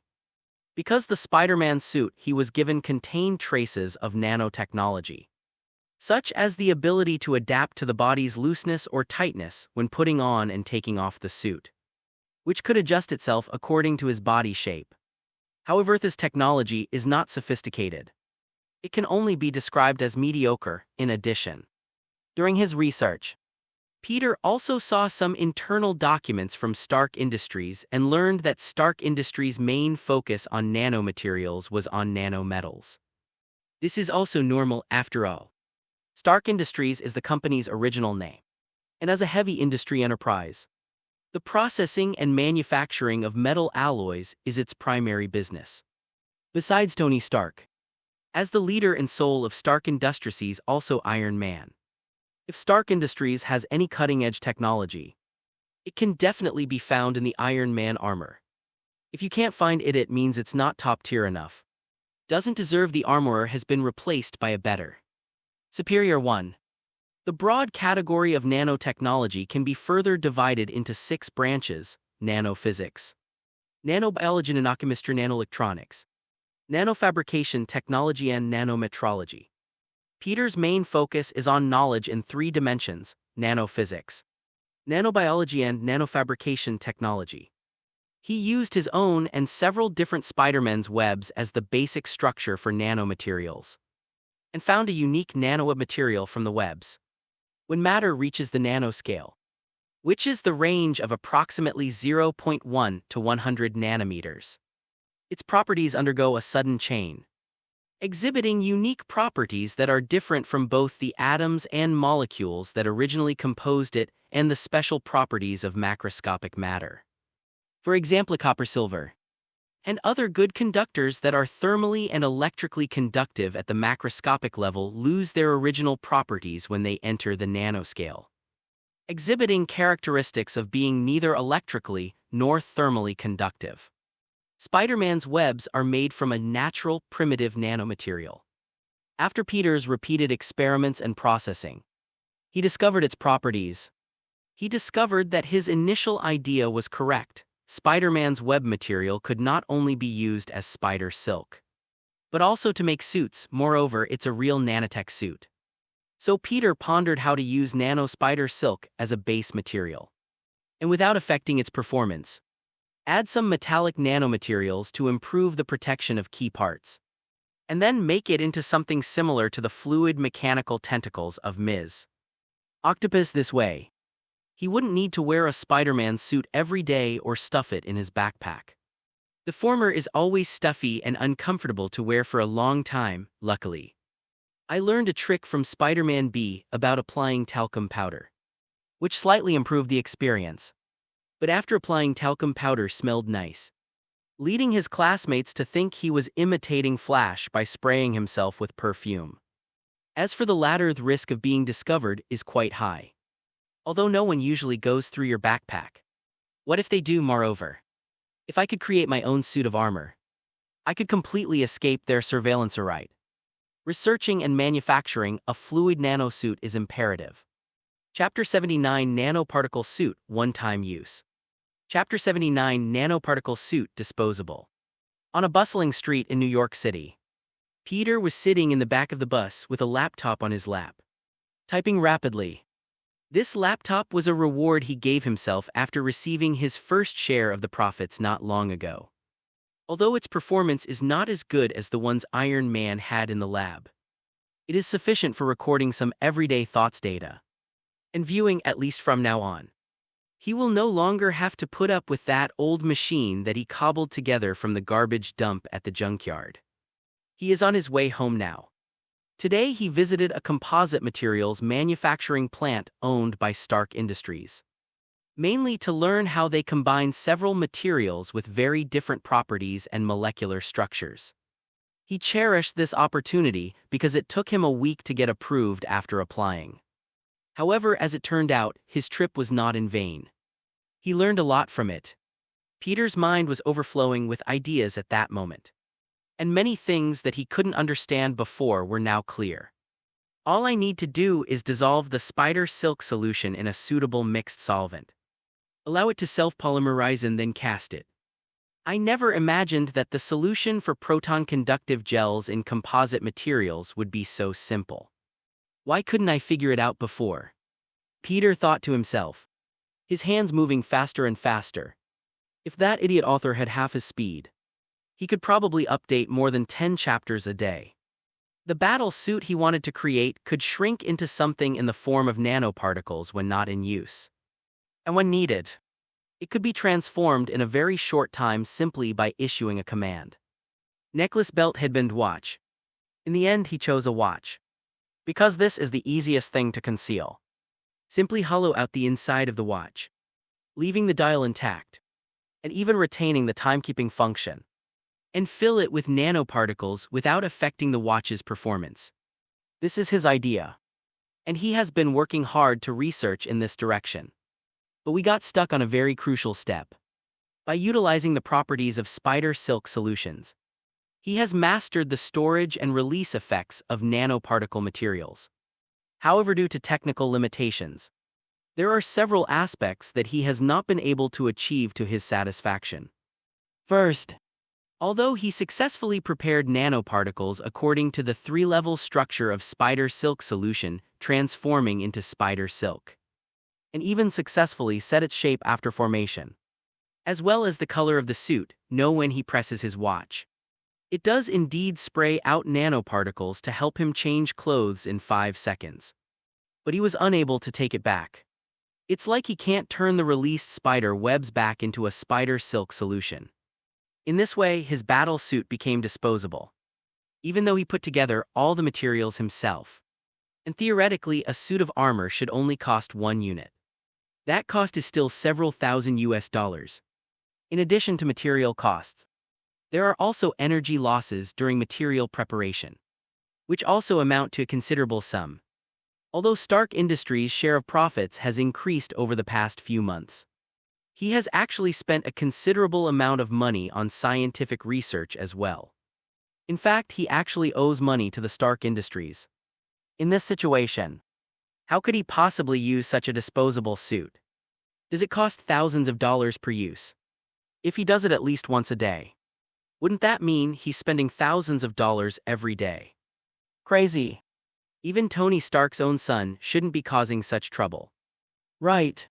Moreover, he and Tony Stark have only met a few times so far. Therefore, apart from making a few sets during previous experiments, he never made any more of these disposable combat suits until there was a breakthrough in the technology. Secondly, his battle suit was too simple, that's right. His battle suit is just an ordinary set of clothes, fully covering up, and possesses certain properties of nanoparticle materials such as high temperature resistance, insulation and impact resistance. Otherwise there is nothing left. It's exactly the same as the suits of the Amazing Spider-Man and Spider-Man Noir. But Peter was naturally not satisfied with that. Having witnessed the vast array of suits possessed by the blonde Spider-Man, and having used the Spider-Man suit given to him by Iron Man for so long, he naturally wanted to create something even better. For example, add some other functions to the suit. Artificial intelligence isn't his specialty, but at least adding some Peter's gadgets to his suit is something he could do. Right, well, the latter is a bit too ambitious, after all. He hasn't even created a truly reusable nanoparticle suit yet. However, if the former cannot be resolved, then his battle suit is merely a useless piece of junk. After a long period of research, he discovered that the most crucial issue was actually the coupling between nanoparticles. However, he has not yet figured out how to control the links between different nanoparticles so that they can be freely linked and broken, thereby achieving the effect of free contraction and release. Until today, when he visited Stark Industries' composite materials manufacturing plant, inspired by the proton transport mechanism of natural proteins.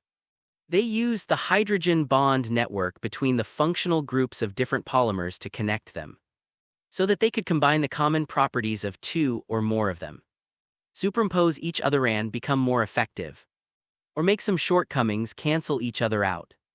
By leveraging strengths and mitigating weaknesses, composite materials achieve superior overall performance compared to many original materials. What Peter wanted to make was more complex than what they had, because most composite materials exist at the molecular level. But what Peter wanted to create was the more microscopic nanoparticle level. Fortunately, the methods are the same. He could use spider silk protein as a base, add certain conditioned sand, make it into an insoluble, transparent film to separate the nanoparticles when needed. Simply disrupting those conditions removes the insoluble transparent film based on spider silk protein, allowing the nanoparticles to unfold according to the preset pattern. In this way, the problem of releasing and storing the nanoparticle suit is solved. Peter felt his mind was very clear now, and he couldn't wait to fly to his little laboratory at Stark Industries to make the nano suit.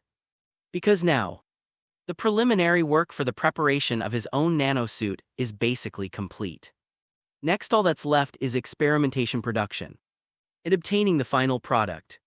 Even though it was very simple, compared to the high-tech suit that Iron Man gave him, it was practically like a beggar's outfit.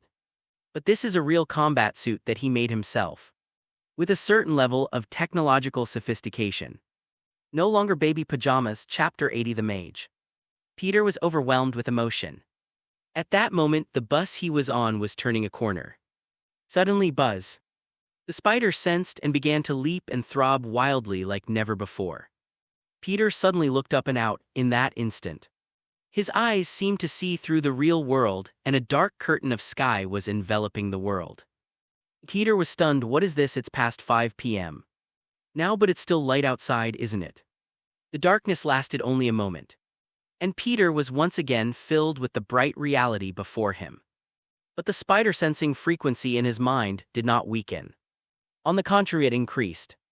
It even made his head feel slightly throbbing. Peter took a few deep breaths, suppressing the emotions surging in his mind, closed the notebook and hid it under the bus seat. His laptop had a password program designed for him by Ned, which was more complex than a regular combination lock. And the casing was reinforced. After all, it was the first computer he had ever bought with his own money, so it had special significance. This bus is heading to Queens, and Karen can help locate it from there. so there's no need to worry about it getting lost. Peter then took out his phone and sent a message to Aunt May, telling her that he had some sudden insights at the lab and might have to go back later. After putting down his phone, Peter continued to look out the window in the direction indicated by his spider sense. Chinese letter, the bus stopped at a roadside bus stop and Peter got off. After finding a quiet alley with few people around, he raised his hand revealing his wrist. He made a total of 5 disposable nanosuits. 2 were damaged in the experiment, and he kept the other 3 for future use. For example, today's unexpected situation. He had originally arranged to have dinner with Aunt May around 7 p.m. after she got off work.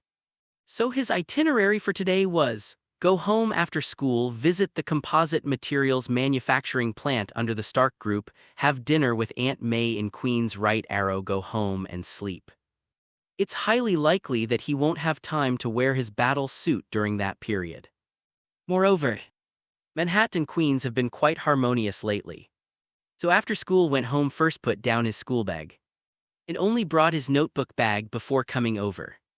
Who knew that something like this would happen on the way back? Reason told him he should turn around and leave. But the barely suppressed, frantic spider-like sensation in his mind, and the dark sky that still seemed to flash before his eyes, compelled Peter to go and check it out. Peter took a deep breath and pressed the button on his watch. Wow! The nanoparticles stored in the watch swarmed out and quickly covered Peter's entire body, forming a Spider-Man suit at the same time. His spider sense kicked in again, and the sense of danger became even clearer. It was as if there was a thin film in between, and now it is completely presented to him. Swish. Peter leaped a few times and arrived at the place where the spider's senses were strongest. He stood on the street corner looking across the street, lost in thought. According to the spider sense, this seems to be the place. But why did he only see an ordinary residential building when he arrived here? Well, it can't be said to be unremarkable, because this residential building is a bit eerie. It seems like there's no one inside. How could such a large residential building be empty?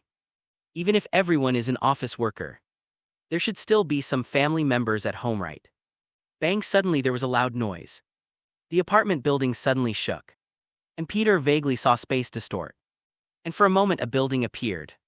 The building is a Victorian-style brownstone townhouse with a Baroque architectural design, featuring a sloping roof and a large spherical window in the center. The door was pushed open with a thud and 2 figures ran out. A tall, thin, middle-aged man, wearing a red cloak and with a full beard, dressed strangely. Not like a modern urban style, but rather like a mage. The other was a black man dressed in an old-fashioned robe, looking like an ascetic. Now that I have his ring, they can't escape, right? The mage said to the ascetic. Just as the ascetic was about to answer, the Victorian-style townhouse across the street suddenly opened, flashing across the view like a mirror. 3 men who clearly weren't good people walked out aggressively. Run, the ascetic shouted, turning and running away. Seeing this, the monk also ran away. Wait for me, Peter shouted and followed. Although somewhat shocked by the existence of this strange, almost legendary magic, this was the heart of New York City. A place bustling with people. Whatever it is, we can't let things continue like this. Monk, the ascetic, the monk turned around, looking at Peter with a ghostly expression. How could you see us? And how did you get in, Peter? Huh. Isn't this the real world? How did I get in? What does this mean?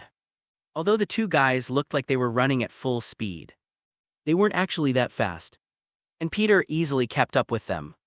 The 2 people next to them exchanged a glance, their eyes filled with undisguised shock. Just then a car drove up.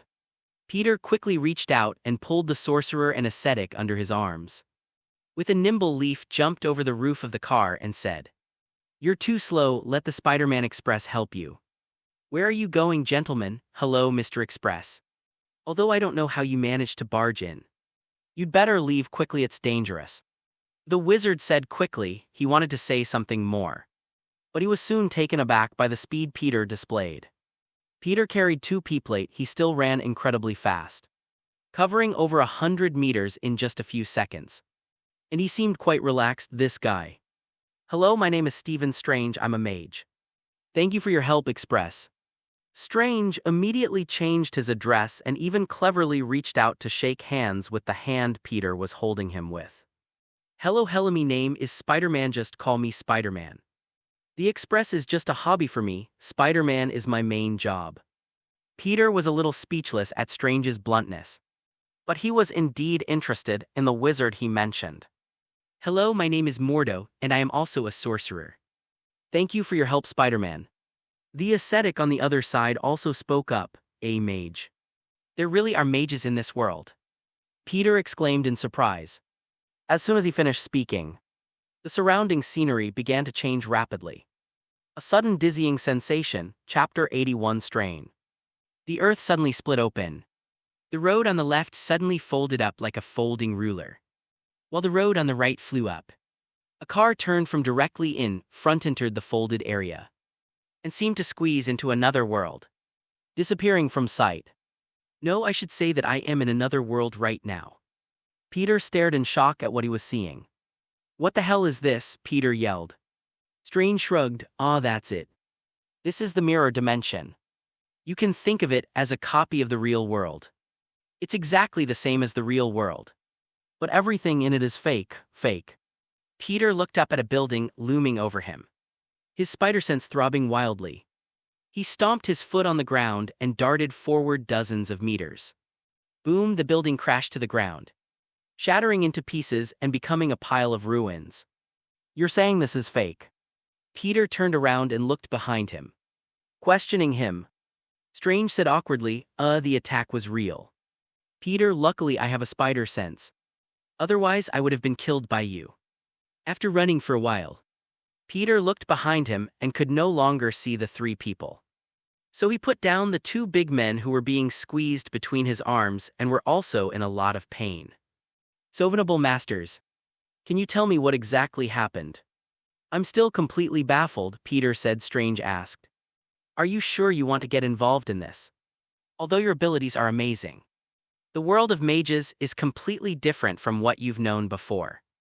Moreover, we are fighting against a group of fanatics who want to summon the greatest evil from outside this world into reality. It's extremely dangerous, Peter frowned and said. The greatest evil beyond the world. Could the dark sky I saw be related to this? You saw it.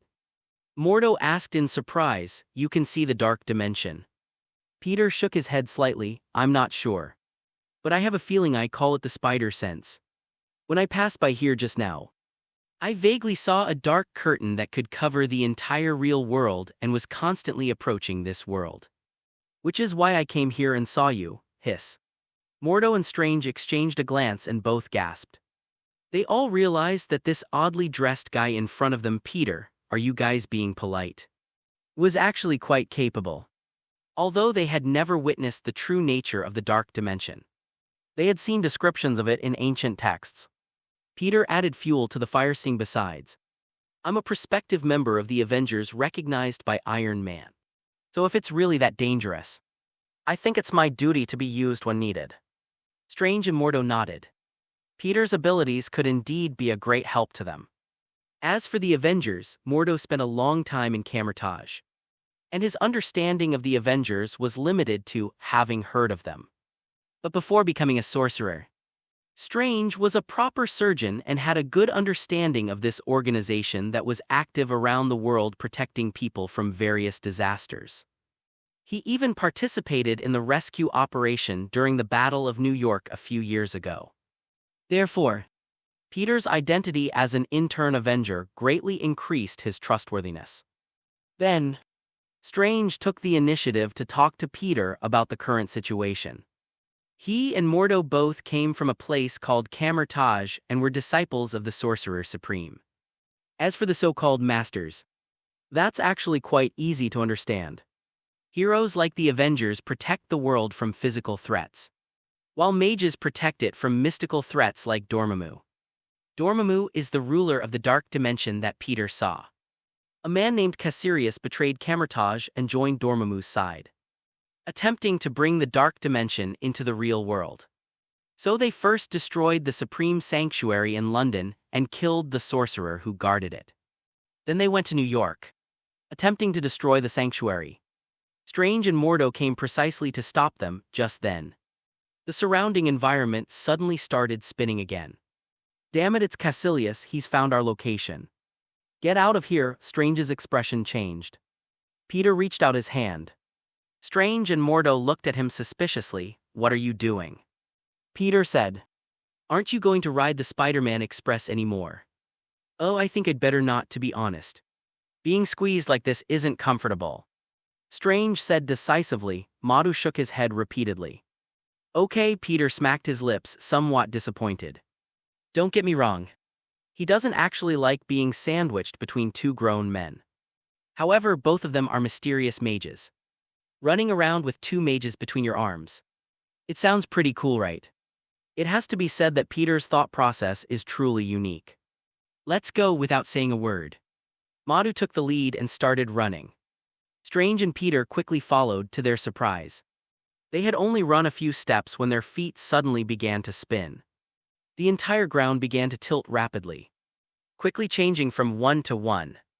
Strange and Mordo were shocked as their bodies plummeted downwards, momentarily at a loss for what to do just then. Peter casually shot out 2 strands of spider silk, which stuck them to the ground. The two of them stopped abruptly and looked up at each other. How can you stand on this vertical wall? Strange finally managed to utter a sentence after a long pause. Although Mordo didn't speak, the shock in his eyes was enough to convey his meaning. Peter replied matter-of-factly otherwise. Why would I be called Spider-Man? Isn't it normal for spiders to be able to climb walls? What you're saying makes a lot of sense, bullshit. Spiders can climb walls, but you're a human. Strange roared inwardly. It's also because he's only been a sorcerer for half a year and has spent most of his time studying in camouflage. So his knowledge isn't deep enough yet. Perhaps he won't be so surprised after some time has passed. Whoops! The ground was flipped over and became the ceiling. At the same time, the tall buildings below folded into fans and tilted towards the three of them. Is this how mages attack? That's amazing. Peter exclaimed, pulling Strange and Mordo back with both hands, grabbing them and ignoring their objections, tucking them back under his body as he ran forward quickly. Gentlemen mages, do you have any way to fight these things? We can't keep running like this, can we? Chapter 82, The Most Wonderful Thing in the World. Strange said, actually, I opened the mirror dimension to trap them inside. I didn't expect that Caecilius would become so powerful after absorbing the power of the dark dimension. Now he has taken control of the mirror dimension. There's no use regretting it now. Let's change the location first, Mordo said, stretching out his hands. One hand held vertically and the other making a circle. Stab! Suddenly a circle of light appeared ahead. And inside the circle were scenes from other places. Peter paused slightly, his movements faltering. Mordo said, this is a portal, I opened it, just go in. Peter felt relieved, accelerated again, and rushed straight in. In the blink of an eye, the three of them arrived at a bridge. Peter recognized the bridge. It was the Brooklyn Bridge, which connects Manhattan and Brooklyn, and was more than 4 kilometers away from where they had just been. It can traverse such a vast distance in an instant. No wonder it's called a teleportation portal. Amazing. Peter's eyes sparkled. He wondered if he could find a way to learn this magical spell. Will he become a wizard Spider-Man then? Spider-Wizard Hero, the magical wizard Spider-Man. What should I name her? It's so hard to choose.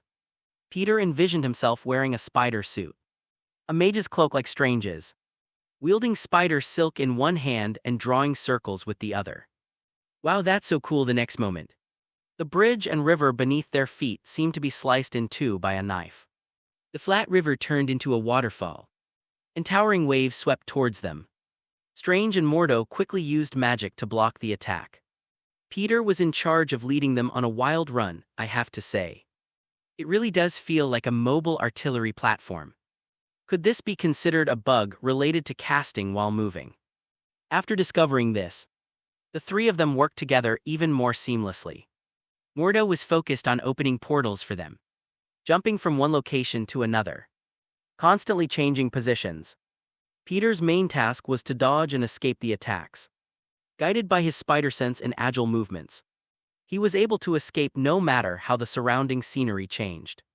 As for Strange, he was experimenting with his abilities one by one, trying to find a way to deal with his enemies.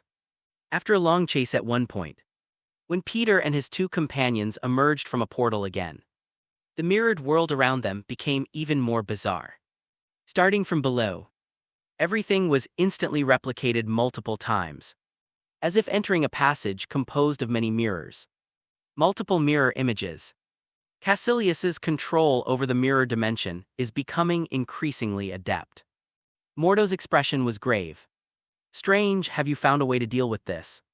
Strange shook his head, his voice full of bitterness. No. The power that the dark dimension has given him is beyond our imagination. I've tried every means I know, but none of them can counter him, damn it. Does that mean we have absolutely no chance of winning? Mordo clenched his fist and said angrily. It's not impossible, Strange said. Perhaps we can stall for time. If we can wait for the Ancient One to arrive, then victory will be ours. Who is the Ancient One? Peter interjected. Strange explained. She is our master and the most powerful sorcerer on Earth right now, protecting the planet from mystical forces for countless years.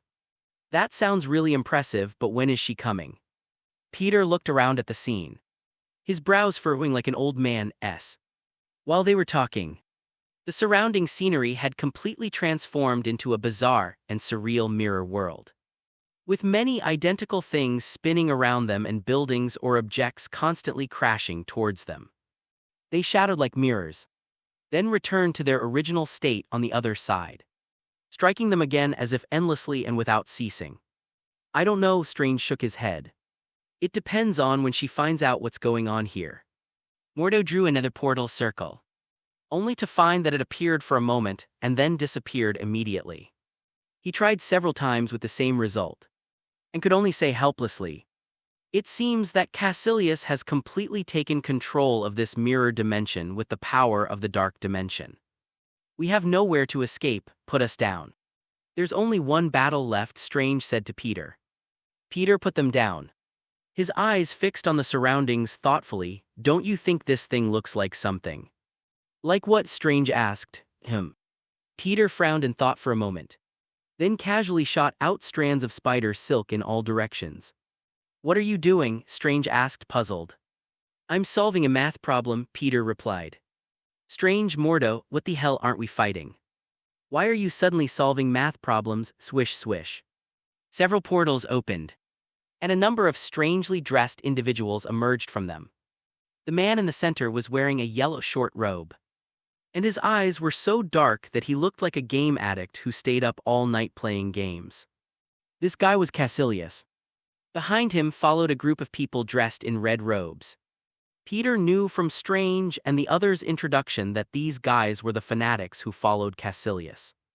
Some of them carried sickles and daggers, while others held short swords exuding a murderous aura. At Caesarius's command, he led the fanatics to charge at them. Strange and Mordo had no choice but to step forward and fight. Cassilius's primary target is clearly Strange, since he is the current guardian of the New York Sanctum Sanctorum. Mordo was quickly separated by several fanatics. The combined power of a seasoned mage and the dark dimension made Cassilius's magic unprecedentedly powerful, and the spells he unleashed were almost overwhelming. Strange. After only a few moves, he was at a disadvantage. Meanwhile, Mordo, surrounded by zealots empowered by the dark dimension's forces, was in dire straits and could only keep running away, unable to escape, let alone come to Strange's rescue. Just as Strange was knocked to the ground, and Cassilius was about to finish him off, several strands of spider silk suddenly flew in from all directions and stuck to various parts of Cassilius's body, making him feel like prey stuck in the center of a spider web. Unable to move, Strange dusted himself off, stood up, and gave Peter, who was standing next to him, a questioning look. Peter grinned. Do you know what the most amazing thing in the world is? What? Strange asked instinctively. It's math. Chapter 83, Dark Power. I used to firmly believe in mathematics and physics, until one day a bald witch slapped my soul out of my body later. I began to believe that magic was everything. But a child in battle armor told me that the most magical thing in the world was mathematics. And he actually used mathematics to counter magic. By the devastated second-rate sorcerer Strain. Peter followed suit, using both hands to shoot out spider silk that stuck to the surrounding environment. These seemingly random spider silks would eventually appear inexplicably on the fanatical followers of Cassius. Finally following in the footsteps of Cassius, his underlings also followed in his footsteps. All the villains were bound by spider silk. Strange and Mordo stopped, looked at Cassilius and the fanatics, then at Peter. Their heads buzzing. How did you do that? Strange couldn't help but ask. Peter explained. The trajectory created by a point moving away from a fixed point at a constant speed while simultaneously rotating around that fixed point at a constant angular velocity is called an Archimedean spiral. Or a constant velocity spiral in geometry, therefore. I only need to set the target as a fixed point and substitute it into a Cartesian coordinate system based on the Archimedean spiral. Stop! Strange stopped Peter's excited commentary. His head is spinning right now. They even began to doubt the power of magic. He had only recently entered the path of the Dharma Master. In fact, just over 6 months ago. He was just an ordinary but talented neurosurgeon whose superb skills made him wealthy. Driving luxury cars, living in mansions, indulging in extravagance and endless pleasure. It wasn't until he was in a car accident that his nerves in both hands were severely damaged, making him unable to hold a scalpel again. In desperation, he turned to Camertage. Then there. The Ancient One struck him with a palm, putting him directly into a soul state, and taking his thoughts on a journey through many different dimensions, essentially shattering his original worldview. Over the next few months, the Ancient One taught him how to summon extra-dimensional energy to form weapons and shields. Project Objects and travel between dimensions. Although he possesses a faster learning speed and greater ability to understand magic than most people, his past understanding of reality and the material world becomes an obstacle to his becoming a mage. Finally, the Ancient One threw him to the summit of Mount Everest. Under the threat of death, he finally shattered his remaining understanding of the past worldview and firmly believed that magic was the only true power in the world. After that, his magical skills improved rapidly. As he learned magic, his understanding of the world also changed fundamentally. He abandoned physics and mathematics altogether. Now reminded by Peter. Damn it, the memories of the dead suddenly attacked him. Strange's Tao heart is unstable. Mordo slapped Strange, waking him from his daze. As Strange's mentor, he didn't want Strange to go astray like this. He also gave Peter a subtle look, roughly meaning that he should stop talking about math.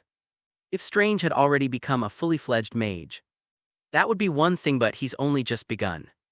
If we roughly divide mages into 4 levels from lowest to highest, Mage Apprentice, Mage Elite, Mage and Sorcerer Suprema, then Strange is, in terms of his mindset, just a mage. However, he was exceptionally gifted, possessed a wide array of spells, and even wielded the Eye of Agamot, an artifact only the Sorcerer Supreme could control.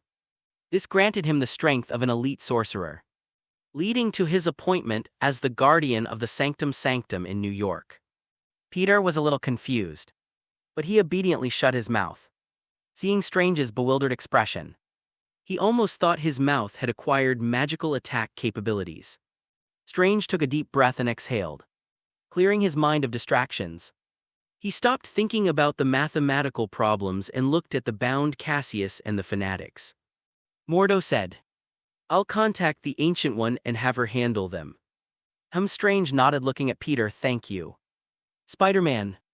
I really don't know what to do with him without you, is it?" At that moment, a sinister voice rang out. Immediately afterwards, a huge burst of dark energy erupted from Cassirius. Peter's spider sense gave a warning the instant the dark energy appeared. He pushed Strange and Mordo away with both hands, and then jumped high into the air. Boom. A black spear formed from dark energy swept past where they had just stood, and a series of mirror-shattering sounds echoed in its wake. "You know nothing of the power of darkness," Cassius said, breaking free from the spiderweb and landing on a floating rock. Clenching his fists, his eyes were fixed on Peter. His previous exchange had made him realize that he couldn't deal with Strange without first eliminating the clown in the strange clothes. "You go deal with Strange and Mordo," Caecilius said. The fanatics swarmed in, "Watch out for his dark magic." Strange only managed to say this to Peter before being driven away by the fanatics. "The power of darkness. But you're still stuck with math, aren't you? That means the power of darkness isn't all that great," Peter said. Squatting on a floating boulder with his feet almost together and his hands resting on the soles of his feet. Tilting his head to look at Cassius. "So what are you so smug about, HMPH?" Caecilius enraged. Clenched his fist, dark energy swirling around them. And charged at Peter. Peter was startled at first but quickly became puzzled. They boast about how powerful this dark power is. So why didn't Caecilius's spider sense react at all to his attack, which incorporated dark power? Did we encounter a delayed attack like the one Hawkeye used before? Or is he just too strong? Unable to make a judgment immediately, Peter hesitated for a moment and decided to be cautious and observe first. So he lightly jumped away from where he stood. With a loud boom, the spot where Peter had just been standing was smashed to pieces. However, this shattering doesn't turn into large or small pieces of rock like in the outside world. Instead, it scatters like broken crystal. It does look rather intimidating. But Peter always felt something was wrong. It's not as amazing as he imagined. Out of caution, Peter decided to observe further. It wasn't until after a few more moves that Peter finally realized something. That is, Caecilius, who has mastered some dark power, is not as powerful as he thought. Chapter 84, Ancient Master. Now that it was confirmed, Peter decided to fight back. When Cassius leaped at him again and attacked with a whip kick imbued with dark power, Peter did not dodge far this time. Instead, he took a small step, grabbed Cassius's leg, and then, to Cassius's slightly astonishment, slammed him to his feet. Cassius was still somewhat dazed when his face made intimate contact with the ground. He really didn't expect it. How come the guy who was chased to the brink of death by me suddenly turned around and started fighting back? And the force of that counterattack was so great that it knocked him to the ground. This left Cassius somewhat bewildered. Peter wouldn't wait for him to react. For him, it was better if Caecilius did not resist. He raised his foot and stomped hard, intending to break Cassius's spine. This evil entity wants to summon a dark dimension controller named Dormammu to invade the real world, disregarding the lives of billions of people. Peter showed no mercy to this guy. Click.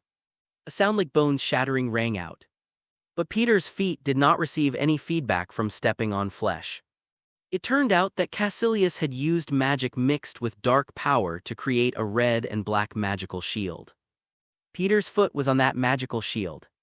The sound of shattering was also from the magic shield breaking. Caecilius was shocked by Peter's power, which was so great that it could even shatter his Lagardor, Crimson Ring, which was infused with dark power. Ring of Raghador is an essential spell for mages. It is not only the starting point for many spells, but also has a certain defensive effect, which can resist physical and magical damage to a certain extent. There are two types of the Ring of Lagardor. The most common one is Lagardor, Orange Ring, which is orange-yellow in color.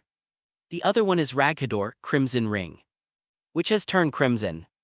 Lagardor Crimson Ring is an advanced version of Lagardor, Orange Ring, with a significant increase in defense.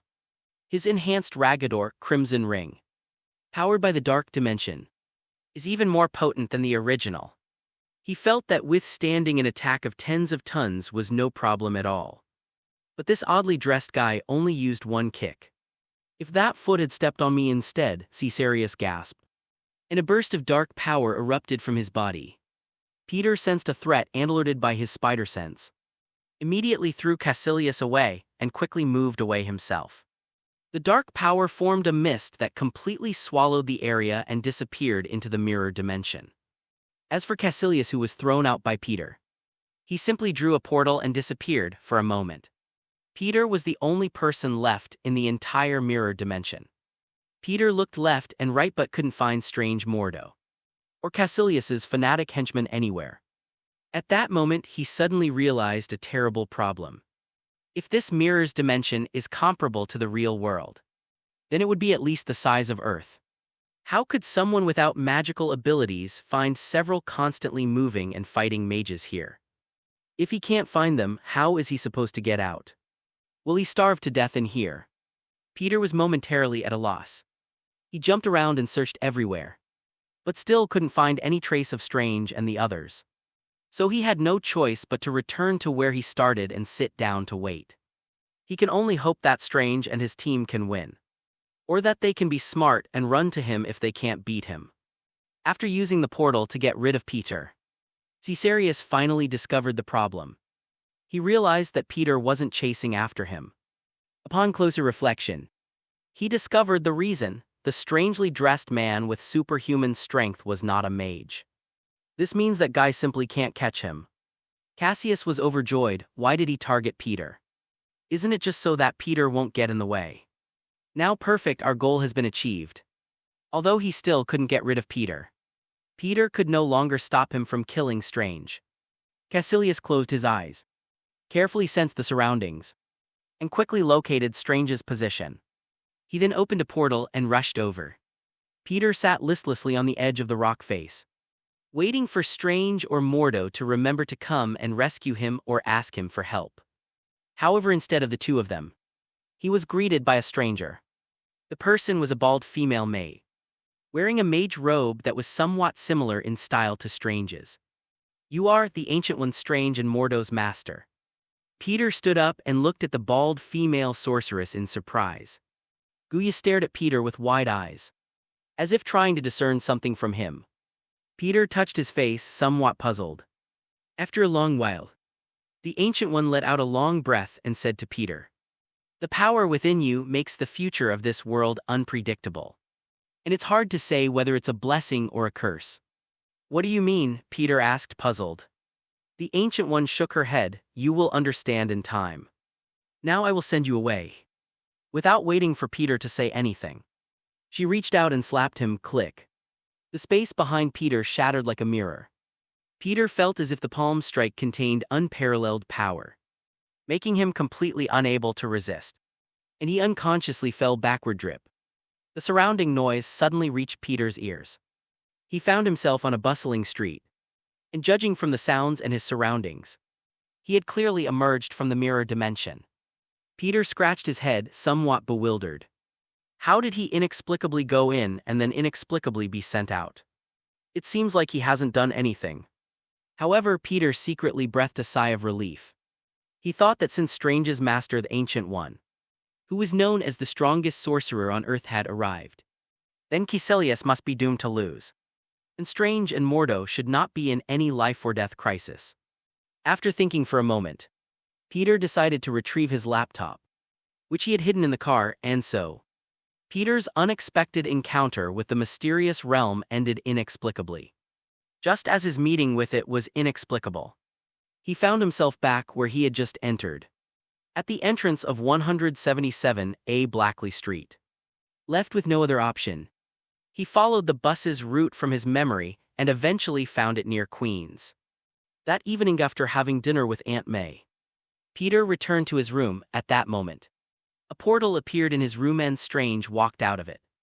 Chapter 85: New Manifestations of the Spider Sense. Strange's current appearance is a bit strange. His body is transparent. Ghost. Could it be that Strange has already? Peter was so frightened that he shrank into the corner of the bed, hugging his blanket and trembling. "Someone want to see you one last time," Strange said, sounding downcast as if something terrible had happened. Sensing that he was in a bad mood, Peter wisely refrained from making any witty remarks. He put down the blanket and stopped his silly antics. The last time, obviously, the other person was going to die. Peter felt a little sad for a moment. Although he and Strange didn't have a deep relationship, at most they had only met once and were just strangers with a slight sense of camaraderie. But unexpectedly, Strange didn't forget to come and see him one last time before he died. This is really good. Mom, fuck is so weird. Doing this in the middle of the night is really scary. Seemingly noticing Peter's expression and thus sensing his thoughts, Strange said somewhat speechlessly and irritably. It wasn't me, I'm not dead. This is a spell called astral projection, which you can also understand as an astral projection, which is the state you're in right now.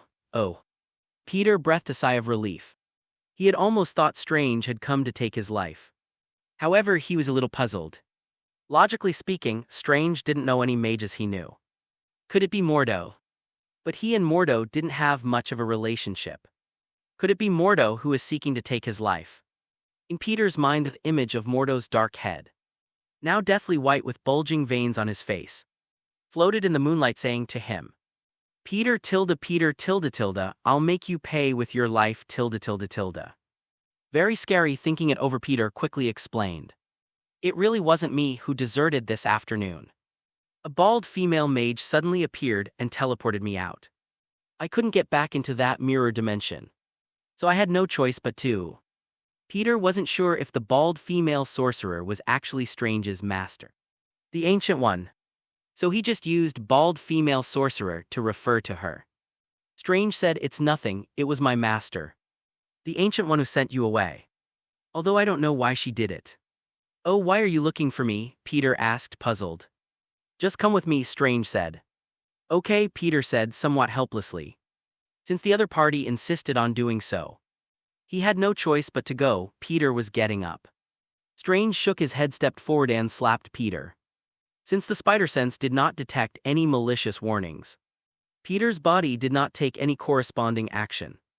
Next second, he felt a sudden darkness before his eyes, followed by a brighter light. Then he saw himself sitting stiffly at the foot of the bed, holding a small blanket that was mostly draped over his shoulders.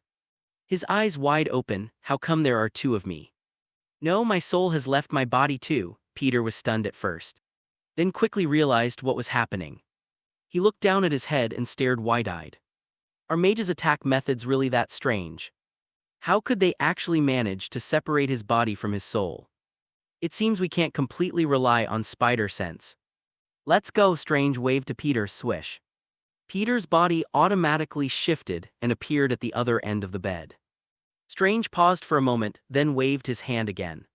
Swish. Peter's body reacted automatically again, and this time he appeared on the floor, wearing only a nightgown. Strange. Peter. What are you doing? Peter asked, puzzled. Strange complained, What's wrong with your body? Is there another consciousness controlling it? I didn't do anything. I just wanted you to lie down and be more natural. I don't want that Italian lady outside to come in and find you sitting there motionless. The Italian woman was clearly referring to Aunt May. So Strange's statement wasn't problematic. He considered everything very thoroughly. Aunt May does sometimes go into his room, though not often. But it's not unheard of.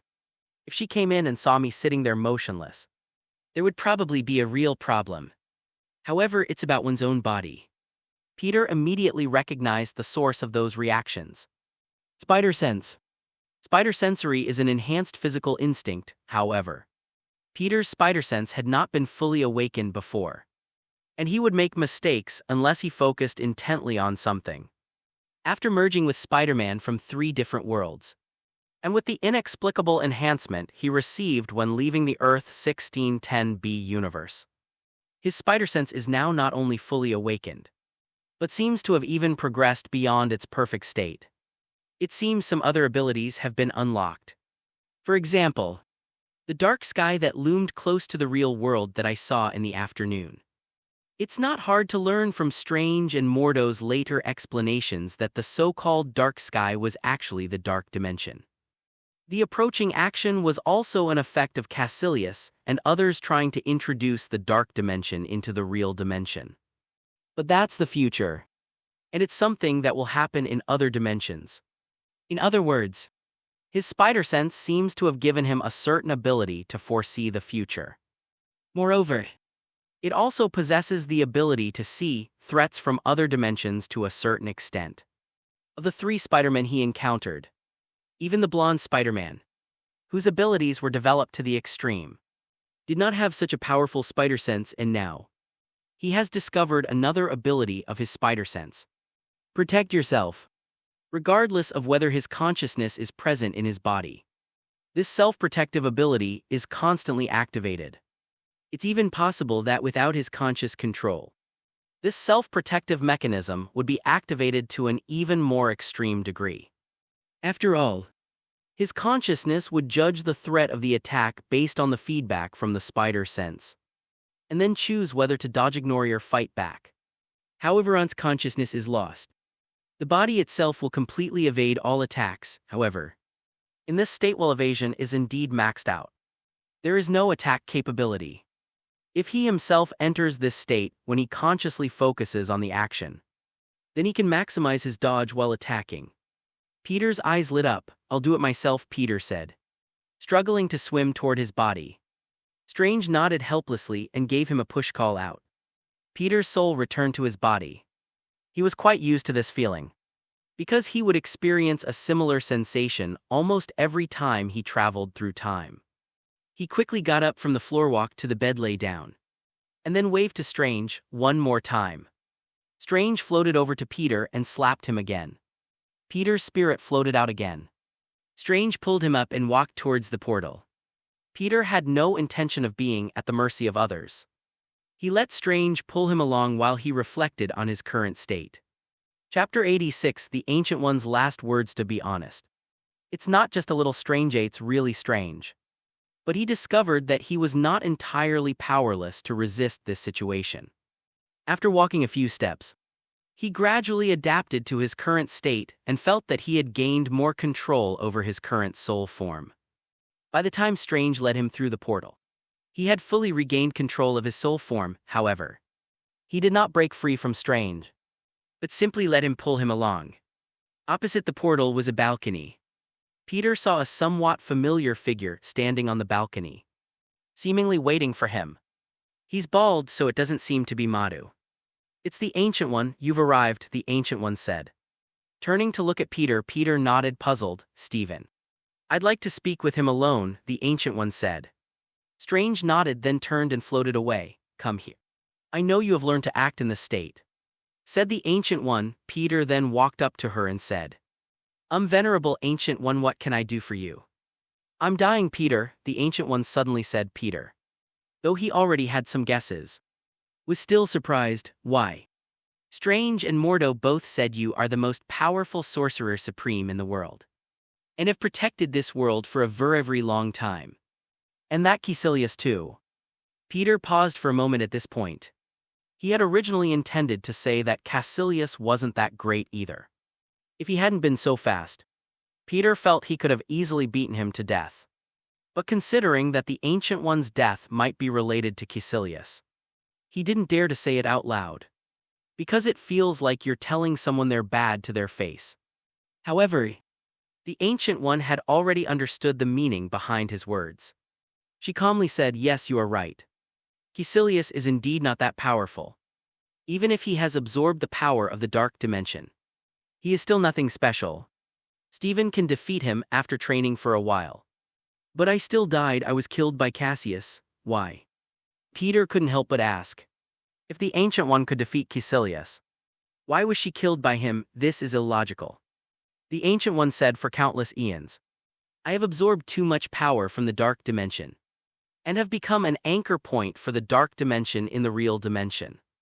Even without Caecilius actively contacting the dark dimension, Dormammu could still use my body to invade the real dimension."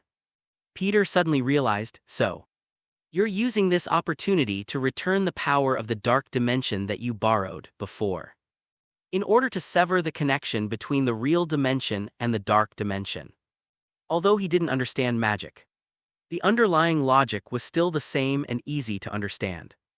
"That's one way to understand it," said the Ancient One. "But what will happen to the real dimension if you die? Even without you, the dark dimension will still invade." Peter said he wasn't talking about moral blackmail. He was just stating the facts. In the afternoon, Strange and Mordo told him a few things about these sorcerers, which gave him a better understanding of them. He had truly felt the oppressive feeling of the dark sky through his spider sense, and he was deeply moved by the sacrifices made by the Ancient One. To put it more bluntly, the Ancient One's death was somewhat reckless. Ancient One shook her head slightly. "In the past, I never dared to let Gobbet know with Stephen. He will become the best among us. Peter asked, puzzled. Among all the wizards throughout history, the one who possesses more powerful mystical or magical skills than others, or who controls more powerful environmental magical energy from other dimensions, is the Sorcerer Supreme. The Ancient One seemed very patient with Peter and even explained it to him. Stephen will become the most outstanding of us Sorcerer Supremes. Wow, Peter exclaimed in amazement, never expecting that strain, whom he had been carrying under his arm, would have such potential. You know what? When I first saw you, I actually wanted to kill you. The Ancient One suddenly said, huh? Peter was taken aback. He immediately recalled the expression on the Ancient One's face when she first saw him. She was indeed looking him over very seriously. At that moment, he did indeed experience a very strong spider sense warning. But it only lasted for a moment before disappearing. But why would someone have murderous intent towards him for no apparent reason? I could vaguely see your future before, but now I see variables in you. You've even made the future of this world more uncertain.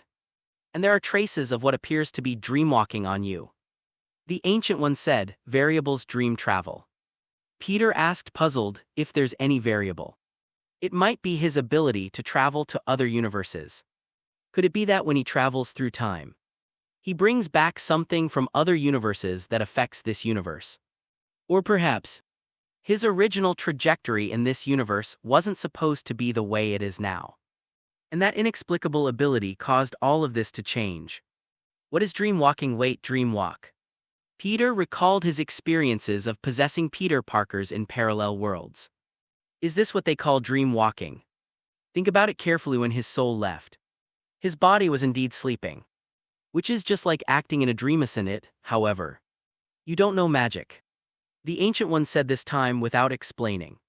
And if you can change this world a little more, it's not entirely a bad thing. As she was talking, the corner of her mouth suddenly twitched, as if she were smiling. The Ancient One looked at Peter and said, actually, I also discovered exceptional magical talent in you. If you become a sorcerer, your achievements may not be inferior to Stephen's. Really, I can become a mage too. Peter was pleasantly surprised. He was very envious of those magical spells. The Ancient One shook her head. To become a sorcerer, you must first abandon your current worldview and understanding. Can you do that? Peter frowned and shook his head. I can't. Spells aren't as wondrous as you think, to put it bluntly. They're just a way of exploring the truths of the universe. The Ancient One said, her voice becoming somewhat hurried. My time is running out, Peter. May I call you that? Yes, Peter nodded. The Ancient One said, your future. I only hope you remember that what makes us human is that we have our own set of rules and regulations. And the name of these rules is morality. If a person abandons morality and a sense of right and wrong and completely chooses profit and pleasure, he has become their slave. And this will become a shackle he can never break free from. Watch out, get rid of them. Chapter 87, Earth 96283. What makes us human is that we have our own set of rules and regulations. When a person abandons morality and a sense of right and wrong, and completely chooses profit and pleasure, does that mean he has become their slave? Get rid of them. What do you mean? Peter remained where he was, repeatedly chewing on the last words the Ancient One had given him before his death. But no matter how he tried to decipher it, he could only glean that the Ancient One might have seen something from the future and was giving him a warning. But what is it? Peter stared blankly at the myriad lights in the distance. New York City is known as the city that never sleeps, with a 24-hour subway system and a constant flow of people. So even at midnight, its sky is still illuminated as if it were daytime. However, due to the Ancient One's time-stopping spell, the entire world was frozen in time, with only faint fluctuations of strange energy visible in the sky. Perhaps that is a mysterious power from another dimension, and also the source of magic power for mages. I'll take you back, Strange said, squeezing out from behind the wall. After the Ancient One finished speaking with Peter, she asked Peter to call Strange over, as if she had something to tell Strange. Okay, thank you, Strange. Peter nodded slightly. She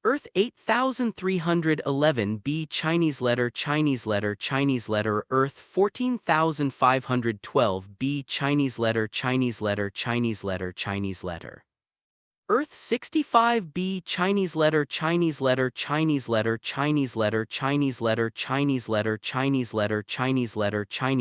This is a new number.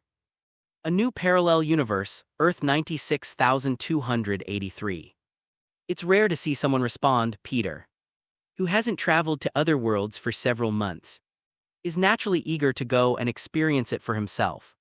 The Spider-Man in this universe is also named Peter Parker. By merging memories, Peter discovers that the life of Peter Parker in this universe is quite colorful. He gained his spider abilities at the age of 17. Before gaining his spider powers was just a nerd, unpopular and had few friends. Until one of his extracurricular activities with Osborn. He was bitten by a radioactive spider. Peter was somewhat surprised, as this was already the fourth Spider-Man he had encountered who had gained powers related to Osborn. Of the previous three, Spider-Man Noir gained his abilities from a spider that escaped from a spider statue smuggled by Osborn. While the Amazing Spider-Man and the Blonde Spider-Man have origin stories that are almost identical to this new Spider-Man's. However, the abilities they acquired differed somewhat. The Spider-Man in this universe is the type who produces his own silk. Unlike the other two tech-savvy Spider-Men who create their own silk through research. But he's not as mystical as Spider-Man Noir. At least he didn't see any spider god Annecy. Chapter 88 Black Symbiote Suit. He discovered that the Spider-Man in this world was quite similar to the Amazing Spider-Man. However, perhaps due to his past experiences, this Spider-Man in the universe did not become a superhero after gaining spider abilities.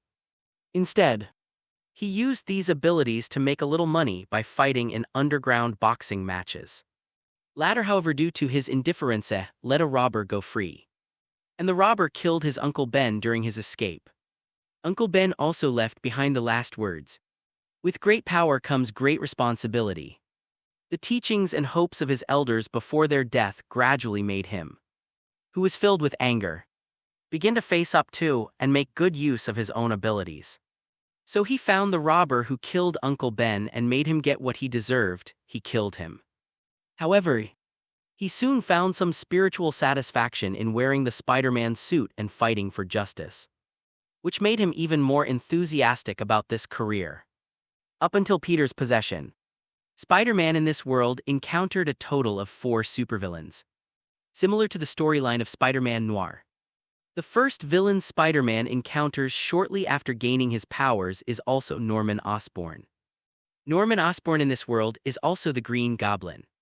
But he is not the deformed monster of the Earth 90214 universe. Instead, he is a successful and accomplished entrepreneur. The radioactive spider that bit Peter Parker was a product of his group's scientific research. After a struggle, Green Goblin was accidentally stabbed in the abdomen by his own glider and died. The second villain appears 2 years later. He had already entered university by then. At university, he met a nuclear physicist named Otto Octavius. During an experiment, the other party's brain was affected by the mechanical tentacles that were originally intended to assist him, turning him into a mad scientist named Dr. Octopus who would stop at nothing to achieve his goals. After another arduous battle, Dr. Octopus finally regained consciousness, but he chose to sink into the water with his research findings, perishing together with the creature, his dying words. "The power of the sun is in my palm," unconsciously reminded Peter, who was receiving the memories of the octopus lady from Earth 1610b before she died. Ms. Octopus jumped into her own particle collider and shouted, "The power of the multiverse is in my hands." They were equally talented, equally mad, and equally killed by their own research results. Perhaps this is the ultimate fate of Dr. Octopus, regardless of gender. Just like Uncle Ben from Spider-Man always dies. After the Dr. Octopus incident, Peter Parker's life improved considerably.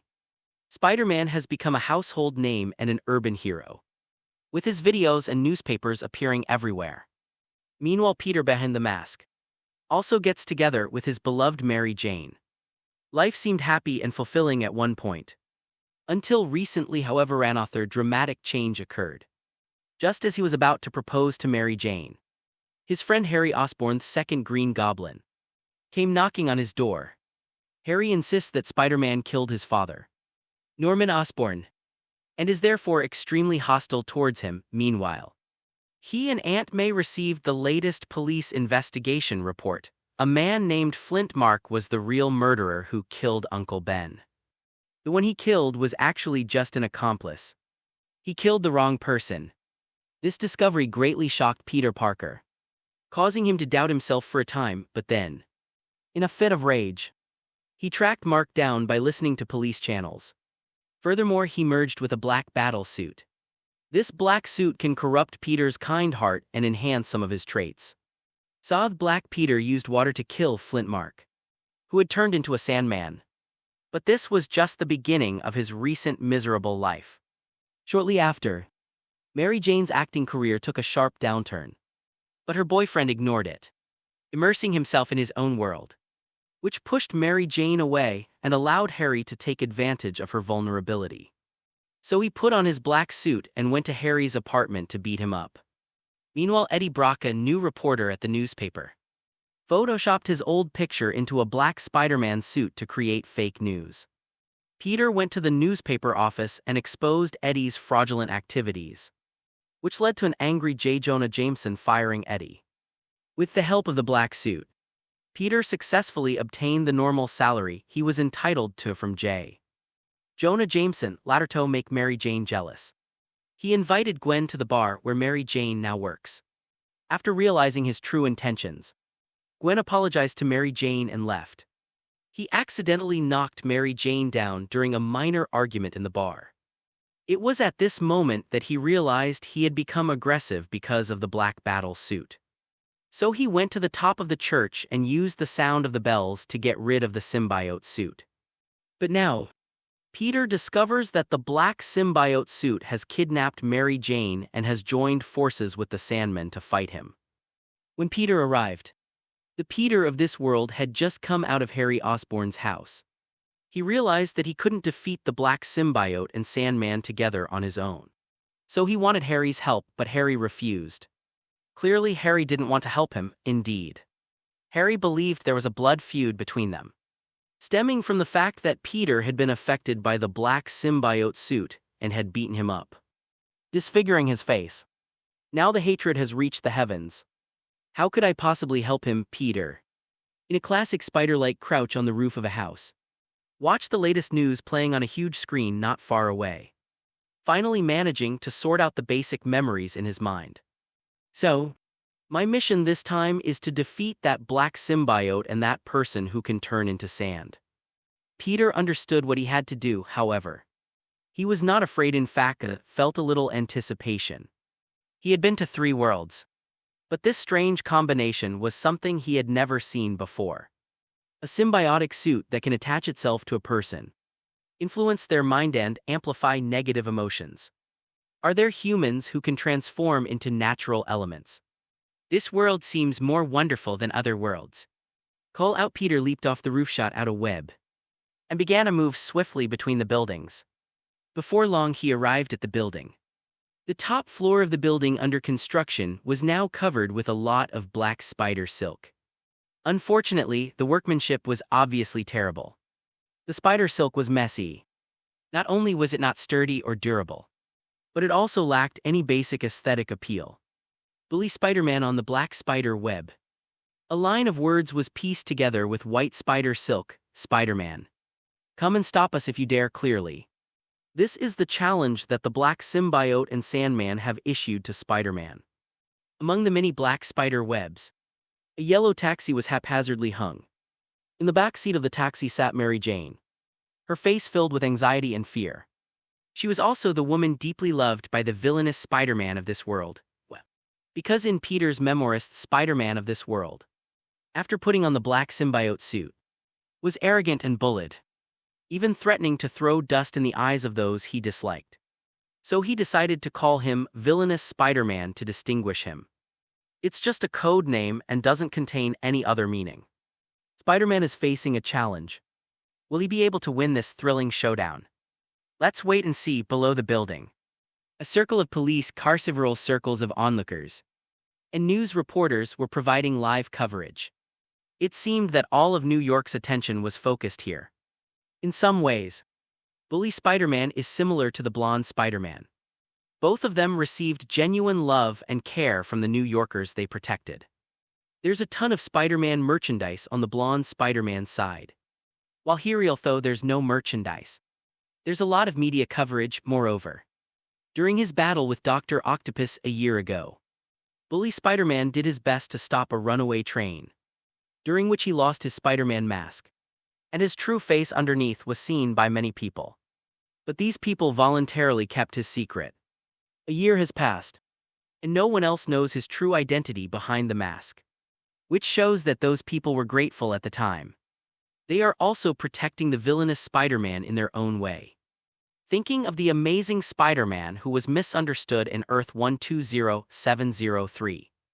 Peter couldn't help but sigh at the difference in their fates. They were both trying to be heroes, but the feedback they received was completely different. However, it's also possible that the amazing Spider-Man's time was too short, and he didn't have enough time to leave a good impression on New Yorkers. Meanwhile, this villainous Spider-Man has been in that position for several years now. He even received the Medal of Honor as a city hero. Of all the Spider-Man Peter has ever met, he is the only one who has achieved such success. Even the blonde Spider-Man doesn't have it, of course. It's also possible that the blonde Spider-Man had it, but it didn't appear in Peter's memories, since the blonde Spider-Man's memory loss was too severe. Peter the Spider crouched on the roof, his eyes scanning the buildings across the way. He wanted to locate the black symbiote and the Sandman so he could rescue the hostage Mary Jane as soon as possible and then fully engage in the battle. Otherwise, what if they act without any sense of justice and threaten him with Mary Jane's life? Given that he has half of the villainous Spider-Man in him, he will definitely be restricted in his actions. However, even with his eyes wide open, he couldn't find the two guys. Spider-Sense Peter held his breath and focused intently, releasing his Spider-Sense like a radar. This can be considered a method of applying his Spider-Sense based on his powerful Spider-Sense ability, utilizing principles similar to radar or the ultrasonic waves of bats. Once the Spider-Sense spreads out in this way, anything that is hostile to him can appear in his perception. This is much better than passively receiving information.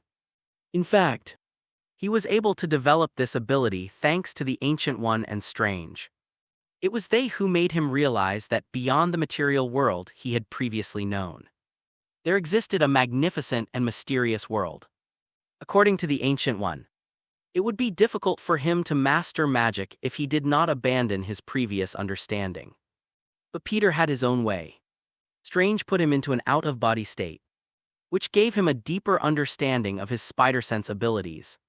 And isn't the spider's sense of perception a kind of mystical magic? The only downside is that this move takes a lot of strain on his mental state. If used for too long, it may cause side effects similar to overworking the brain, such as headaches. However, compared to its benefits, these minor side effects are acceptable, just like now, when Peter spread his Spider-Sense like radar forward, gradually covering the entire building. He finally found some clues. On one floor of the building, there is a humanoid figure that exudes intense hostility towards him. Clearly, this humanoid object is either the Sandman or one of the black symbiotes. As for the other one, Peter frowned. He hadn't found it. Perhaps the other one isn't here in this case. Peter seized the opportunity, took a short run-up, and then leaped forward, rushing towards the taxi. Meanwhile, his spider-sensing radar was continuously providing feedback on the movement trajectory of the guy he had discovered. Sure enough, as soon as he moved, the other guy moved too. However, his actions were clearly not as swift as Peter's. When Peter got into the taxi, the guy had only just started moving. "Peter, they want to kill us." Mary Jane looked at Peter, her fear subsiding slightly. Peter didn't know how to face her after all. He was only half of the villainous Spider-Man. Based on his clothes, brotherly relationship with these Spider-Men. Someone like Mary Jane should be considered his sister-in-law. So he could only reply, "Don't worry, I'll get you out." Careful before Peter could finish speaking. Mary Jane suddenly shouted. Peter did not receive any warning from the spider sense. And the guy shown on the spider sense radar was still on his way. Some distance away at a certain moment. His body reacted automatically. Suddenly dodging to the side, boom, a burly dark figure arrived in an instant. His body slamming into the taxi seat and ripping the entire roof off the taxi, sending shards of glass flying everywhere. Mary Jane also hid under the driver's seat, avoiding the attack. Otherwise, she would have been shot in the head. But the taxi shook violently from the attack, causing Mary Jane to let out a series of terrified screams. Peter reached out and grabbed the swaying taxi. Looking at the attacker, it was a strange creature. Entirely black except for its white eyes and mouth, with its mouthful of fangs slightly open. As if it wanted to devour Peter alive, Peter recognized it. It was the black symbiote suit that had influenced the villainous Spider-Man for a time. Chapter 90 v Symbiotes and Sandmen. This guy strikes when bully Spider-Man is at his most emotionally turbulent and darkest moment after learning the true identity of Uncle Ben's killer. Merging with Spider-Man to become bully Spider-Man who throws ashes into people's eyes. Later, although Peter was initially puzzled by its somewhat sinister appearance, the power it contained made him accept it. Then, the symbiote suit influenced him, making him arrogant, belligerent, cruel, vengeful, and so on. After realizing that this would have some negative effects on him, the villainous Spider-Man locked it in the closet. After Harry Osborn blackmails Mary Jane into breaking up with bully Spider-Man and mockingly tells her that she had an affair with him, an enraged bully Spider-Man rebonds with the symbiote and disfigures Harry Osborn in a battle. Subsequently, the villainous Spider-Man became increasingly selfish, arrogant, and lecherous. He seduced Eddie Brock's girlfriend Gwen Stacy and took her on a date to the bar where Mary Jane worked, intending to humiliate her. It wasn't until he clashed with his bodyguard and impulsively knocked Mary Jane down that he suddenly realized the extent of the symbiote suit's impact on him. Then the villainous Spider-Man went to a nearby church, and after some effort, he finally managed to break free of the symbiote suit by using the sound vibrations from the church bells. I just don't know why it reappeared, and why it's in the guise of an enemy. Is it just because the villainous Spider-Man abandoned it? While the black symbiote's head receded like water, revealing a human face underneath. Upon seeing this face, Peter suddenly understood, and the question that had just popped into his mind became clear. This guy's name is Eddie Brock, and he's a complete loser. He tried to steal Peter Parker's title as Spider-Man's personal photographer, but repeatedly failed because Spider-Man wouldn't cooperate, of course. Why would I cooperate if you wanted to steal my job? Later, seeing that he couldn't get any good photos, he came up with a crooked idea. He colored in an old photo and fabricated a new news story about Black Spider-Man doing bad things. However, the person in question quickly discovered this and personally exposed it. Eddie Brock was therefore fired by the Daily Bugle and expelled from the industry. In this regard, all I can say is that he deserved it. Creating fake news is a major taboo in the news industry, and framing someone can completely ruin a person's life. If Spider-Man hadn't had his own methods and connections, he would have completely twisted and even destroyed this great city hero. Losing his job was a very light punishment for him. Peter never imagined that the symbiote suit that bully Spider-Man took off would eventually merge with Eddie's. Parker, do you remember what you did to me? I will repay you tenfold for the humiliation you caused me, Eddie said viciously, as if Peter were his father's killer. In fact, it was the one who framed Peter with fake photos first. And all Peter did was clarify the facts and protect himself.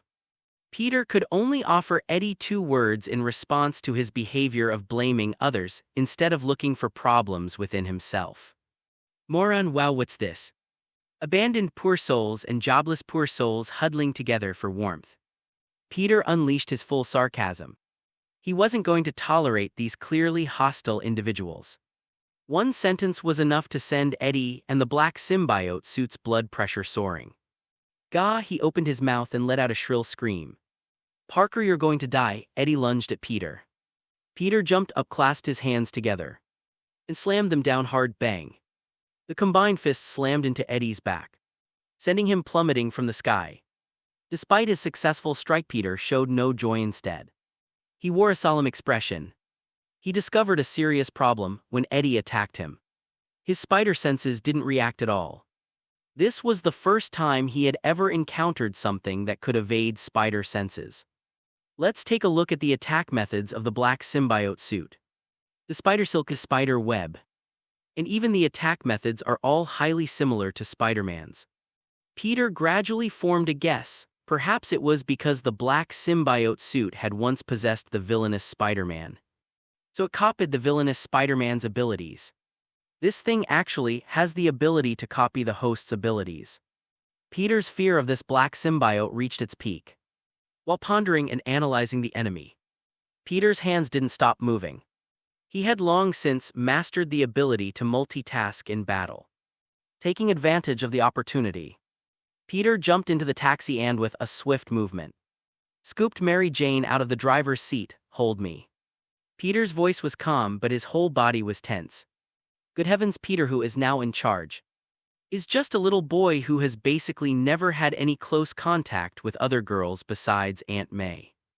The reason he said that was because the original owner of this body was very familiar with Mary Jane. And now there's no other way but to hold on tight. Mary Jane only felt that her boyfriend's current behavior was a bit strange. But she didn't suspect anything. She hugged her boyfriend tightly at that moment. Only his warm and strong body was her greatest comfort. Feeling the surprisingly soft pressure on his arm, Peter became even more nervous. He quickly shifted his attention downwards and then leaped to the other side.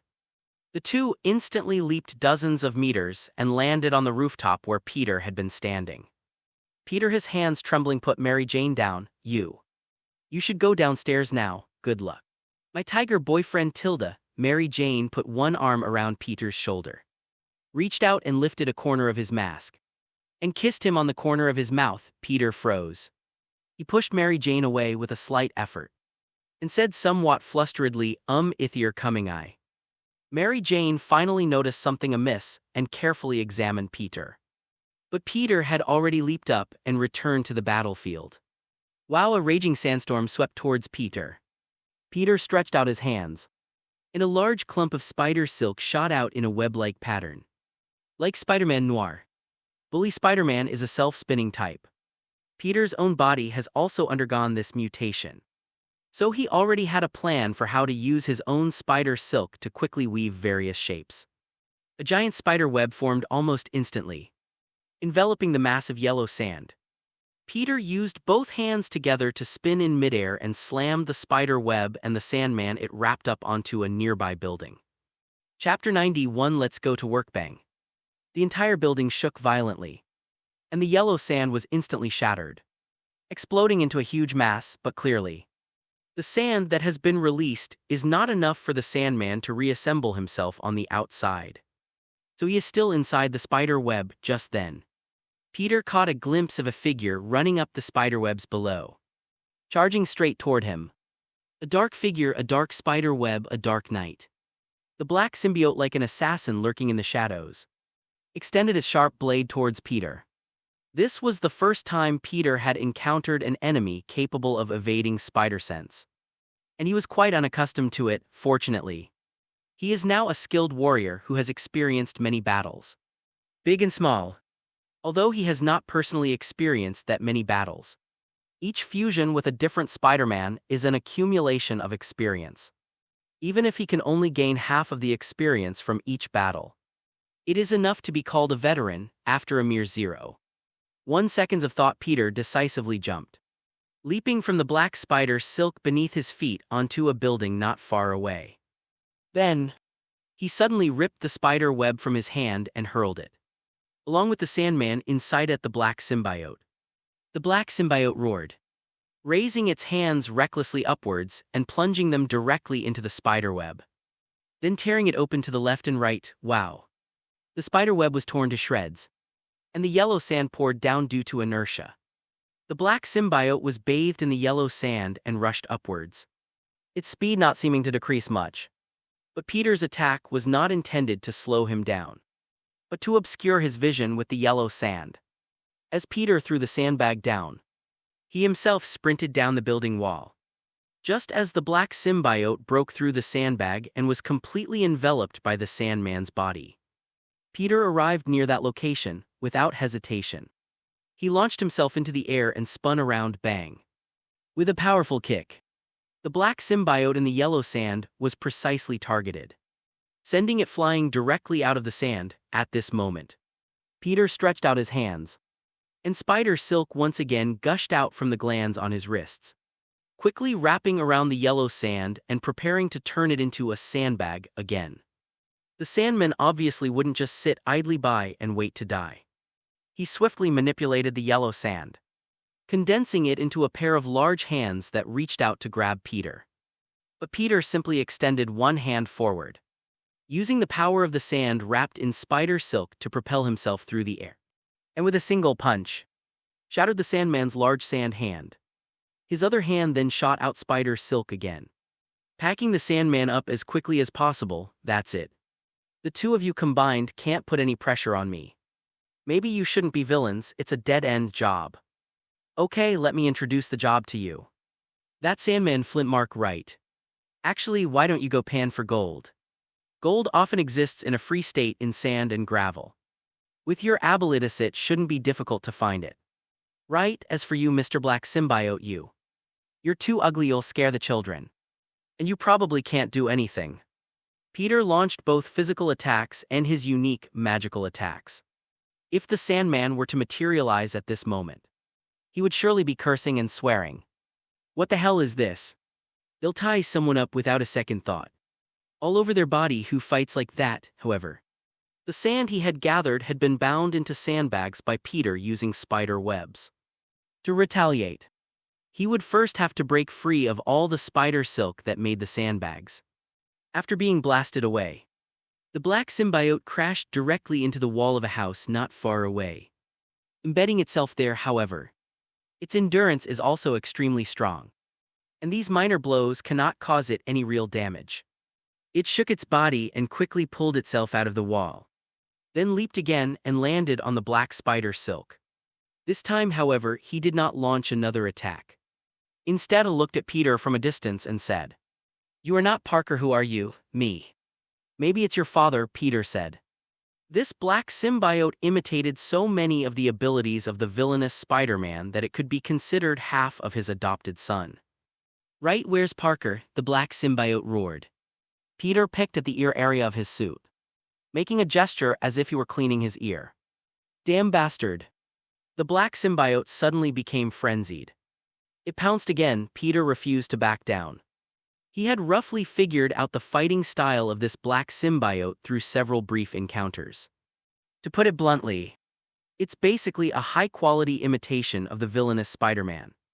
If it were the original villainous Spider-Man, it would probably be difficult to deal with him head-on. This is because it not only possesses a stronger physique and greater strength than the villainous Spider-Man, but also, having possessed the villainous Spider-Man before, it knows his modus operandi inside and out.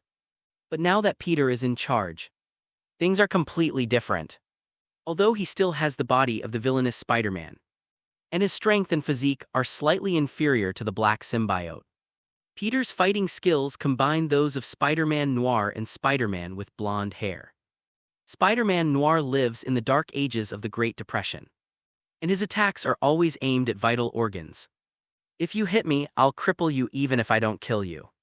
The main focus is on a one-time solution that provides a permanent solution. Therefore, the combat skills he inherited from him allowed Peter to quickly find and attack the weaknesses of his opponents in battle. As a superhero who has been around for over a decade and single-handedly protected a city from supervillains, it's no surprise that the blonde Spider-Man is incredibly experienced in combat. To better become a superhero, he taught himself various martial arts from around the world. including boxing wing Chunkrit Taekwondo Judo, Krav Maga Muay Thai Brazilian Jiu-Jitsu, and professional wrestling.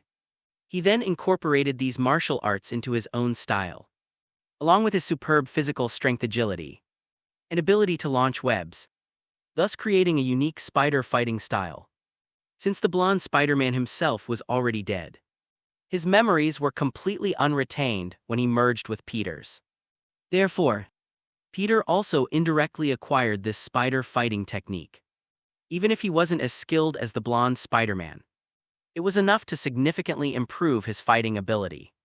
The black symbiote on the other side uses fighting techniques entirely derived from Bully Spider-Man. Bully Spider-Man is stronger than other Spider-Men. Therefore, his fighting style tends to be more inclined to direct confrontation and striking the opponent head-on. The same applies to the black symbiote, however. This straightforward attack method is indeed effective against the villainous Spider-Man, who has the same fighting style. They're no match for Peter, who's practically a kung fu master. Chapter 92 Fighting. As a result, the black symbiote not only failed to gain any advantage over Peter, but was also at a disadvantage in every aspect. It was punched dozens of times, however. Peter also discovered that this guy was very resilient and that he probably couldn't be completely defeated by fists alone. What can we do about it? The method that Bully Spider-Man used to get rid of the black symbiote unconsciously popped into his mind. Chinese letter, or rather a tremendous sound, when the loud noise occurs. The black symbiote becomes weak and may even fall off its body on its own. Thinking of this, Peter continued fighting the black symbiote, but his gaze unconsciously drifted to the building beside him. To be fair, these black symbiotes and sand people do know how to pick their spots. The building they chose happened to be a high-rise building that was still under construction. Perhaps they chose this location because it was piled with a lot of construction sand, making it arguably the most suitable home ground for the Sandmen to fight in the city. However, the building is filled with exposed metal frames and many hollow steel pipes, which are probably building materials placed there for some purpose. These can then be used to generate sound waves, becoming a weapon to counter the black symbiote hum. The spider senses throb. Peter kicked the black symbiote away, then jumped up from the spot. The Sandman's enormous yellow sand fist struck down from where he had just been standing. It turns out that during the time Peter was fighting the black symbiote, Sandman finally managed to manipulate the sand to burst the sandbags one by one, restoring his complete form. Peter was also somewhat troubled by the return of the Sandman. This guy is just a big, clumsy guy who isn't very agile and poses no threat to Peter. But Peter couldn't completely ignore him. If you were hit by his attack, the kinetic energy of a fist made of several tons of sand would be enormous. It's no less than being hit by a car. The most annoying thing is that the Sandmen are almost immortal. Previously, when the villainous Spider-Man knocked Sandman into the sewers and caused him to be swept away by the water, Sandman still managed to climb back up. Perhaps we could consider using high temperatures. An idea popped into Peter's mind. The main component of sand is silicon dioxide, which has a melting point of around 1650 degrees Celsius. At this temperature, it melts and forms a crystal-like substance, which is a rough glass. However, theoretically speaking, this is just a physical change. If Sandman's ability is only to control objects like sand, then this trick will work. However, if Sandman's method of controlling sand is closer to scientific, then he may still be able to control crystalline sand that has only changed in form. If that's the case, we'd have to find a way to change the structure of the sand to cause a chemical change. For example, gaseous hydrogen fluoride can be reacted with silicon dioxide to produce silicon tetrafluoride. Alternatively, it can be corroded at high temperatures using concentrated phosphoric acid, boric anhydride. That's the only way to kill him completely, but clearly, none of these conditions can be met under the current circumstances. After thinking it over, it seems that the only thing he can do now is to do the same thing as before, turn the Sandman into a sandbag to temporarily restrict his movements. Then take this opportunity to deal with the black symbiote.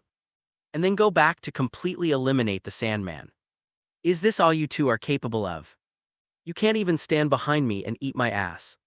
I'm really disappointed in you, Peter said, landing on the scaffolding and shaking his head with a regretful expression. Spider-Man, Sandman shouted, conjuring a giant face of yellow sand, before transforming into a sandstorm that swept towards Peter. Peter leaped up and shot out a huge spider web that slammed down, covering most of the Sandman once again. That's strange, where did the black symbiote go? Peter looked in the direction of the black symbiote with some confusion. Bang bang bang suddenly. A burst of gunfire rang out from below, accompanied by several screams. Peter suddenly looked down. Suddenly, the black symbiote appeared in the crowd below.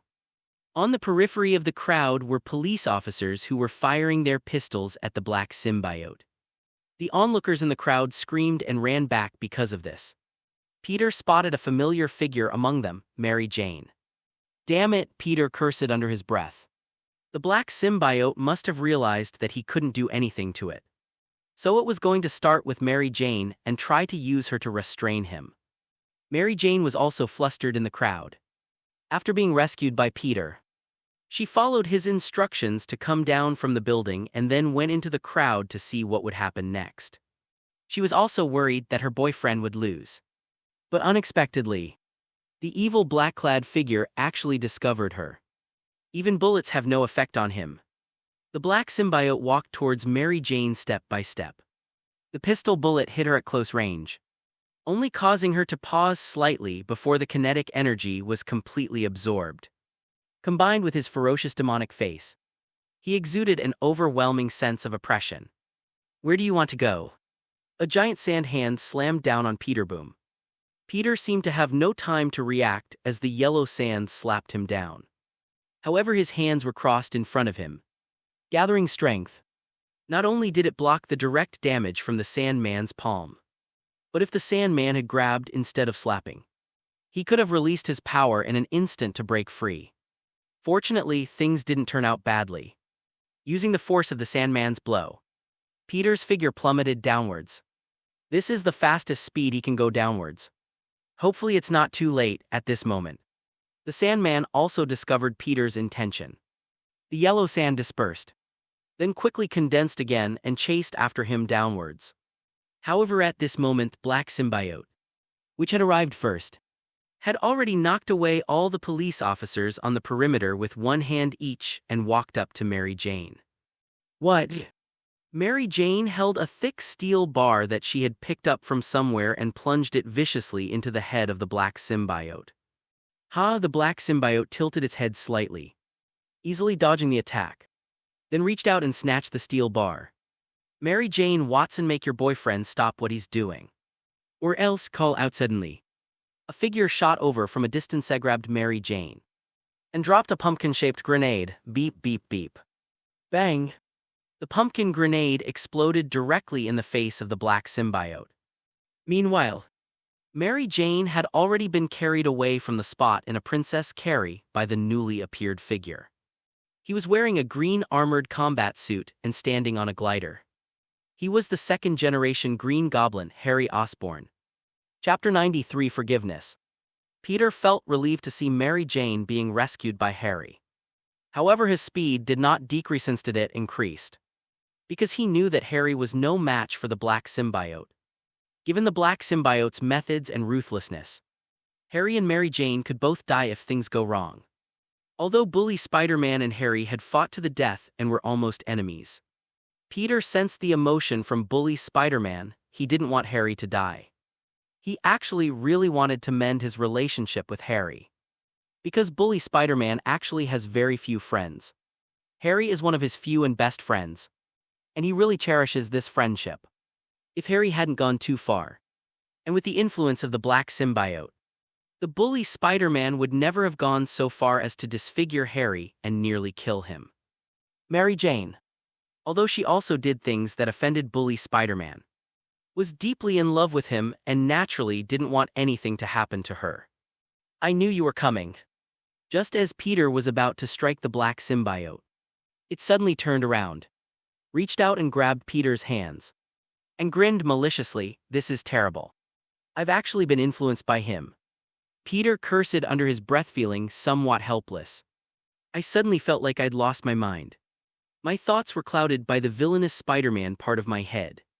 And I just rushed down like that. That's really something. Bang! Peter was slammed to the ground several times in a row. The entire ground trembled violently from the force of the impact. Peter tried to break free, but the black symbiote moved like flowing water, its hands transforming into countless viscous fluids that wrapped around Peter layer by layer. Even with his immense strength, Peter couldn't break free. Fortunately, the force of the blow was still within Spider-Man's physique's tolerance. But for some reason his back was throbbing with pain. He was indeed interested in obtaining the relevant memories from Bully Spider-Man. But he was afraid of being influenced by Bully Spider-Man again. So he just used some methods to block out some things from Bully Spider-Man's side. If their previous situation was 50-50, then now it's 70-30. Peter was in complete control, fortunately.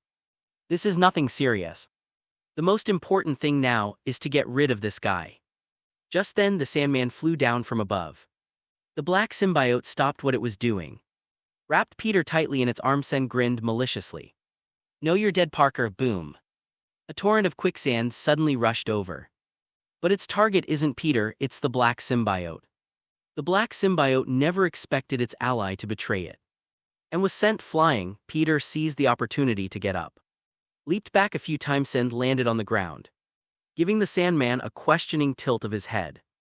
The yellow sand flying in the air fell to the ground and quickly gathered into a human shape, from which a face appeared and said to Peter, "Thank you for giving me a way to make money without committing crimes." Oh, Peter was stunned. His words were not advice for the Sandman, but a mockery of their ignorance in having a treasure trove without realizing it. The Sandman continued, "I'm sorry to your uncle. My daughter is seriously ill and needs a lot of money for treatment. I have no other skills, so I resorted to robbery. That day was also the first time I ever robbed someone. Your uncle stood in front of me, trying to persuade me to turn over a new leaf. But I was too nervous when Carradine came to call me. He pushed me and the pistol went off accidentally. Regardless of your opinion, whether you want to kill me to avenge your uncle or whatever, all I want to say is I'm sorry. I'm truly sorry." Peter received a barrage of knocks from Bully Spider-Man as soon as Sandman began his narration. So he relinquished the initiative to Bully Spider-Man. Now it's the villainous Spider-Man who's in charge. Peter huddled in a corner, trying his best not to affect the villainous Spider-Man, because he knew this was the knot in the knot of the villainous Spider-Man's life. In this matter, no one else has the right to make the decision for him. Only he himself can.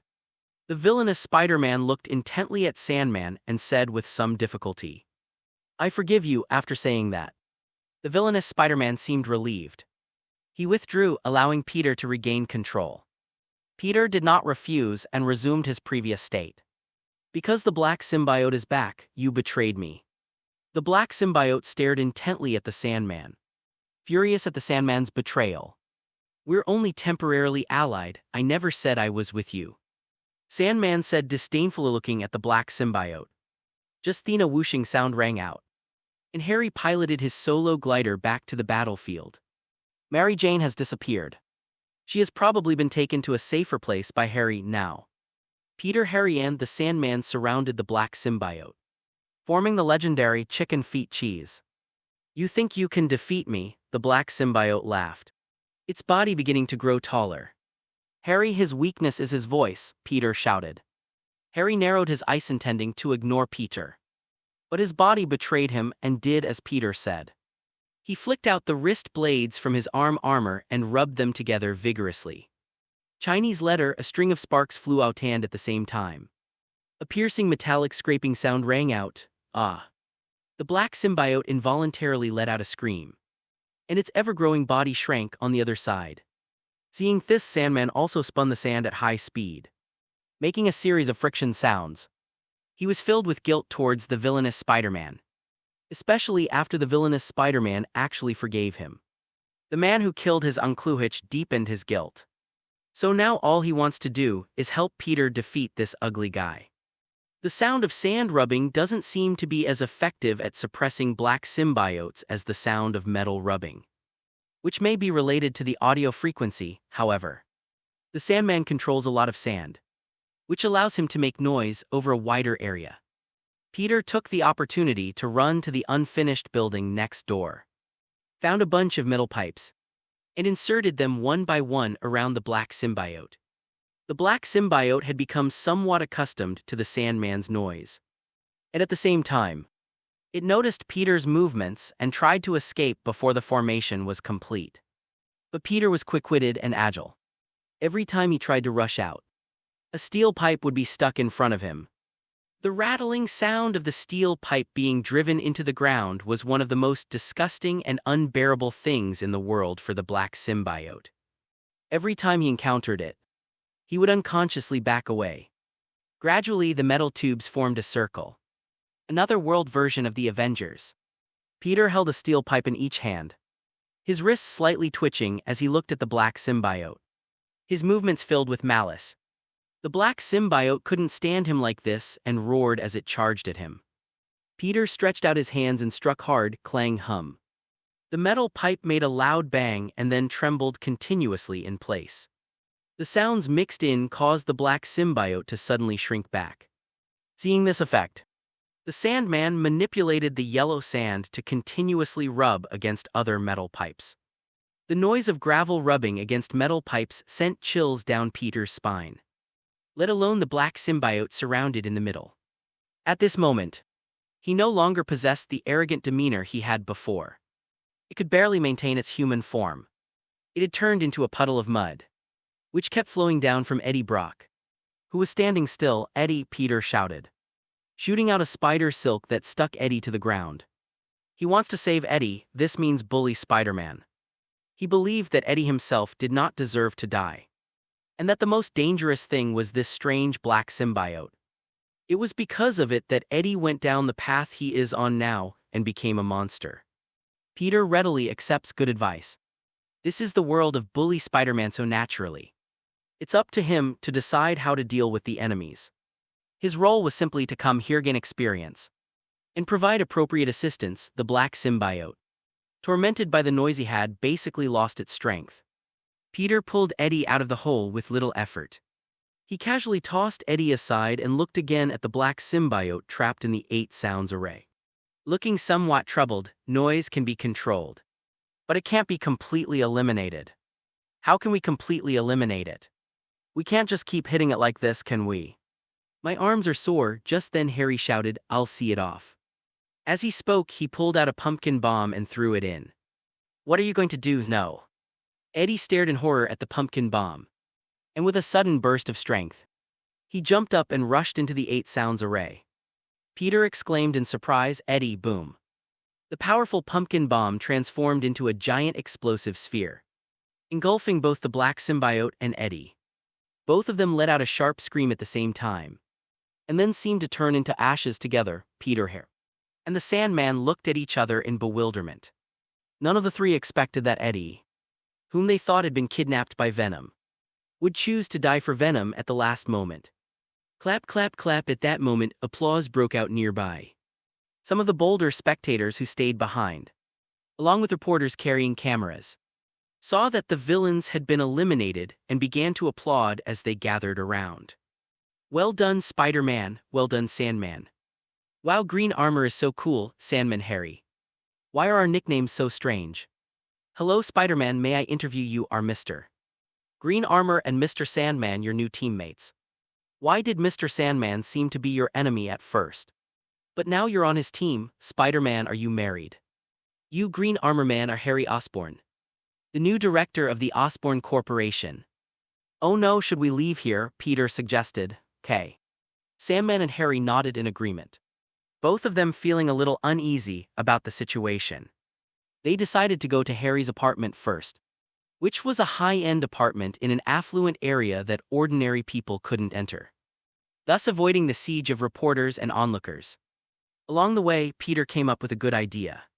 He discovered that the villainous Spider-Man Harry Osborn and Sandman Flintmark all had one thing in common. They all have financial difficulties. Although Bully Spider-Man is beloved by the public and his spiritual life is fulfilled because of being Spider-Man, his material life is actually quite difficult. He has no stable income. His only source of income is posting a selfie for the Daily Bugle.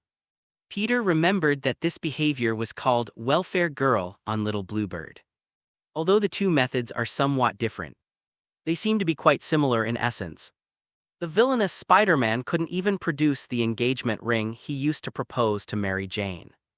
Of course, part of the reason is that he failed to coordinate the mask and the two identities beneath it.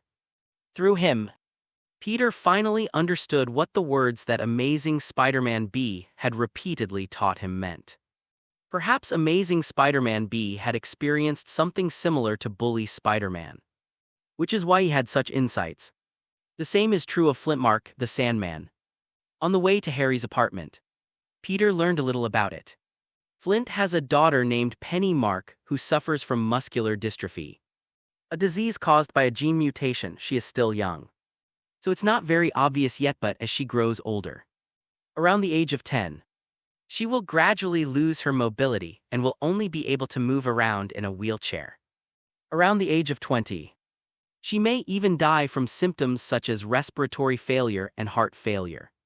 Flint wants to prepare at least $200 million for his daughter's medical treatment. This is undoubtedly a huge sum of money in this era. Flint had no special skills, and the normal way of making money was too slow. So in order to save his daughter, he had no choice but to turn to crime. However, he said he had planned before the operation. He did not choose civilians as his targets. He initially robbed the organizers of underground boxing matches. These organizers not only frequently withheld money from the boxers, but also fixed matches-manipulated betting odds, and sold DP diamonds. Later they robbed banks as well. "I'm not a bad person. I'm just unlucky," this is what the Sandman kept repeating along the way. As for Harry, of the three, he seemed to be the most successful. He inherited his father Norman Osborn's vast Osborn Corporation. Worth tens of billions, Spider-Man 3 is set in 2005. And it was mentioned in The Amazing Spider-Man that the Osborn Corporation was worth $2,000 billion at that time. However, ever since Norman Osborn transformed into the Green Goblin and wreaked havoc in the city, wiping out all the shareholders, Osborn Group's stock price has plummeted after that. Dr. Octopus's miniaturized nuclear fusion experiment, which Harry had high hopes for, failed miserably again. Osborn Group's stock price has shrunk to 1/10 of its original value, leaving it at around $200 billion. In addition to the various shares diluted, those shareholders were killed, but their shares were inherited by their heirs. Harry's net worth is now at most a few billion. The available working capital is pitifully small. However, Peter has a way to break the deadlock, so he wants to facilitate their collaboration, so that Spider-Man's second Green Goblin and Sandman can form a world version of the Avengers. Chapter 95: A Shock from the Future, Seeking First Subscription. The Osborn family's luxury apartment. Harry stood in front of the coffee machine, operating it. The machine hummed as it ran, causing Harry's body to tremble slightly, making it impossible to discern his thoughts. Flintmark sat cautiously on the edge of the high-end leather sofa, looking as awkward as a dog that had done something wrong. While Peter appears to be sitting on the opposite sofa, he is actually trying to persuade the villainous Spider-Man. Bully Spider-Man is actually quite knowledgeable. He was a brilliant student in the Department of Physics at Columbia University, and made significant achievements in mechanics, quantum mechanics, photonics, nuclear fusion acoustics, and nanotechnology, even winning numerous awards. Norman Osborn, Otto Octavius, and Dr. Connors all praised his talent in the scientific field.